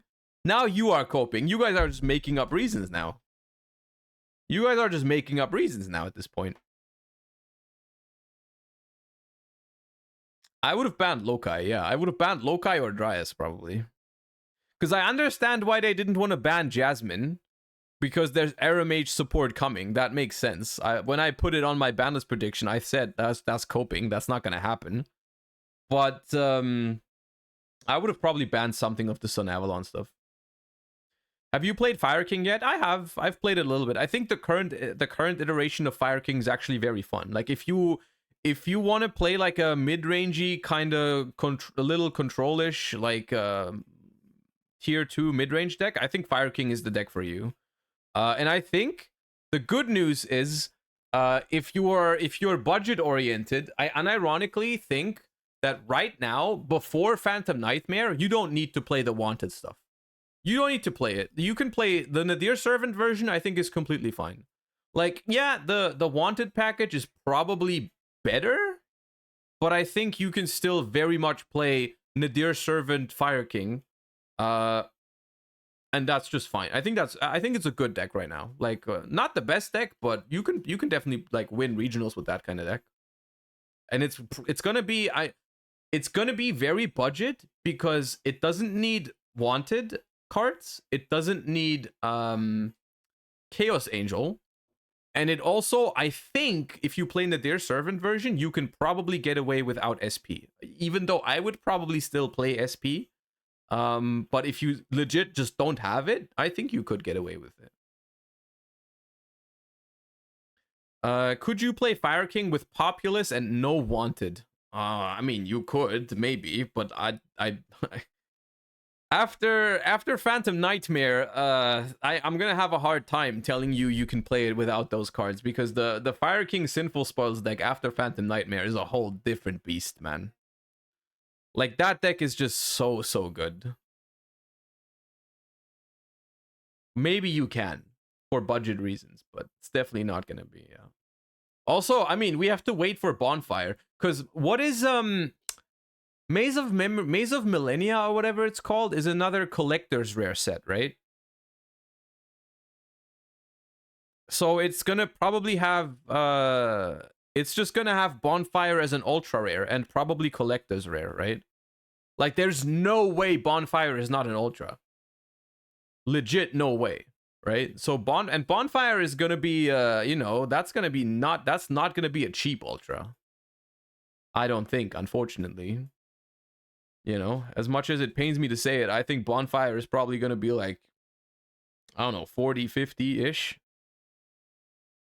I can definitely see that happening.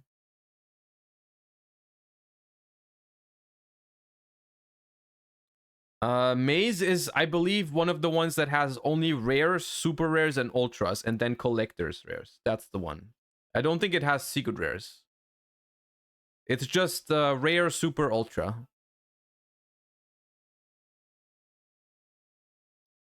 There are going to be like 3 meta decks that need a playset, maybe more. I mean, which decks play it? Rescue Ace can play it.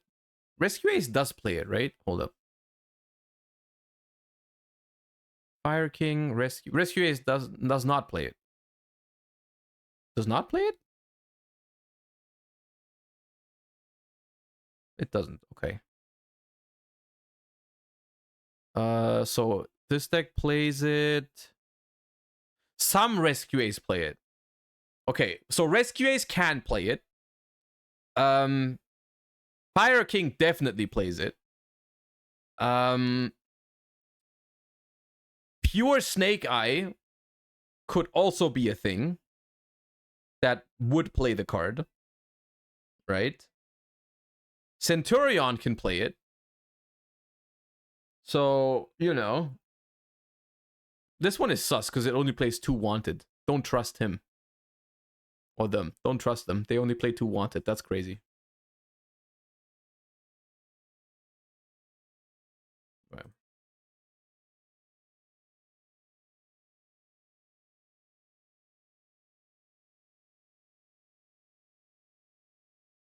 Man, I wish we had tournaments, man. I wish we had tournaments. I wanna play tournaments. I can't wait. When is German Open? 2 weeks? Oh my god, it's over 2 weeks, man.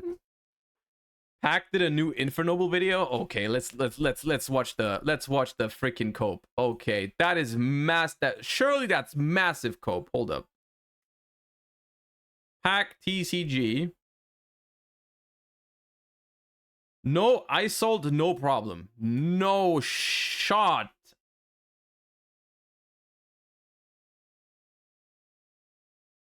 No shot. Yo, what's up, guys? So today I'm gonna be showcasing you Copium. basically You're showcasing Copium before Phantom Nightmare. Copium. I will release more stuff when the Phantom Nightmare stuff comes out, but I wanted to kind of make an early draft of the deck before Phantom Nightmare comes out, so I can play at the regional level, you know, in January, right? Because in January, before Phantom Nightmare comes out, we still don't have Promethean Princess and all that good stuff. So I figured I would still want to play that.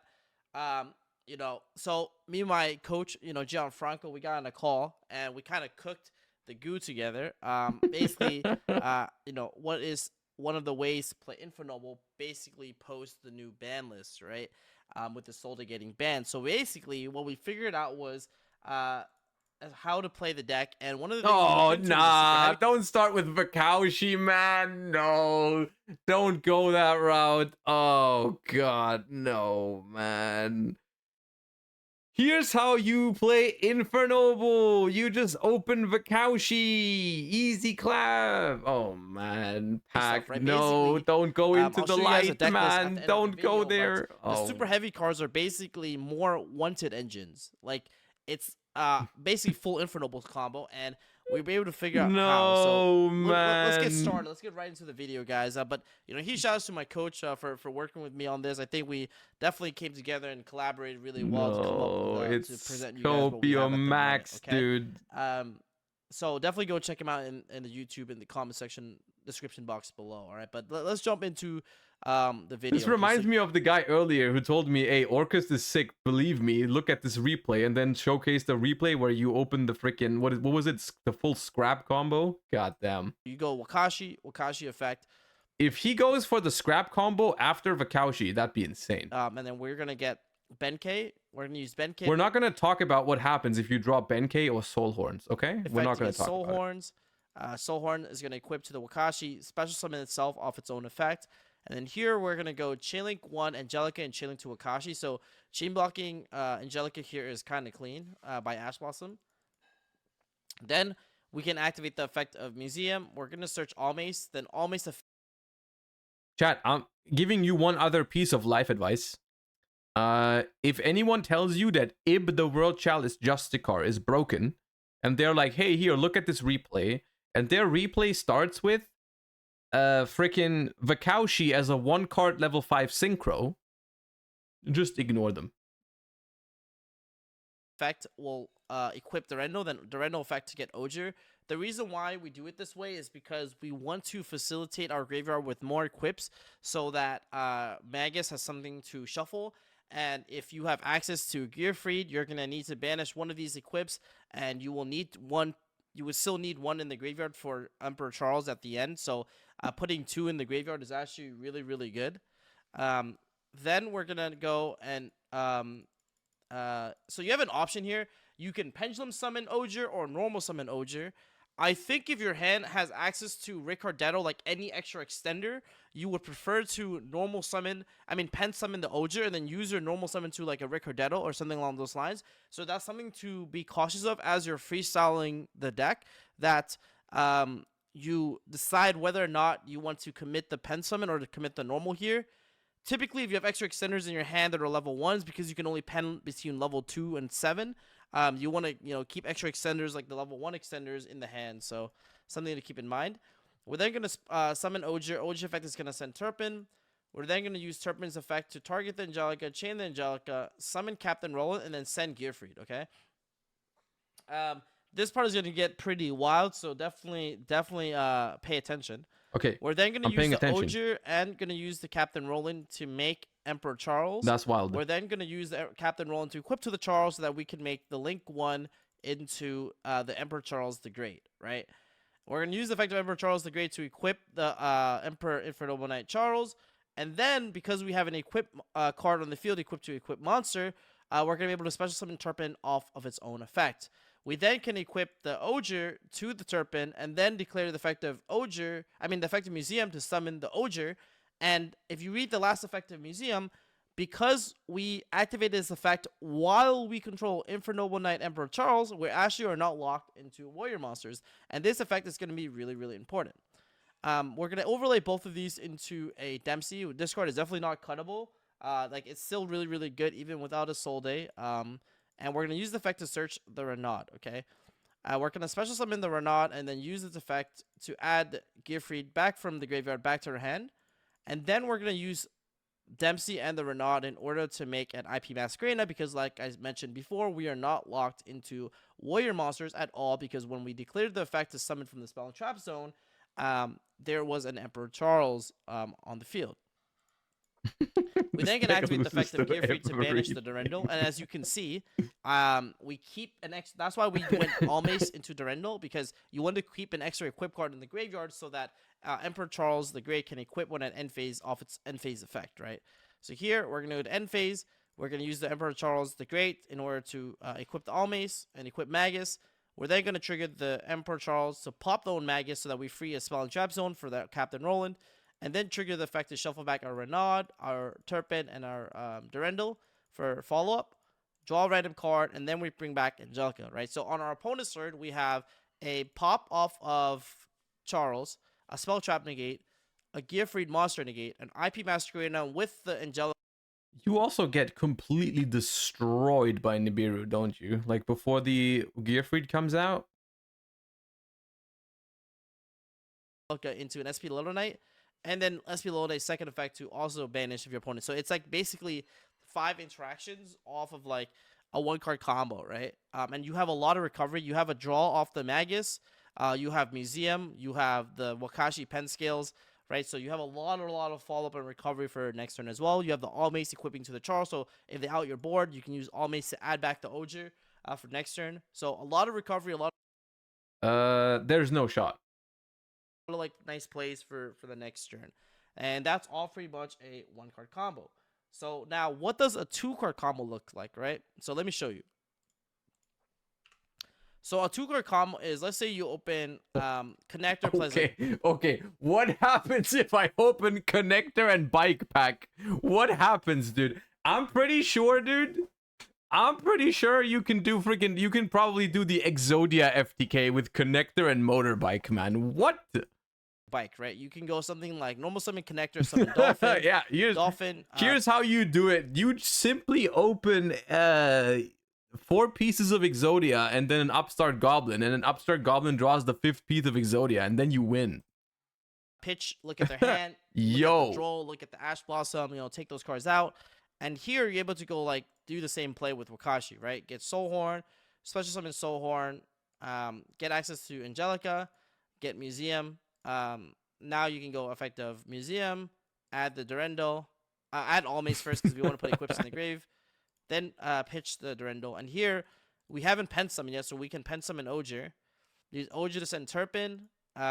Turpin target Angelica, tag it out into Captain Roland. Captain Roland will then Angelica will then Foolish the Gearfried. Here we're then gonna overlay the Ogier and the connector in order to make a Dempsey. Dempsey will add you the Renaud. We're gonna use both of them in order to make IP Masquerena in the top. Special summon the Renaud.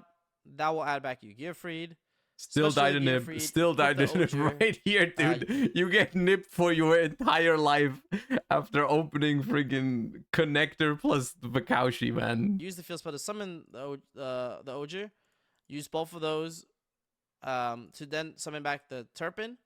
Oh wait, so we're gonna not use the field spell yet. Apologies, sorry. We're gonna equip the Ogier and then use the Turpin to summon back itself. And then we make the Synchro 9, and then we make the Link 1, and then we equip the Charles. And then we activate Museum to summon the Charles, and then here we're gonna make the Baron the Fleur. And the Ogier is equipped to the Gearfried, sorry, just for clarity's sake. And so now you have like IP Masquerena with Baron, with Gearfried, and the Emperor Charles. And then at end phase, you would equip back the Rendol. The thing is, though, on a real note, this board, isn't this board strictly like this? This board is worse than what they used to make off of just connector, right?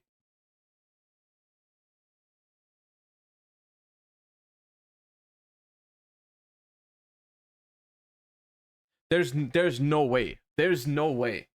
This is the most massive copium I've seen in a long time, dude. They are down bad. They are down bad. They are massively coping right now. It's almost like someone has acquired an entire high rarity Infernoble deck with all the quarter century secret rares and is trying to convince themselves that they are not useless now. I don't know who. I'm not gonna throw any names out there. Maybe it's Gianfranco, whoever. I don't know. But that is almost what it. There's no way, man. There's no way. It's so cope. It's so cope. Oh man. Dude, connector alone. There's no way you even still play connector.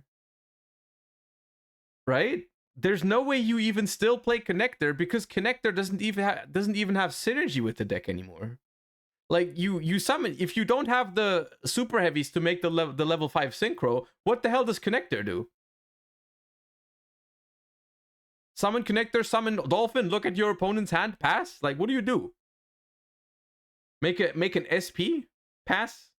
It doesn't do anything because being a warrior no longer matters for the Infernoble deck. Like legit, the Infernoble deck is no longer a put 2 warriors on the board and go from there kind of thing, right? It doesn't do that anymore.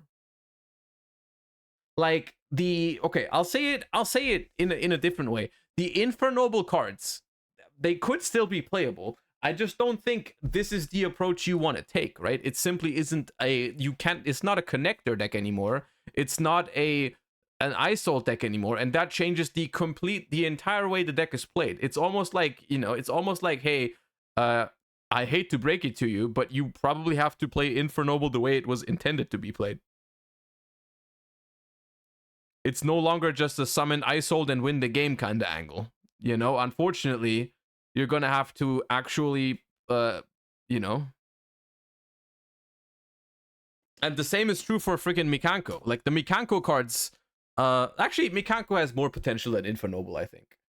Like I think Mikanko has real potential. Like the Mikanko cards are good. Anyone who's ever gotten into a grind game with Mikanko can probably agree with me here that some of the Mikanko cards have freaking custom ass effects that are really, really good. Like Mikanko cards are good cards. It's simply that like you're gonna have to play the deck in a different way. The entire Genken, Isold, summon the other ones, do all the stuff, you know, acid golem your opponent. It's not really gonna work anymore. But like the actual Mikanko deck itself is solid. It doesn't even have to be a blind second OTK deck because let's face it, that deck is freaking ass. You know, I'm sorry for the couple people in chat who keep telling me I'm dead whenever I play against Mikanko when they go blind second. I don't think that deck's very good. But the Mikanko cards themselves are actually good cards, right? And so if someone cooks something up, I could see Mikanko combo stuff being playable again, right? Because like Ohime is a good card that can set up interruptions for the opponent's turn. Huli is really annoying to deal with. You know, they are great at extension. They have some naturally really good going second cards, right? But I don't know. Infernoble felt like a deck that completely falls apart without Isold because the entire concept of the deck is invalidated without that card. The Mikanko Discord is already cooking with Psy Reflector. There's a couple red flags in Yu-Gi-Oh! When it comes to is this deck viable or not. Psy Reflector or whatever it's called is one of those. We've seen a lot of these today. You can probably name them already. You already know what I'm about to say, but Psy Reflector, Vakaushi, Scrap, Wyvern, those kind of cards, red flags. Red flags. Whenever someone tells you, hey, I made a cool deck, look at this replay, and one of those cards shows up, red flag. Don't believe a word they say.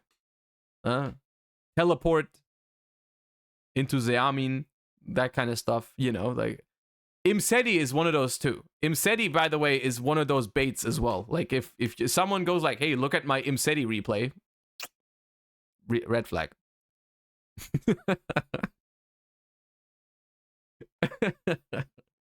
Soravis. Oh yeah, the lithium combo videos with the main deck triple crossout, triple Soravis, called by the grave, forbidden lance against Imperm, Eagle booster. Oh man.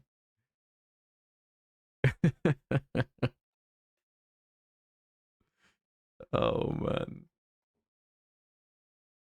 Oh no, there he is. Oh god, no. No one tell him. No one tell him. Let him believe. Let him believe. No one tell him. Good morning, Pack. Good morning, Pack. How's life? How is the process of selling your quarter century museums going? How is that going along? Have we gotten rid of them yet? Can we stop coping, or do we still have to pretend like Infernoble is the shit?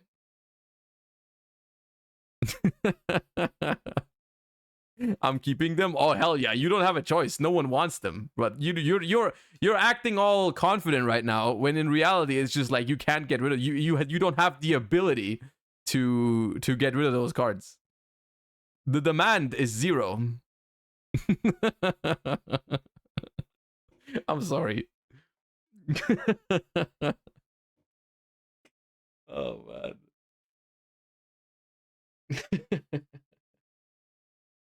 I'll remember this.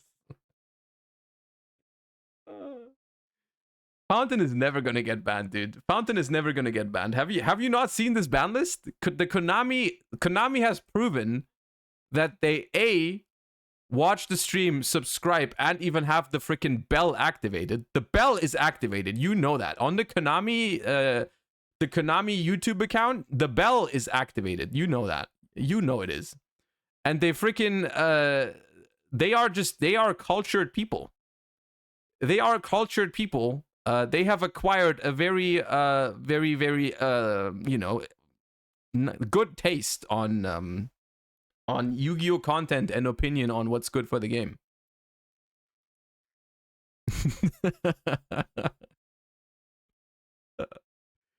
That's it. I'm a pickup fountain now. I'll do whatever it takes. What the hell are you gonna do? Because winning a YCS doesn't make them ban it. What's your plan?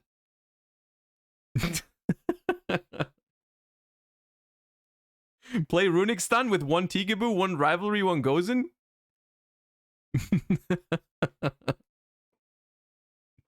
Oh, man. What about Runic Infernoble? Maybe we collab. All you need is a Vakaushi and a Scrap Recycler. And I'm pretty sure you could do some mean crazy shit with that. You can probably do some mean stuff with Vakaushi plus Scrap Recycler in Runic Infernoble.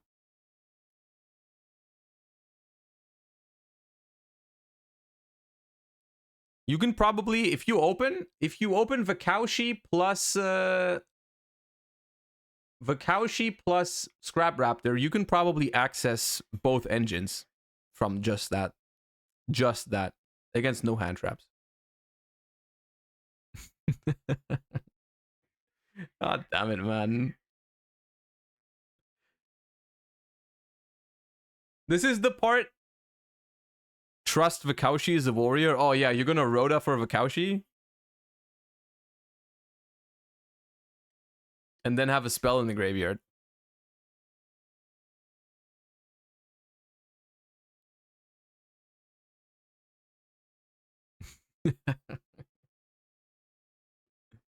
Oh man.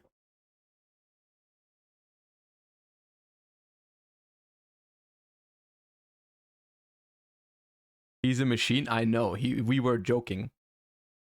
Can we cook Orcus Runic? Oh no, you weren't here earlier. We already talked about this. We talked about this. Orcus Runic makes no sense, man. It makes no sense whatsoever. Stop. Stop right now.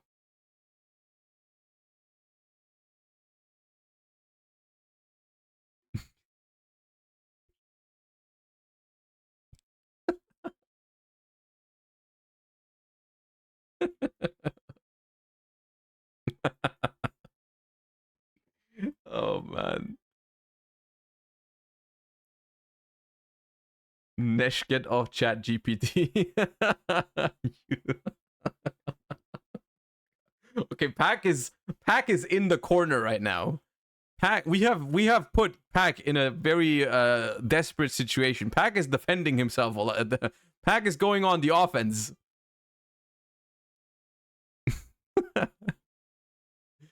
Kappa what? Kappa what?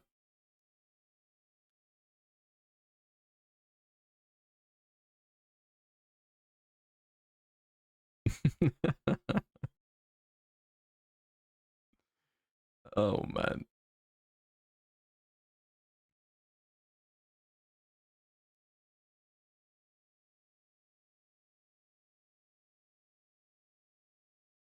All right, what else is your copium takes?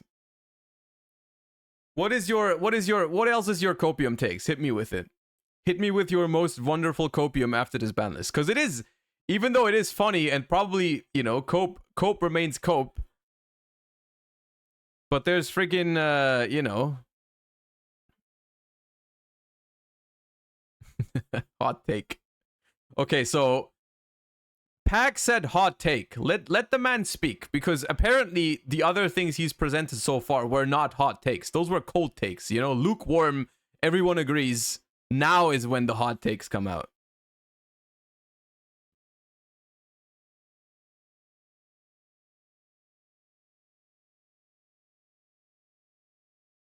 Lab is the worst deck going into next format. Okay. And why is that? Does it have a bad Infernoble matchup?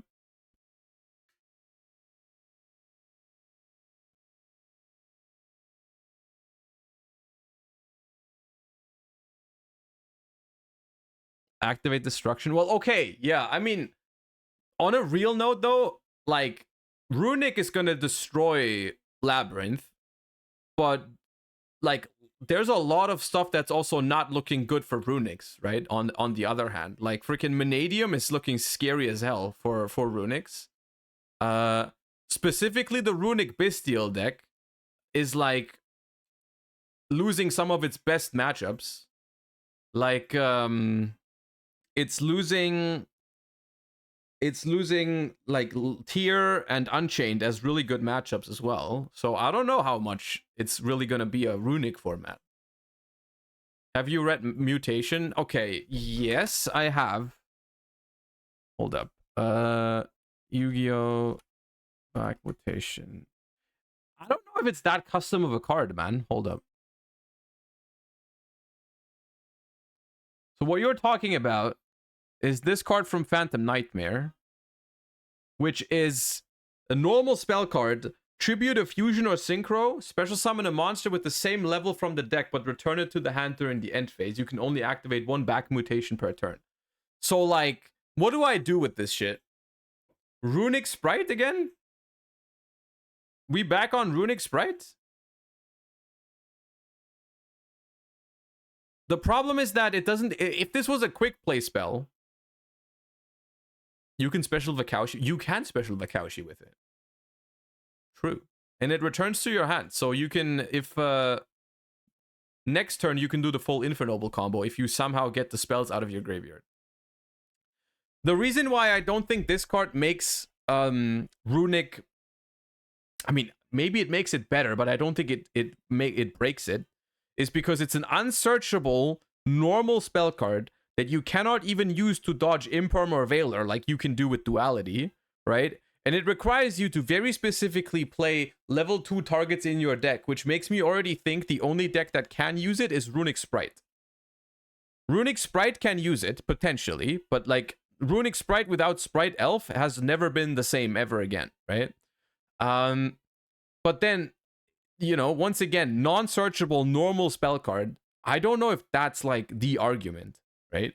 Because if you think about it this way, the boost that other decks get in Phantom Nightmare is probably far larger than the boost that Runic gets. Because you're like, okay, Runic gets back mutation. Cool, right?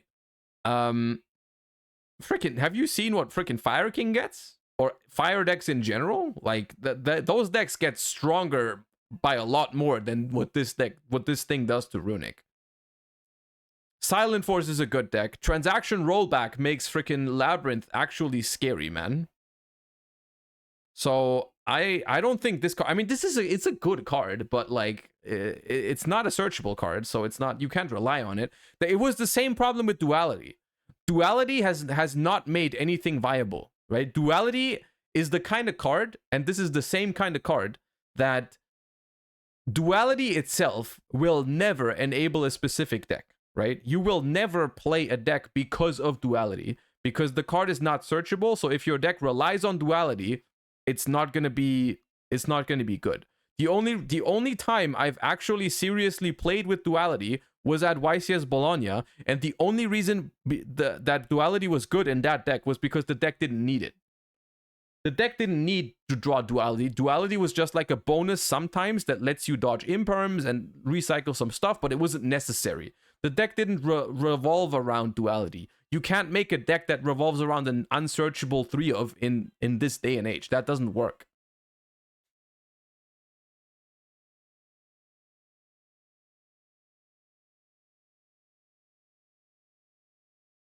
Why are people blaming Josh for Circular being banned on Master Duel meta? They are just mad at me because I told them the truth. I need more celebration of the based return of Pot of Desires to 3. No, I'm actually mad about that. I only have 2 in Collector's Rare.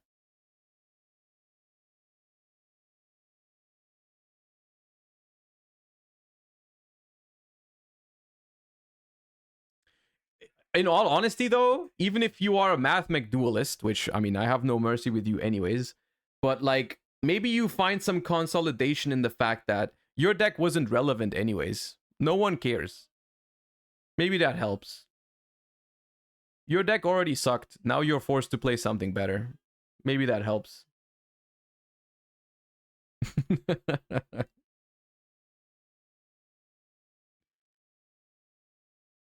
Doesn't help. Okay, well, unfortunate.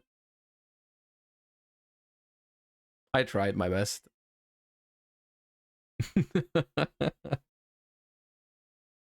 Infamous Carlos, thank you for the prime. Appreciate you. Thank you. Let me play my shit deck in peace, man. I mean, you can. I'm not stopping you from playing Mathmech after the ban list. You can. Go ahead, by all means. In some ways, your deck is probably less weak to Bestials now. Because you simply don't have the means anymore to really do anything, right? Your deck is also much better into Nibiru now, because I don't know if you can even summon 5 times anymore.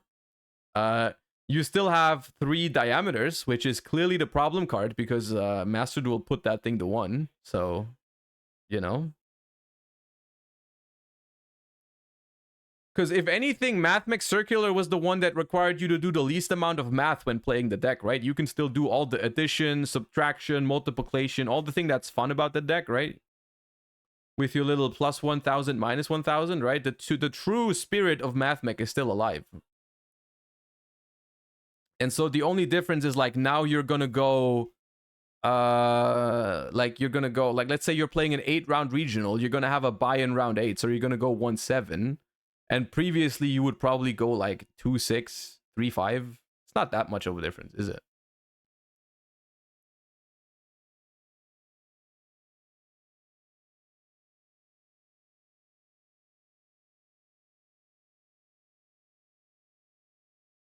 Well, it's fine. It's fine. Just replace it with Vakaushi. You can probably do some mean Cybers combos with Vakaushi.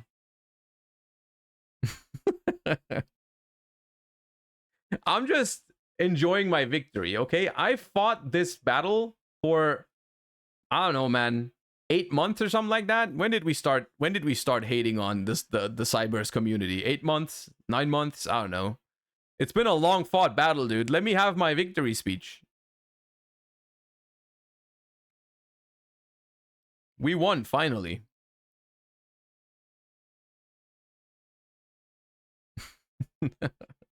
Has it been that short? Yeah, it has.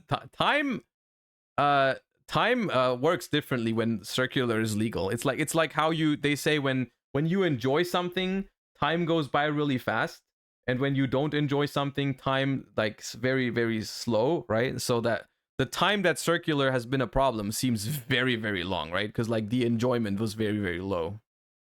So it's like it feels like it's been ages when in reality it's only been like this year, right?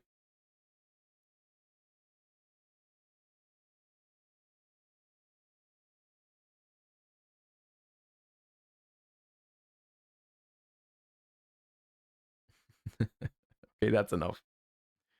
That's enough.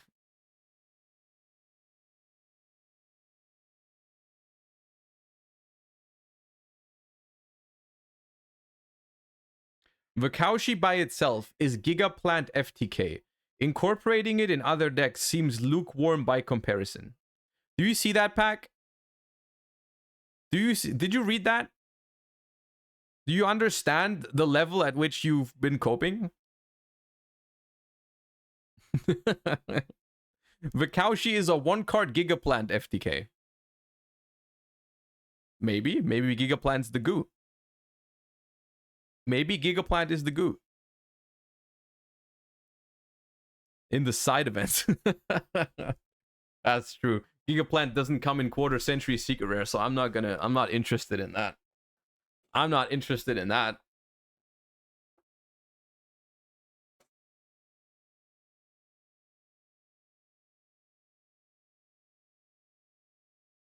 Unbanned circular. I don't want to age so fast. Oh, because I see. Because you're gonna enjoy the next couple months so much that it's gonna fly by. Right. That makes sense. Maybe that's why they only limited the floodgates, so that we don't age super fast, because the time flies when the format's so good.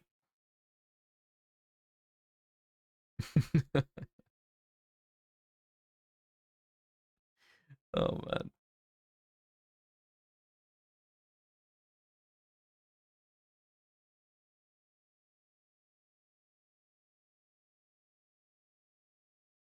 I need to look for new enemies though now.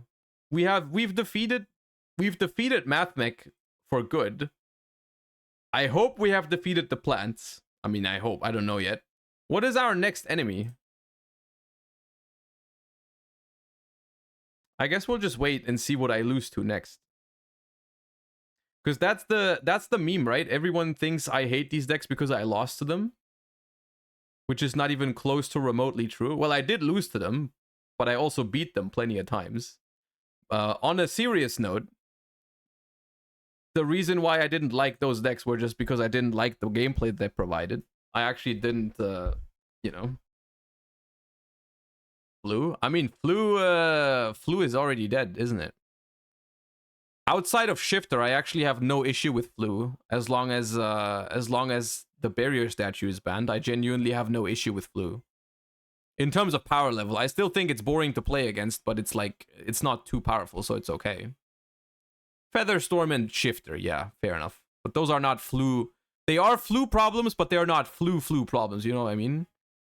Like Flu in itself is not too strong or anything like that. It simply is like Shifter and Featherstorm.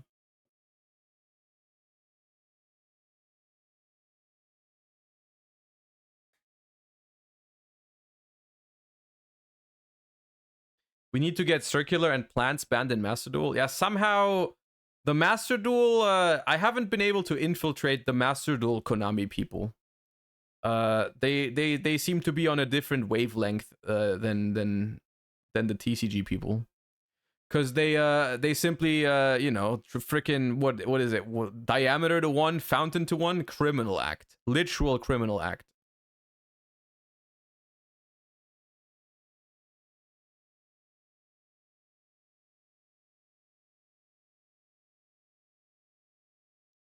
We should rewatch this to celebrate our victory.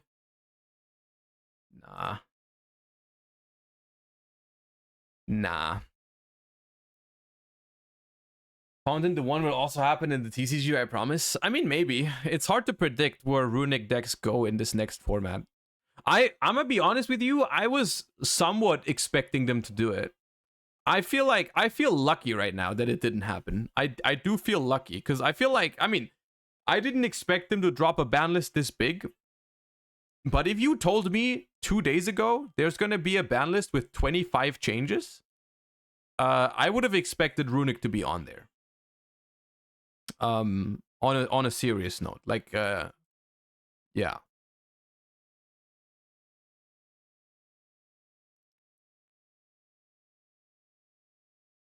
Cuz like I don't think Runic was too powerful and needed to be addressed, but the same is true for Mathmech. The same is true for, I guess, most of the current decks. Like they, you know, they didn't need to do this. They just decided to, which is also fine. I'm not against it. But they were not forced to do it.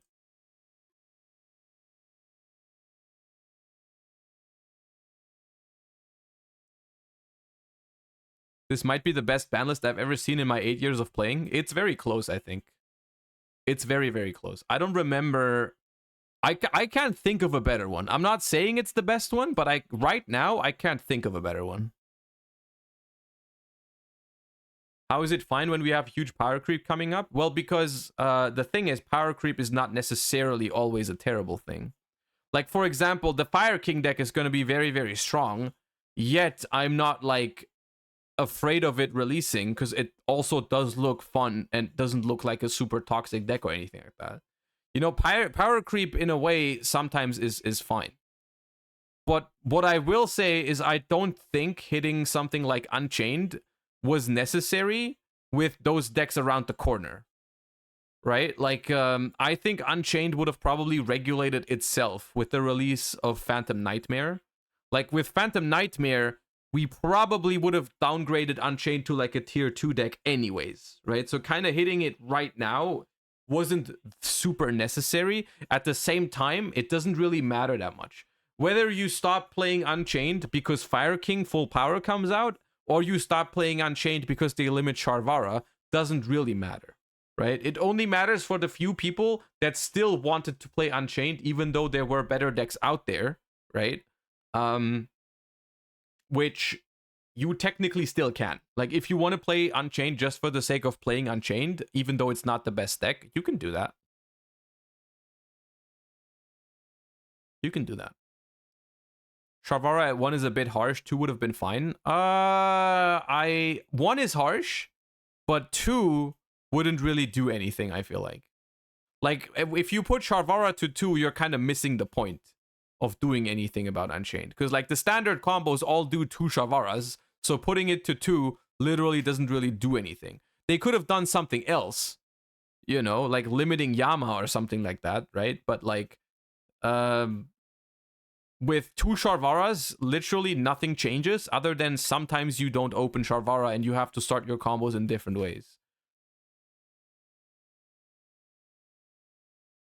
Is Fire King going to be a clear tier 1 or will it go towards that 60%? I haven't played much with the Phantom Nightmare Fire King version. My prediction, and this is just a prediction, is that I think it's going to be a clear tier 1. I think at the time that Phantom Nightmare drops, we're only going to have like 3, maybe 4 top tier decks, right? We're going to have Fire King. We're going to have, I think Rescue Ace is going to be up there. We're going to have Lab. We're maybe going to have Manadium and maybe some Runic variations. And I think those are going to be the tier 1 decks. And then maybe, like, everything else is going to be like tier 2.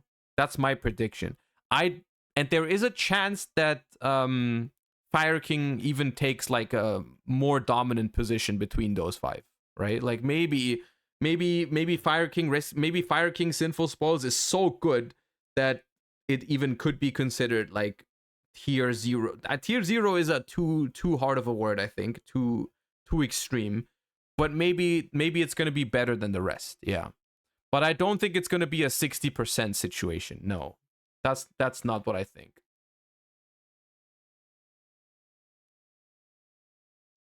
Like, it's not, I don't think it's good. It's like Ishizu tier levels of good or anything like that, you know? Thoughts on the Horus Bestial Resonator deck? Good deck, but it's like every Bestial deck, it's gonna struggle against the fire meta that's coming, right? The same is true for Bestial Runic. Silent Force tier 1 or 2? I like the cards. I think at least tier 2. Not sure if it's good enough for tier 1.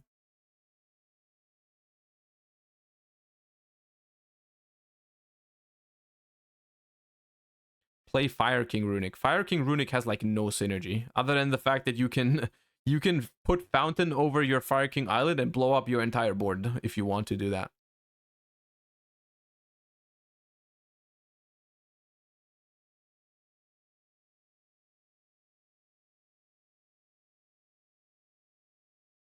Thoughts on Runic Generator with Ib searching World Legacy Monstrosity? I don't have thoughts on that. I don't know the generator cards well enough, unfortunately.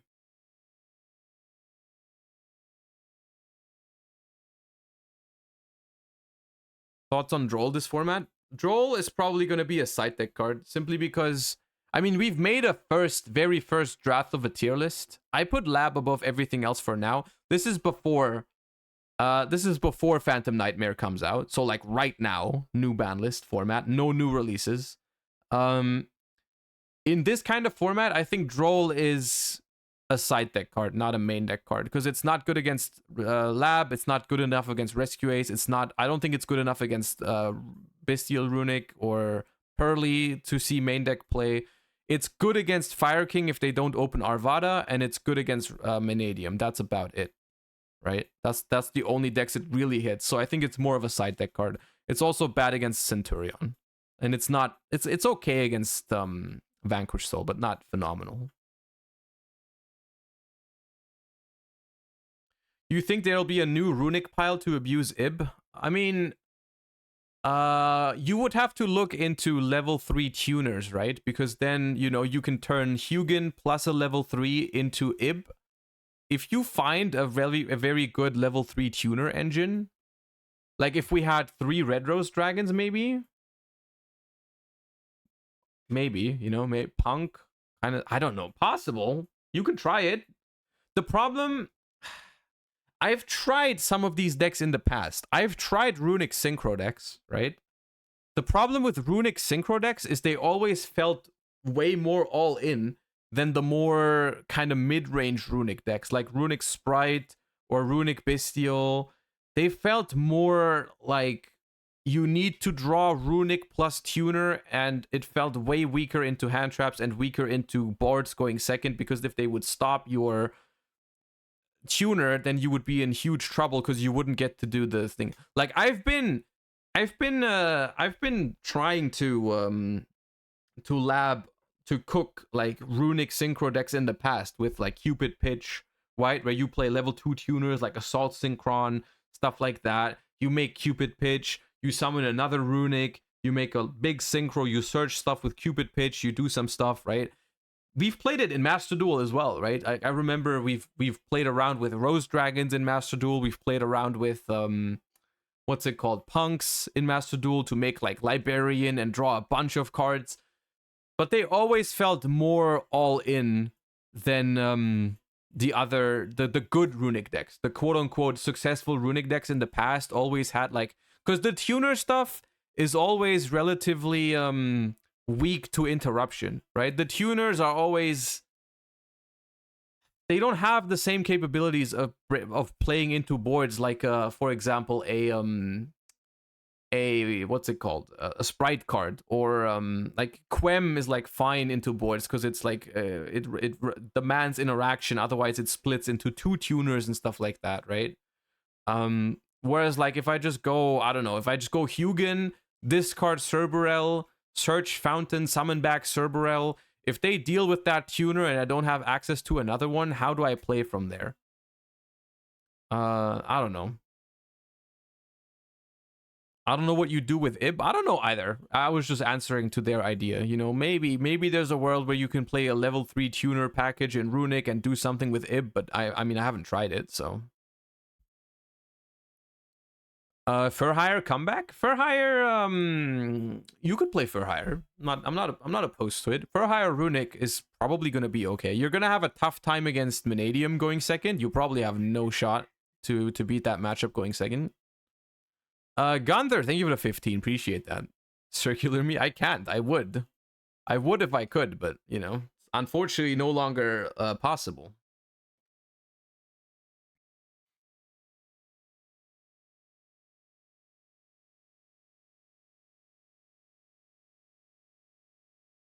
Right now, the best way to access Ib seems to be Diabellstar into the TG level 1. Right, the TG level 1 is a 1-card Synchro 5, probably. Does it not lock you into TGs? Oh no, they have that new Synchro that locks them into TGs, right? The kind of Soul Charge effect. That's the one that locks into TGs, right? I mean, yeah. But is that really the best use for Diabellstar cards? Right? Are you gonna really play like a TG Diabellstar Ib pile? Because what's the goal of that deck? At the end of the day, if you're just playing a combo pile for the sake of playing a combo pile, you have to ask yourself, is it even the best possible combo pile out there? And I think it's gonna be pretty clear that for the next format, if you want to play a combo deck, you probably pick Vanadium, no? At least from my perspective, if I'm looking at all these decks and all these options and I want to play something that can go stupid hard, it's probably Vanadium, because that deck just has all the things, right? It can go off with 1 card. It can go off. It has a lot of extenders through hand traps. It has sufficient room for non-engine. Like, it just looks like it's gonna be the king of combo decks for a while. I'm not saying I like the deck in terms of like I want to play it. Like, I probably don't want to play it, but if I wanted to play a combo deck, it'd probably be Vanadium.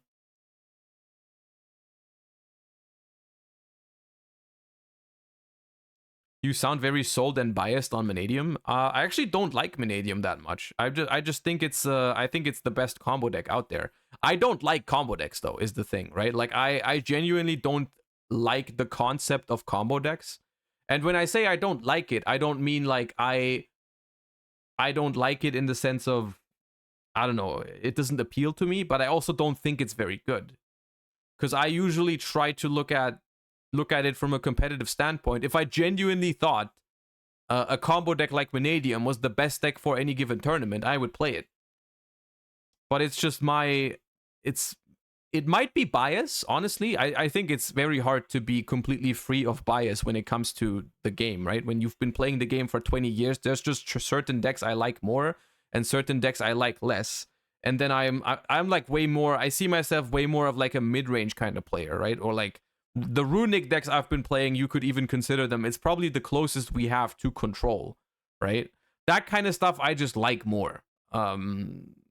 I don't know. It's always been, I've historically been more successful with that kind of stuff. I feel like I have more agency over the games when I play a deck like that. Whereas like if I play a combo deck, I feel way more it comes down to, you know, does my hand beat my opponent's hand traps? Do I win my my coin flips / dice rolls? That kind of stuff, you know? And it's just like, it's something I don't like playing, or, you know, so I 100% like acknowledge that I'm probably biased in that sense, but I'm typically not very drawn towards the combo decks that much, right? Unless it's like clearly the best deck, like during Goki format, you couldn't really play anything else if you wanted to do super well. Like, I mean, people did play something else, but to this day, I don't understand how people entered like Euros 20, what was it, 17 or 18 with freaking Trickstar Sky Striker when Goki was a thing, you know?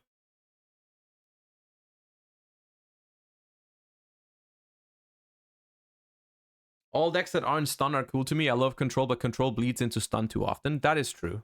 Stun is a way more relevant. Like, control is a weird concept in modern Yu-Gi-Oh! Control, because control kind of presents this idea of you are in charge of, like, you interact with your opponent to control what they're doing, when in reality the idea that Yu-Gi-Oh! Presents of control is more like, yeah, I just lock my opponent out of the game, and if I have skill drain, I'm controlling my opponent in that, but which is not true. You're just stunning your opponent. You're locking your opponent out of the game. It's not control at all. But yeah.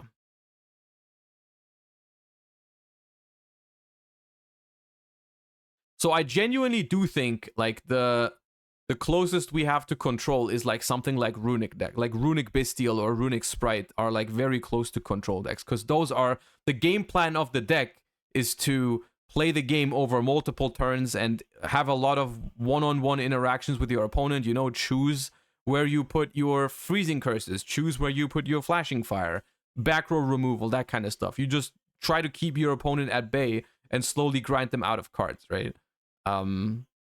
So it's like, it's the closest we have to control, which is probably why I enjoy it that much.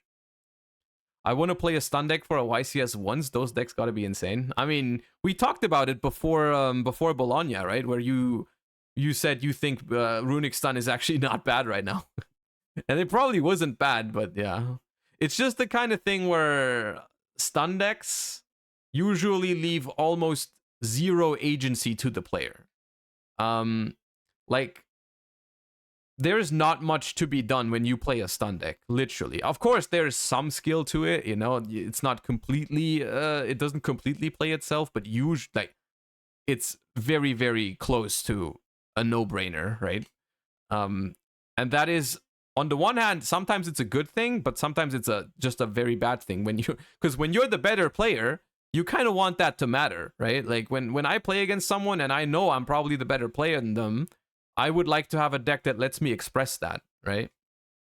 Instead of just like activating a floodgate, you know? I think genuinely the hardest part about stun decks is deck building, probably. Because deck building is a skill that matters a lot in Yu-Gi-Oh! These days.